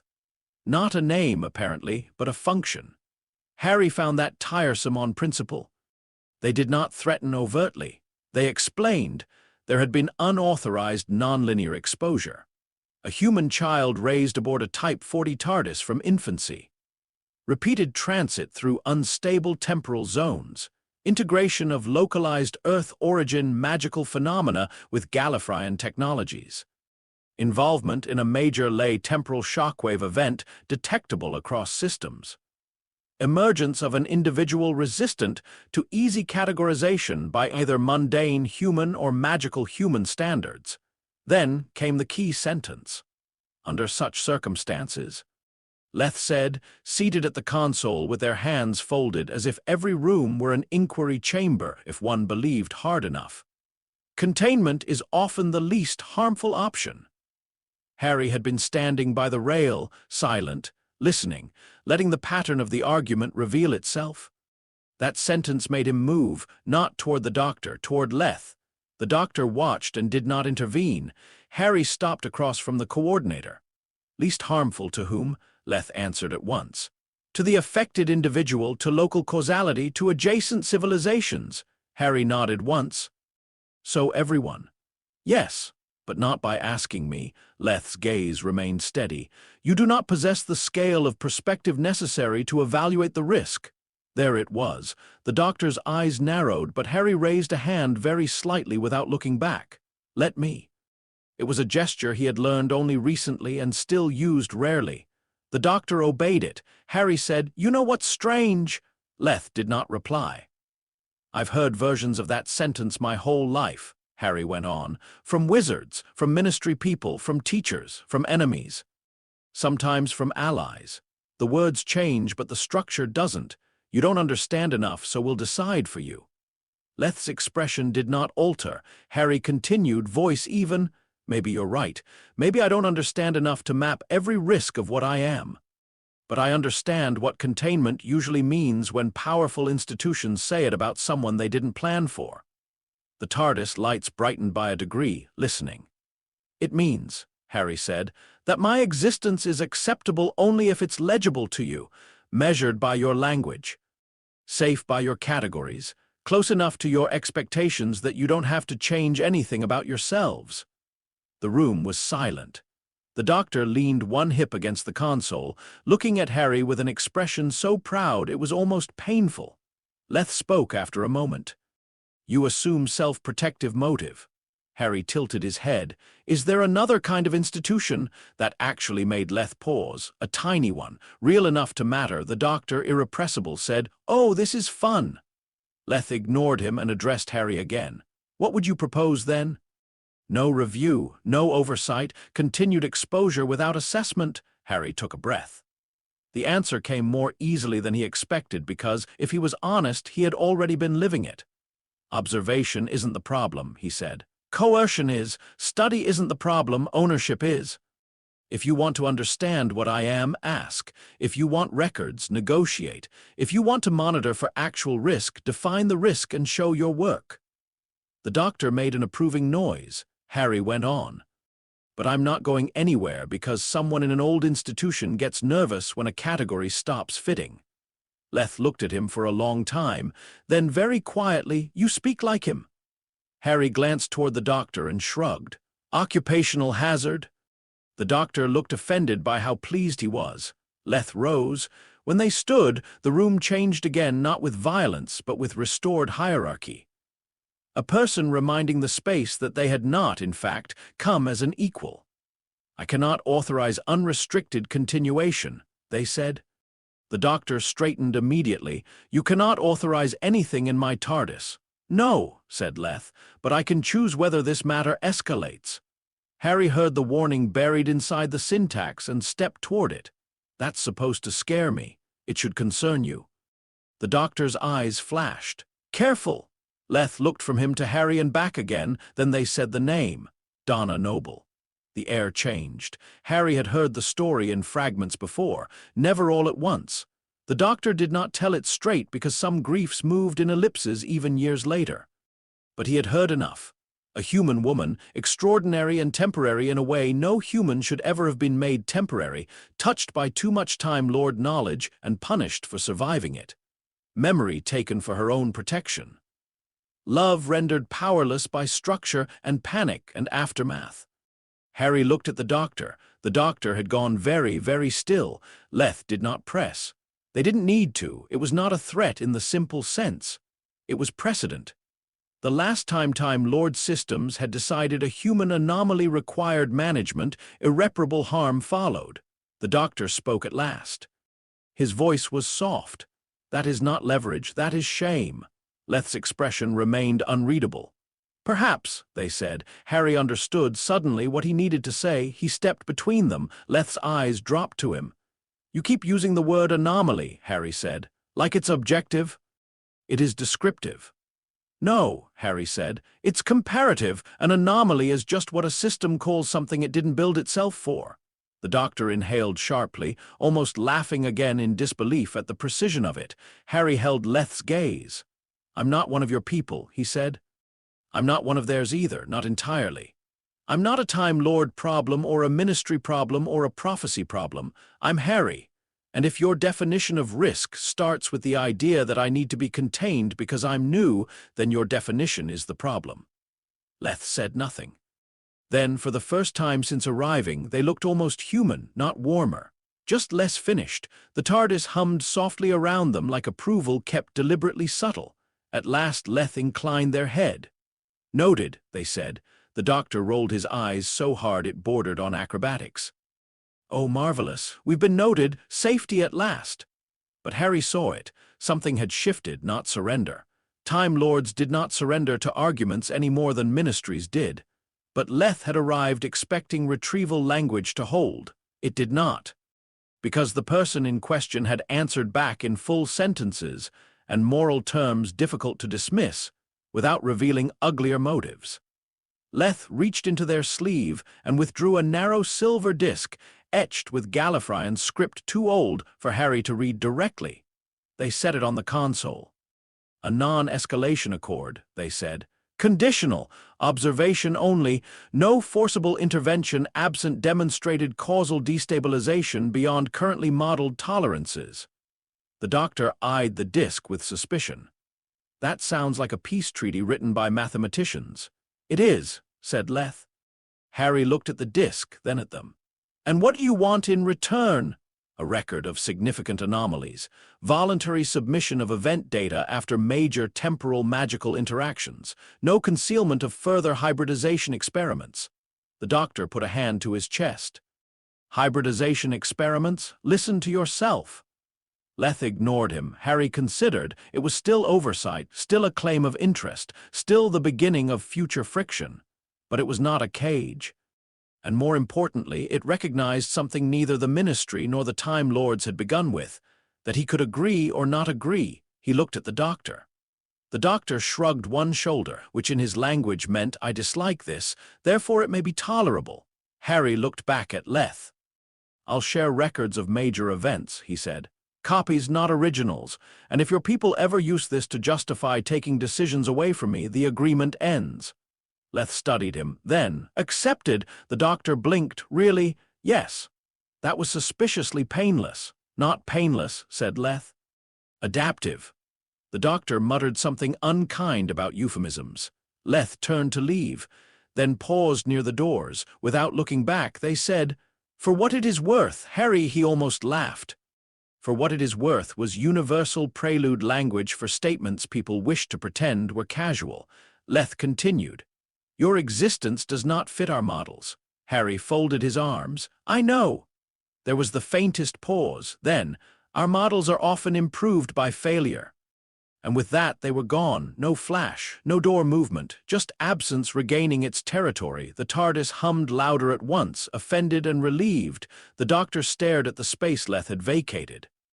Well, he said finally, that was unpleasantly reasonable. Harry leaned against the console. Is that good? No, said the doctor. It means they'll be back with paperwork. Harry laughed. The doctor looked at him then, really looked, and the laughter drained into something gentler. You know what you did, don't you? Harry frowned. Argued with 2 institutions before lunch. Yes, said the doctor, and won without giving either of them the fight they expected. Harry thought about Vale in the alley, about Leth in the console room, about the shared instinct both had brought to him, define, narrow, contain. He thought about saying no in complete sentences. The TARDIS lights shifted toward afternoon gold. At last he said, I think I'm tired of people deciding what I am before I get there first. The doctor smiled slow, proud, ancient. That, he said, is the correct response to most civilizations. Dumbledore visited that evening. Of course he did. He arrived through the TARDIS doors carrying the expression of a man who had received 3 different reports, believed none of them completely, and suspected the truth was both worse and more interesting. The doctor met him in the console room with the Ministry decree in one hand and the Gallifreyan Accord disc in the other. Dumbledore looked at the objects, then at Harry, then at the doctor. Should I ask, he said carefully, why the Ministry is furious, and time itself appears to have sent a memorandum? Harry, who had been too tired to enjoy much all day, and now found the sentence genuinely funny, laughed out loud. The doctor thrust both items at Dumbledore like evidence in a domestic dispute. Because everyone's very controlling, he said. Dumbledore read the decree first side, then examined the silver disc. His brows rose. Should I know what this is? No, said the doctor. That's sort of the problem. Dumbledore handed both back, and Harry sat on the lower step of the console and considered the question seriously. He could have said fine, or angry, or tired, or annoyed, all true. Instead he said, busy. Dumbledore looked at him a moment, and understanding moved very quietly through his face. Yes, he said, that seems likely. They talked after that, not argued, talked, about the Ministry's fear. About Hogwarts' inevitable role in whatever came next, about Voldemort weakening by the week as mortality reclaimed its due. About the fact that without a second full war, without the old original timeline's occupation and resistance and apocalyptic siege, the world ahead now looked less like prophecy and more like restructuring. That frightened institutions too, because institutions preferred heroic crises. They knew how to narrate those, preferred them even if one was being ungenerous. A competent boy who had slipped their categories and saved lives without becoming their symbol was harder to process. At one point, Dumbledore said, almost mildly, "You have become difficult to place." Harry looked down into his tea. "That's because I'm not furniture." The doctor made a delighted little sound. Dumbledore closed his eyes briefly, perhaps in patience, perhaps because the line was too accurate to dislike. When the conversation ended and Dumbledore rose to leave, he paused by the doors and looked back. Harry looked up. "There are many forms of power," Dumbledore said. "Magic, knowledge, institutions, reputation, time. I suspect you are learning another." Harry waited. "The power." said Dumbledore softly, "of refusing the shape others prepared for you."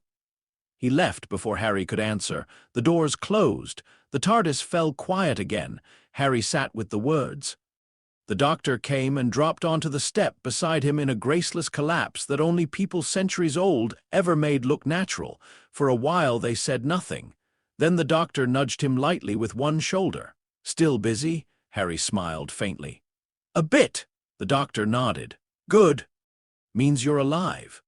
He reached into his pocket and pulled out a familiar, battered object wrapped in cloth. Harry stared. "My Sonic." The Doctor unwrapped it carefully. It was still the same modified screwdriver in shape and intention, same copper body, same green dark chamber. But the crystal had been replaced, the old casing crack mended with a thin ring of silver Gallifreyan lattice. The handle grip refinished where the last version had burned under ley line discharge. Harry took it in both hands. The crystal lit softly at once. Warm, but not in the old childish language anymore, recognizing. "I thought it was gone." The Doctor looked offended. "Please, I am many things, Harry Potter, but I am not incapable of emotionally significant repairs." Harry laughed, then stopped when he noticed a small line etched into the inside grip in tiny script. He turned it toward the light. The words were in English, not Gallifreyan. "Ask better questions." Harry looked up. The Doctor, refusing dignity on principle, pretended to inspect the ceiling. It seemed appropriate. Harry closed his fingers around the repaired Sonic. The TARDIS hummed approval through the floor. Outside, somewhere far beyond the blue doors, ministries reassembled their paperwork, and Time Lords' updated models and worlds continued being difficult and beautiful and bad at surprise. Inside, Harry sat with a repaired tool in his hand, the memory of 2 institutions failing to name him correctly, and the growing certainty that adulthood might simply be the point at which one learned to refuse politely, thoroughly, and on record. The Doctor stretched his legs out in front of him. "So," he said after a while, "how do you feel about not being contained?" Harry looked at the glowing crystal in his palm, then at the impossible ship that had raised him, then at the future, still unwritten in all the places that mattered. And this time, when he answered, there was no hesitation at all. "Like myself." Chapter 7. The boy who travels Voldemort died in a Muggle hospital under fluorescent lights. There was something about that fact Harry never managed to stop turning over in his head.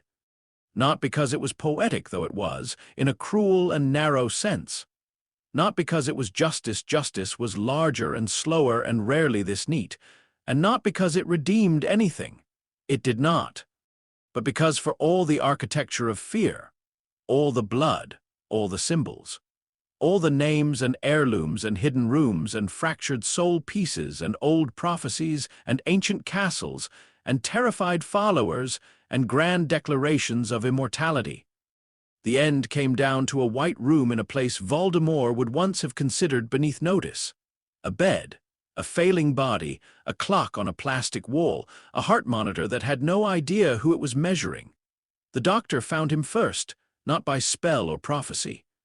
By process of elimination, field decay, and the peculiar logic of desperate men. Voldemort had lost his Horcruxes. His magical reserves were surging unpredictably through a body that had no stable right to house them any longer. Every hidden manor, every protected safe house, every grand ancestral location associated with his self-mythology had become a risk because they were places people expected him to run. So he did something rarer. He went somewhere no Dark Lord should ever have to go. Ordinary care. It took 3 days of tracking dying magical signatures, slipping through Britain's unnoticed seams before the Doctor followed the pattern to a quiet hospital on the outskirts of London. The TARDIS parked 2 streets away behind a row of terraced houses, disguised not because disguise was necessary, but because the Doctor refused to give hospitals more weirdness than they already held. Harry came with him. The Doctor had offered once, softly, that he did not have to. Harry said yes anyway. No speeches passed between them as they walked the corridor. The hospital smelled of antiseptic, overheated air, old coffee, and exhaustion. Shoes squeaked on polished floor. Trolleys rattled somewhere down a side hall. A television murmured too quietly in a waiting room where no one was really watching it. It was the sort of building built to sustain ordinary suffering, which made Voldemort's presence there seem not strange but indecent. No wards ringed the room. No snake guarded the door. No masked followers waited in shadow. The last months had stripped all that away. The doctor paused outside the final room and looked at Harry once, not to ask permission, not to advise, only to acknowledge the line being crossed. Harry nodded. They entered. Tom Riddle looked older than death. That more than the face, more than the thinness, more than the gray-yellow cast of his skin, unsettled Harry most. There was no theatricality left in him, no serpentine grandeur, no terrible charisma. The body in the bed had become just human enough to reveal the years it had stolen from itself. His head lay turned toward the window. Rain traced lines down the glass. For a moment Harry thought he might already be gone. Then the man in the bed spoke without turning. "I wondered," he said, voice rough as if every word now had to be negotiated with failing lungs, "which of you would come first?" The doctor stayed near the door. Harry stepped farther in. Tom Riddle turned his head slowly. The red had gone from his eyes. Or perhaps it was simply hidden now beneath dilution, exhaustion, and the body's final refusal to sustain symbolic monstrosity. What remained in his gaze was recognizably human and therefore in some ways harder to bear. Not softness, not remorse. Recognition stripped of power. Harry stood beside the bed and said nothing. He had imagined this moment differently in some of his angrier years. Not vengeance, he had never really wanted that in the simple storybook sense, but words. Accusations. Questions sharpened into knives, something worthy of the scale of damage. Now, looking at the dying man whose terror of death had shaped so much of his life, he found that language had become smaller than the truth. Riddle's gaze moved over Harry's face, to the forehead, no scar. Something changed in his expression then, subtle but enormous, understanding. He knew. Not the details, not the methods, but enough, the anchor gone, the foreign piece removed, the debt called in. For the first time in his life, perhaps, Tom Riddle looked at Harry Potter and saw a person entirely outside his reach. "Was it painful?" Riddle asked. Harry did not answer immediately. Not because he was deciding whether to lie, because he was deciding which truth mattered. "Yes," he said at last. Riddle's mouth twitched, not quite a smile. "Good." The doctor made a sound from the doorway, low and disgusted. Riddle's eyes shifted toward him. "You hate pity," said the doctor. "No," said Riddle after a moment. "I hate irrelevance." Harry looked at him for a long time, then he pulled the chair by the bed a little closer and sat down. The doctor did not interrupt, neither did Riddle, though some faint, brittle curiosity moved in him. Harry rested his hands together and looked at the blanket over the dying man's legs rather than the face. "You know," he said quietly, "I spent years trying to understand you." Riddle's silence invited continuation. "Not because I wanted to forgive you," Harry said. "Because the doctor said if I only fought the story of you, I'd never see the person making choices." At the mention of the doctor, Riddle's mouth hardened slightly. Harry went on. "I thought maybe if I understood enough, it would change how I felt." "And did it?" Harry looked up then. "Yes." Riddle waited. Harry's voice stayed calm. "I feel sad for you in a way that makes everything worse." For the first time since entering, the room truly stilled. No machine changed rhythm. No nurse passed in the hall. Even the rain at the window seemed to listen. Riddle looked at him. Harry did not look away. "You built your whole life around not ending," Harry said, "and all it did was stop you from ever really being alive." Something flashed across Riddle's face, then too fast for easy naming. Anger, yes, maybe. But under it something much older and more dangerous to him than fury. Recognition again. Harry stood. There was nothing else to say. He did not offer comfort. He did not offer absolution. He did not offer hatred either, because hatred would have granted a symmetry Harry no longer felt. He simply looked at the man in the bed one last time and said, "Goodbye." Riddle did not reply. Harry turned and walked toward the door. The doctor stepped aside to let him pass, then paused at the threshold and looked back. Old wars moved briefly through his face. Gallifrey, Scarrow. The Billion Ways' brilliant, terrified men ruined worlds trying to outrun endings. He had seen too many versions of this, and none of them had ever become easier. At last, he said, not unkindly, it still would have happened. Riddle's eyes stayed on the rain-smeared window. The doctor left. Harry and the doctor walked the corridor without speaking. Behind them, in a small room too plain for myth, borrowed time ran out. The official version of Voldemort's death never matched the truth. That was inevitable. The Ministry issued a statement 3 days later, so carefully worded it might as well have been carved from institutional embarrassment. Lord Voldemort, also known as Tom Marvolo Riddle, had succumbed following prolonged magical destabilization resulting from unknown failed dark practices. Public safety no longer at risk. Ongoing review by the Department of Magical Law Enforcement. Citizens encouraged to remain calm. Encouraged to remain calm, Harry thought, reading the paper in the TARDIS kitchen. As if the country had not spent years quietly orienting itself around fear and rumor and vanished bodies and escalating oddities no one in authority would name clearly enough. The doctor looked over his shoulder at the statement and made a face. They always do that. Phrase catastrophe like a weather advisory. Harry folded the paper and set it aside. The world outside did not stop because Voldemort died. That was another lesson adulthood brought with depressing punctuality. It changed. It breathed differently. It reorganized its anxieties, but nothing as large as history ever simply stopped. Trials followed. Quiet ones and noisy ones. Former Death Eaters fled, bargained, lied, implicated one another, or tried to hide inside old names and legal ambiguity. Some succeeded briefly. Most did not. Families that had profited from fear scrambled to rediscover ethics. Newspapers, having spent years cultivating panic and denial in equal measure, suddenly found principled outrage fashionable. Harry kept away from most of it, not out of cowardice. Out of perspective, he sent statements when needed. Testimony, copies of records, analyses of recovered objects, field notes the Ministry alternately prized and resented because they were more useful than its own archives. But he did not sit in public galleries and watch the crumbling of a regime that had already shaped too much of him. He had other endings to witness first. Dumbledore began dying more obviously in winter. The ring's curse, interrupted and slowed but never fully reversed, had always been working in the background like a patient dark clock. The doctor did not say this aloud at first. He treated, adjusted, fought, scanned, recalibrated, bullied biology, argued with old magic, and brought to bear on one ruined hand the sort of furious intelligence civilizations had once mistaken for salvation. But even Time Lords could not turn every injury into a puzzle with a clean solution. Harry knew before anyone told him. Dumbledore tired faster. His humor remained, his mind remained, his eyes remained painfully clear. But his body had begun speaking a language the rest of him could not permanently overrule.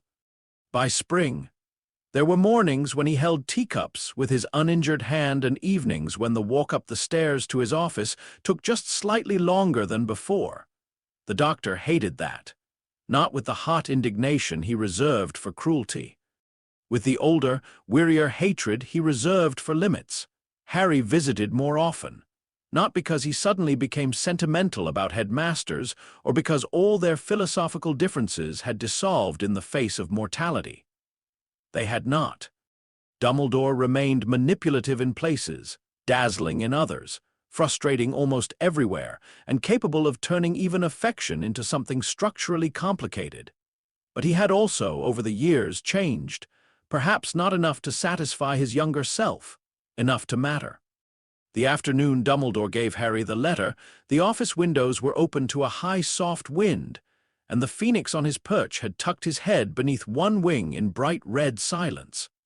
Dumbledore sat behind the desk, robes blue-gray in the light. The cursed hand rested still on the arm of the chair. He looked, Harry thought, like an old king who had spent too much of his life pretending not to be one. There is something distasteful, Dumbledore said while Harry sat opposite him.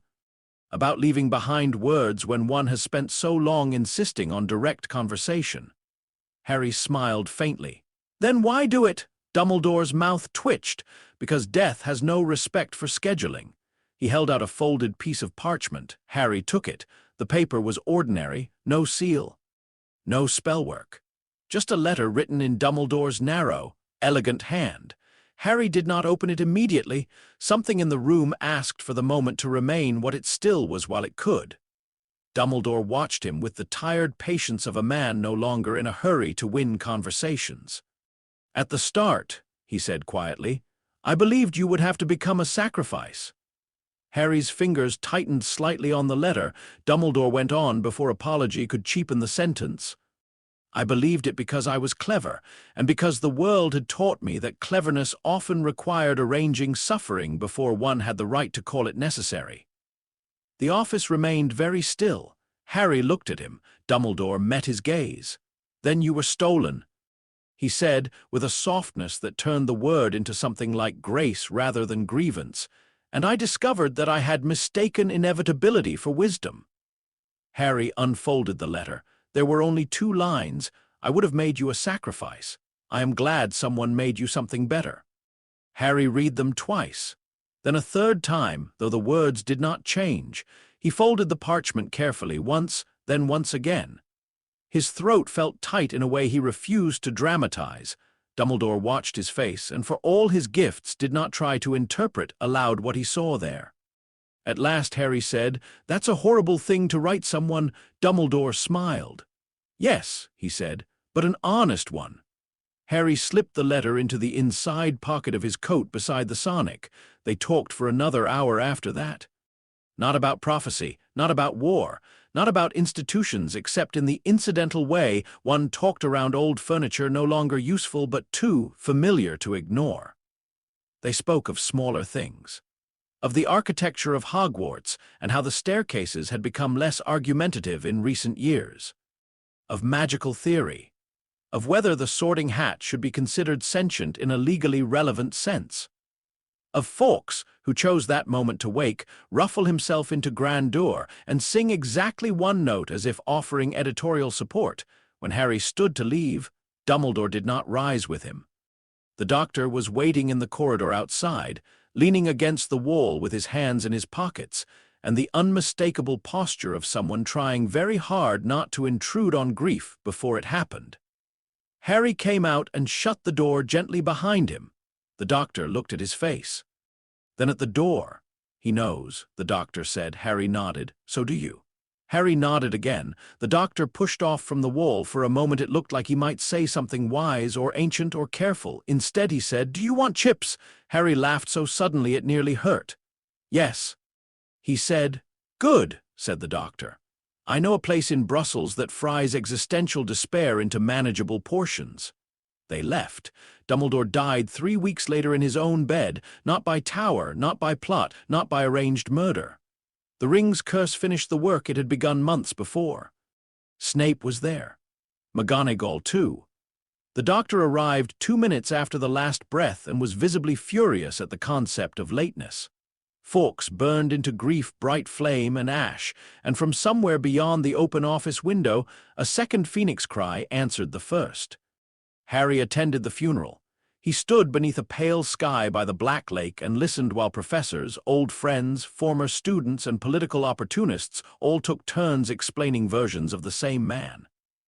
Headmaster, strategist, scholar, savior, manipulator, mentor, danger, necessity. All true, all insufficient. Harry did not speak publicly.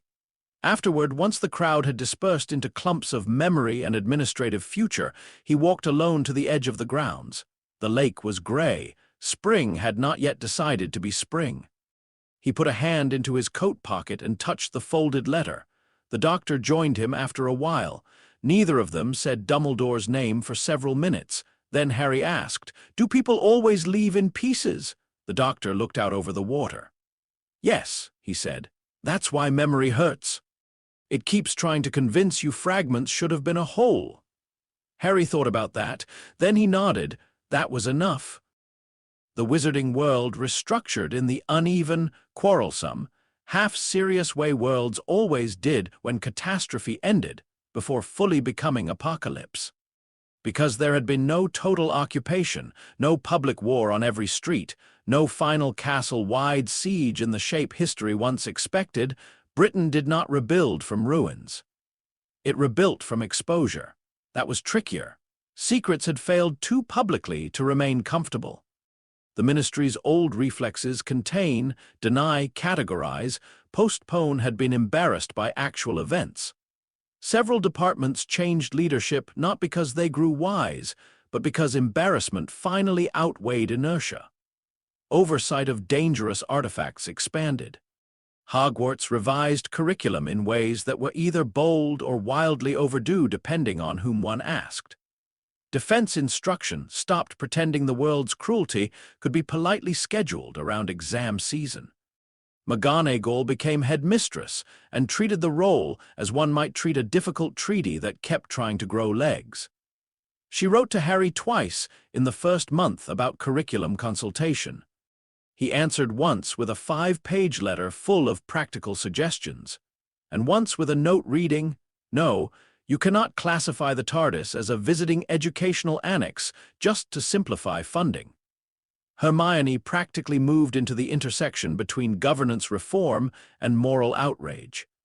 Ron assisted her by complaining at strategic intervals and then doing exactly the right thing anyway. Ginny wrote Harry 3 separate accounts of how the Daily Prophet was handling the post-Voldemort narrative and included margin notes grading their dishonesty for style. Harry liked all of them more at distance than he had feared he might. Distance had become one of the great gifts of his life. Not alienation. Perspective. He could belong without being absorbed. The ministry, true to form, attempted more than once to bring him closer to the new center of its own story. Advisory roles. Symbolic appearances. Quiet discussions about what it would mean for a figure of his standing to support certain public-facing reforms. Harry declined with increasing elegance. One meeting in particular ended with an undersecretary he had never met saying, in careful diplomatic tones, "Surely you understand how much the public would value your visible participation." Harry replied, "The public has already had too much of people using children to stabilize adult institutions." The undersecretary wrote nothing down for several seconds. The doctor, who had insisted on attending in a tie so offensive it constituted tactical warfare, nearly choked on his tea trying not to laugh. Eventually the invitations stopped, or rather they transformed. Less demand. More request.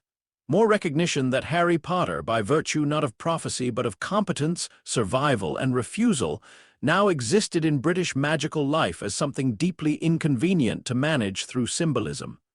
He was not the boy who lived. He was the boy who had done things. That was much harder to mythologize cleanly. It suited him. There were, of course, losses. There always were.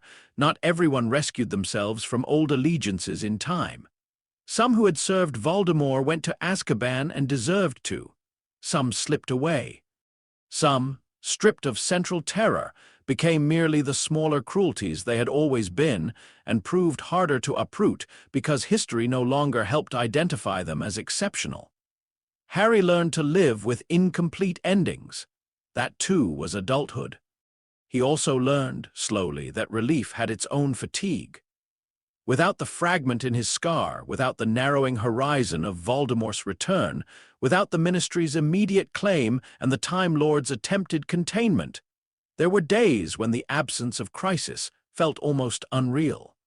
He would wake in the TARDIS to no alarms, no summons, no catastrophe requiring translation, and feel unsteady because the body, once trained to vigilance, sometimes mistook peace for a trick. The doctor noticed. Of course he noticed. One evening, months after Dumbledore's funeral, Harry was sitting in the TARDIS wardrobe room pretending to reorganize coats when the doctor appeared in the doorway carrying 2 mugs and an expression of deliberate casualness. "You're pacing while seated," he said. "Advanced symptom." Harry accepted the mug. "What symptom?" The doctor sat cross-legged on a trunk that definitely held at least one Roman senator's winter cloak and perhaps a moon suit. Afterwardness. That's not a word. It is now. Harry looked down into the tea. The doctor sipped his own and continued. Big dangers end. Bodies and minds panic because they've arranged themselves around response. Remove the thing and suddenly there's all this space where identity was leaning. Harry frowned. That sounds made up. Oh, completely still accurate. They sat with that for a while. Then Harry said, I don't know what I'm supposed to be doing if I'm not solving the next disaster. The doctor lowered his mug. There was no performance in his face now. You live, he said. Harry laughed weakly. That sounds vague. It is vague. Living always is. That's why people keep building institutions to make it look like a syllabus. Harry leaned back against the coats. The TARDIS lighting had gone warm and low. Somewhere above them, a corridor reconfigured itself with a sleepy thump. What if I'm bad at ordinary? The doctor smiled. Harry, you were raised in a time machine by an alien and educated across multiple planets while reverse engineering your own magic. Ordinary was never the assignment. Harry had to smile then. The doctor's expression gentled further. But peace, he added, that can be learned too.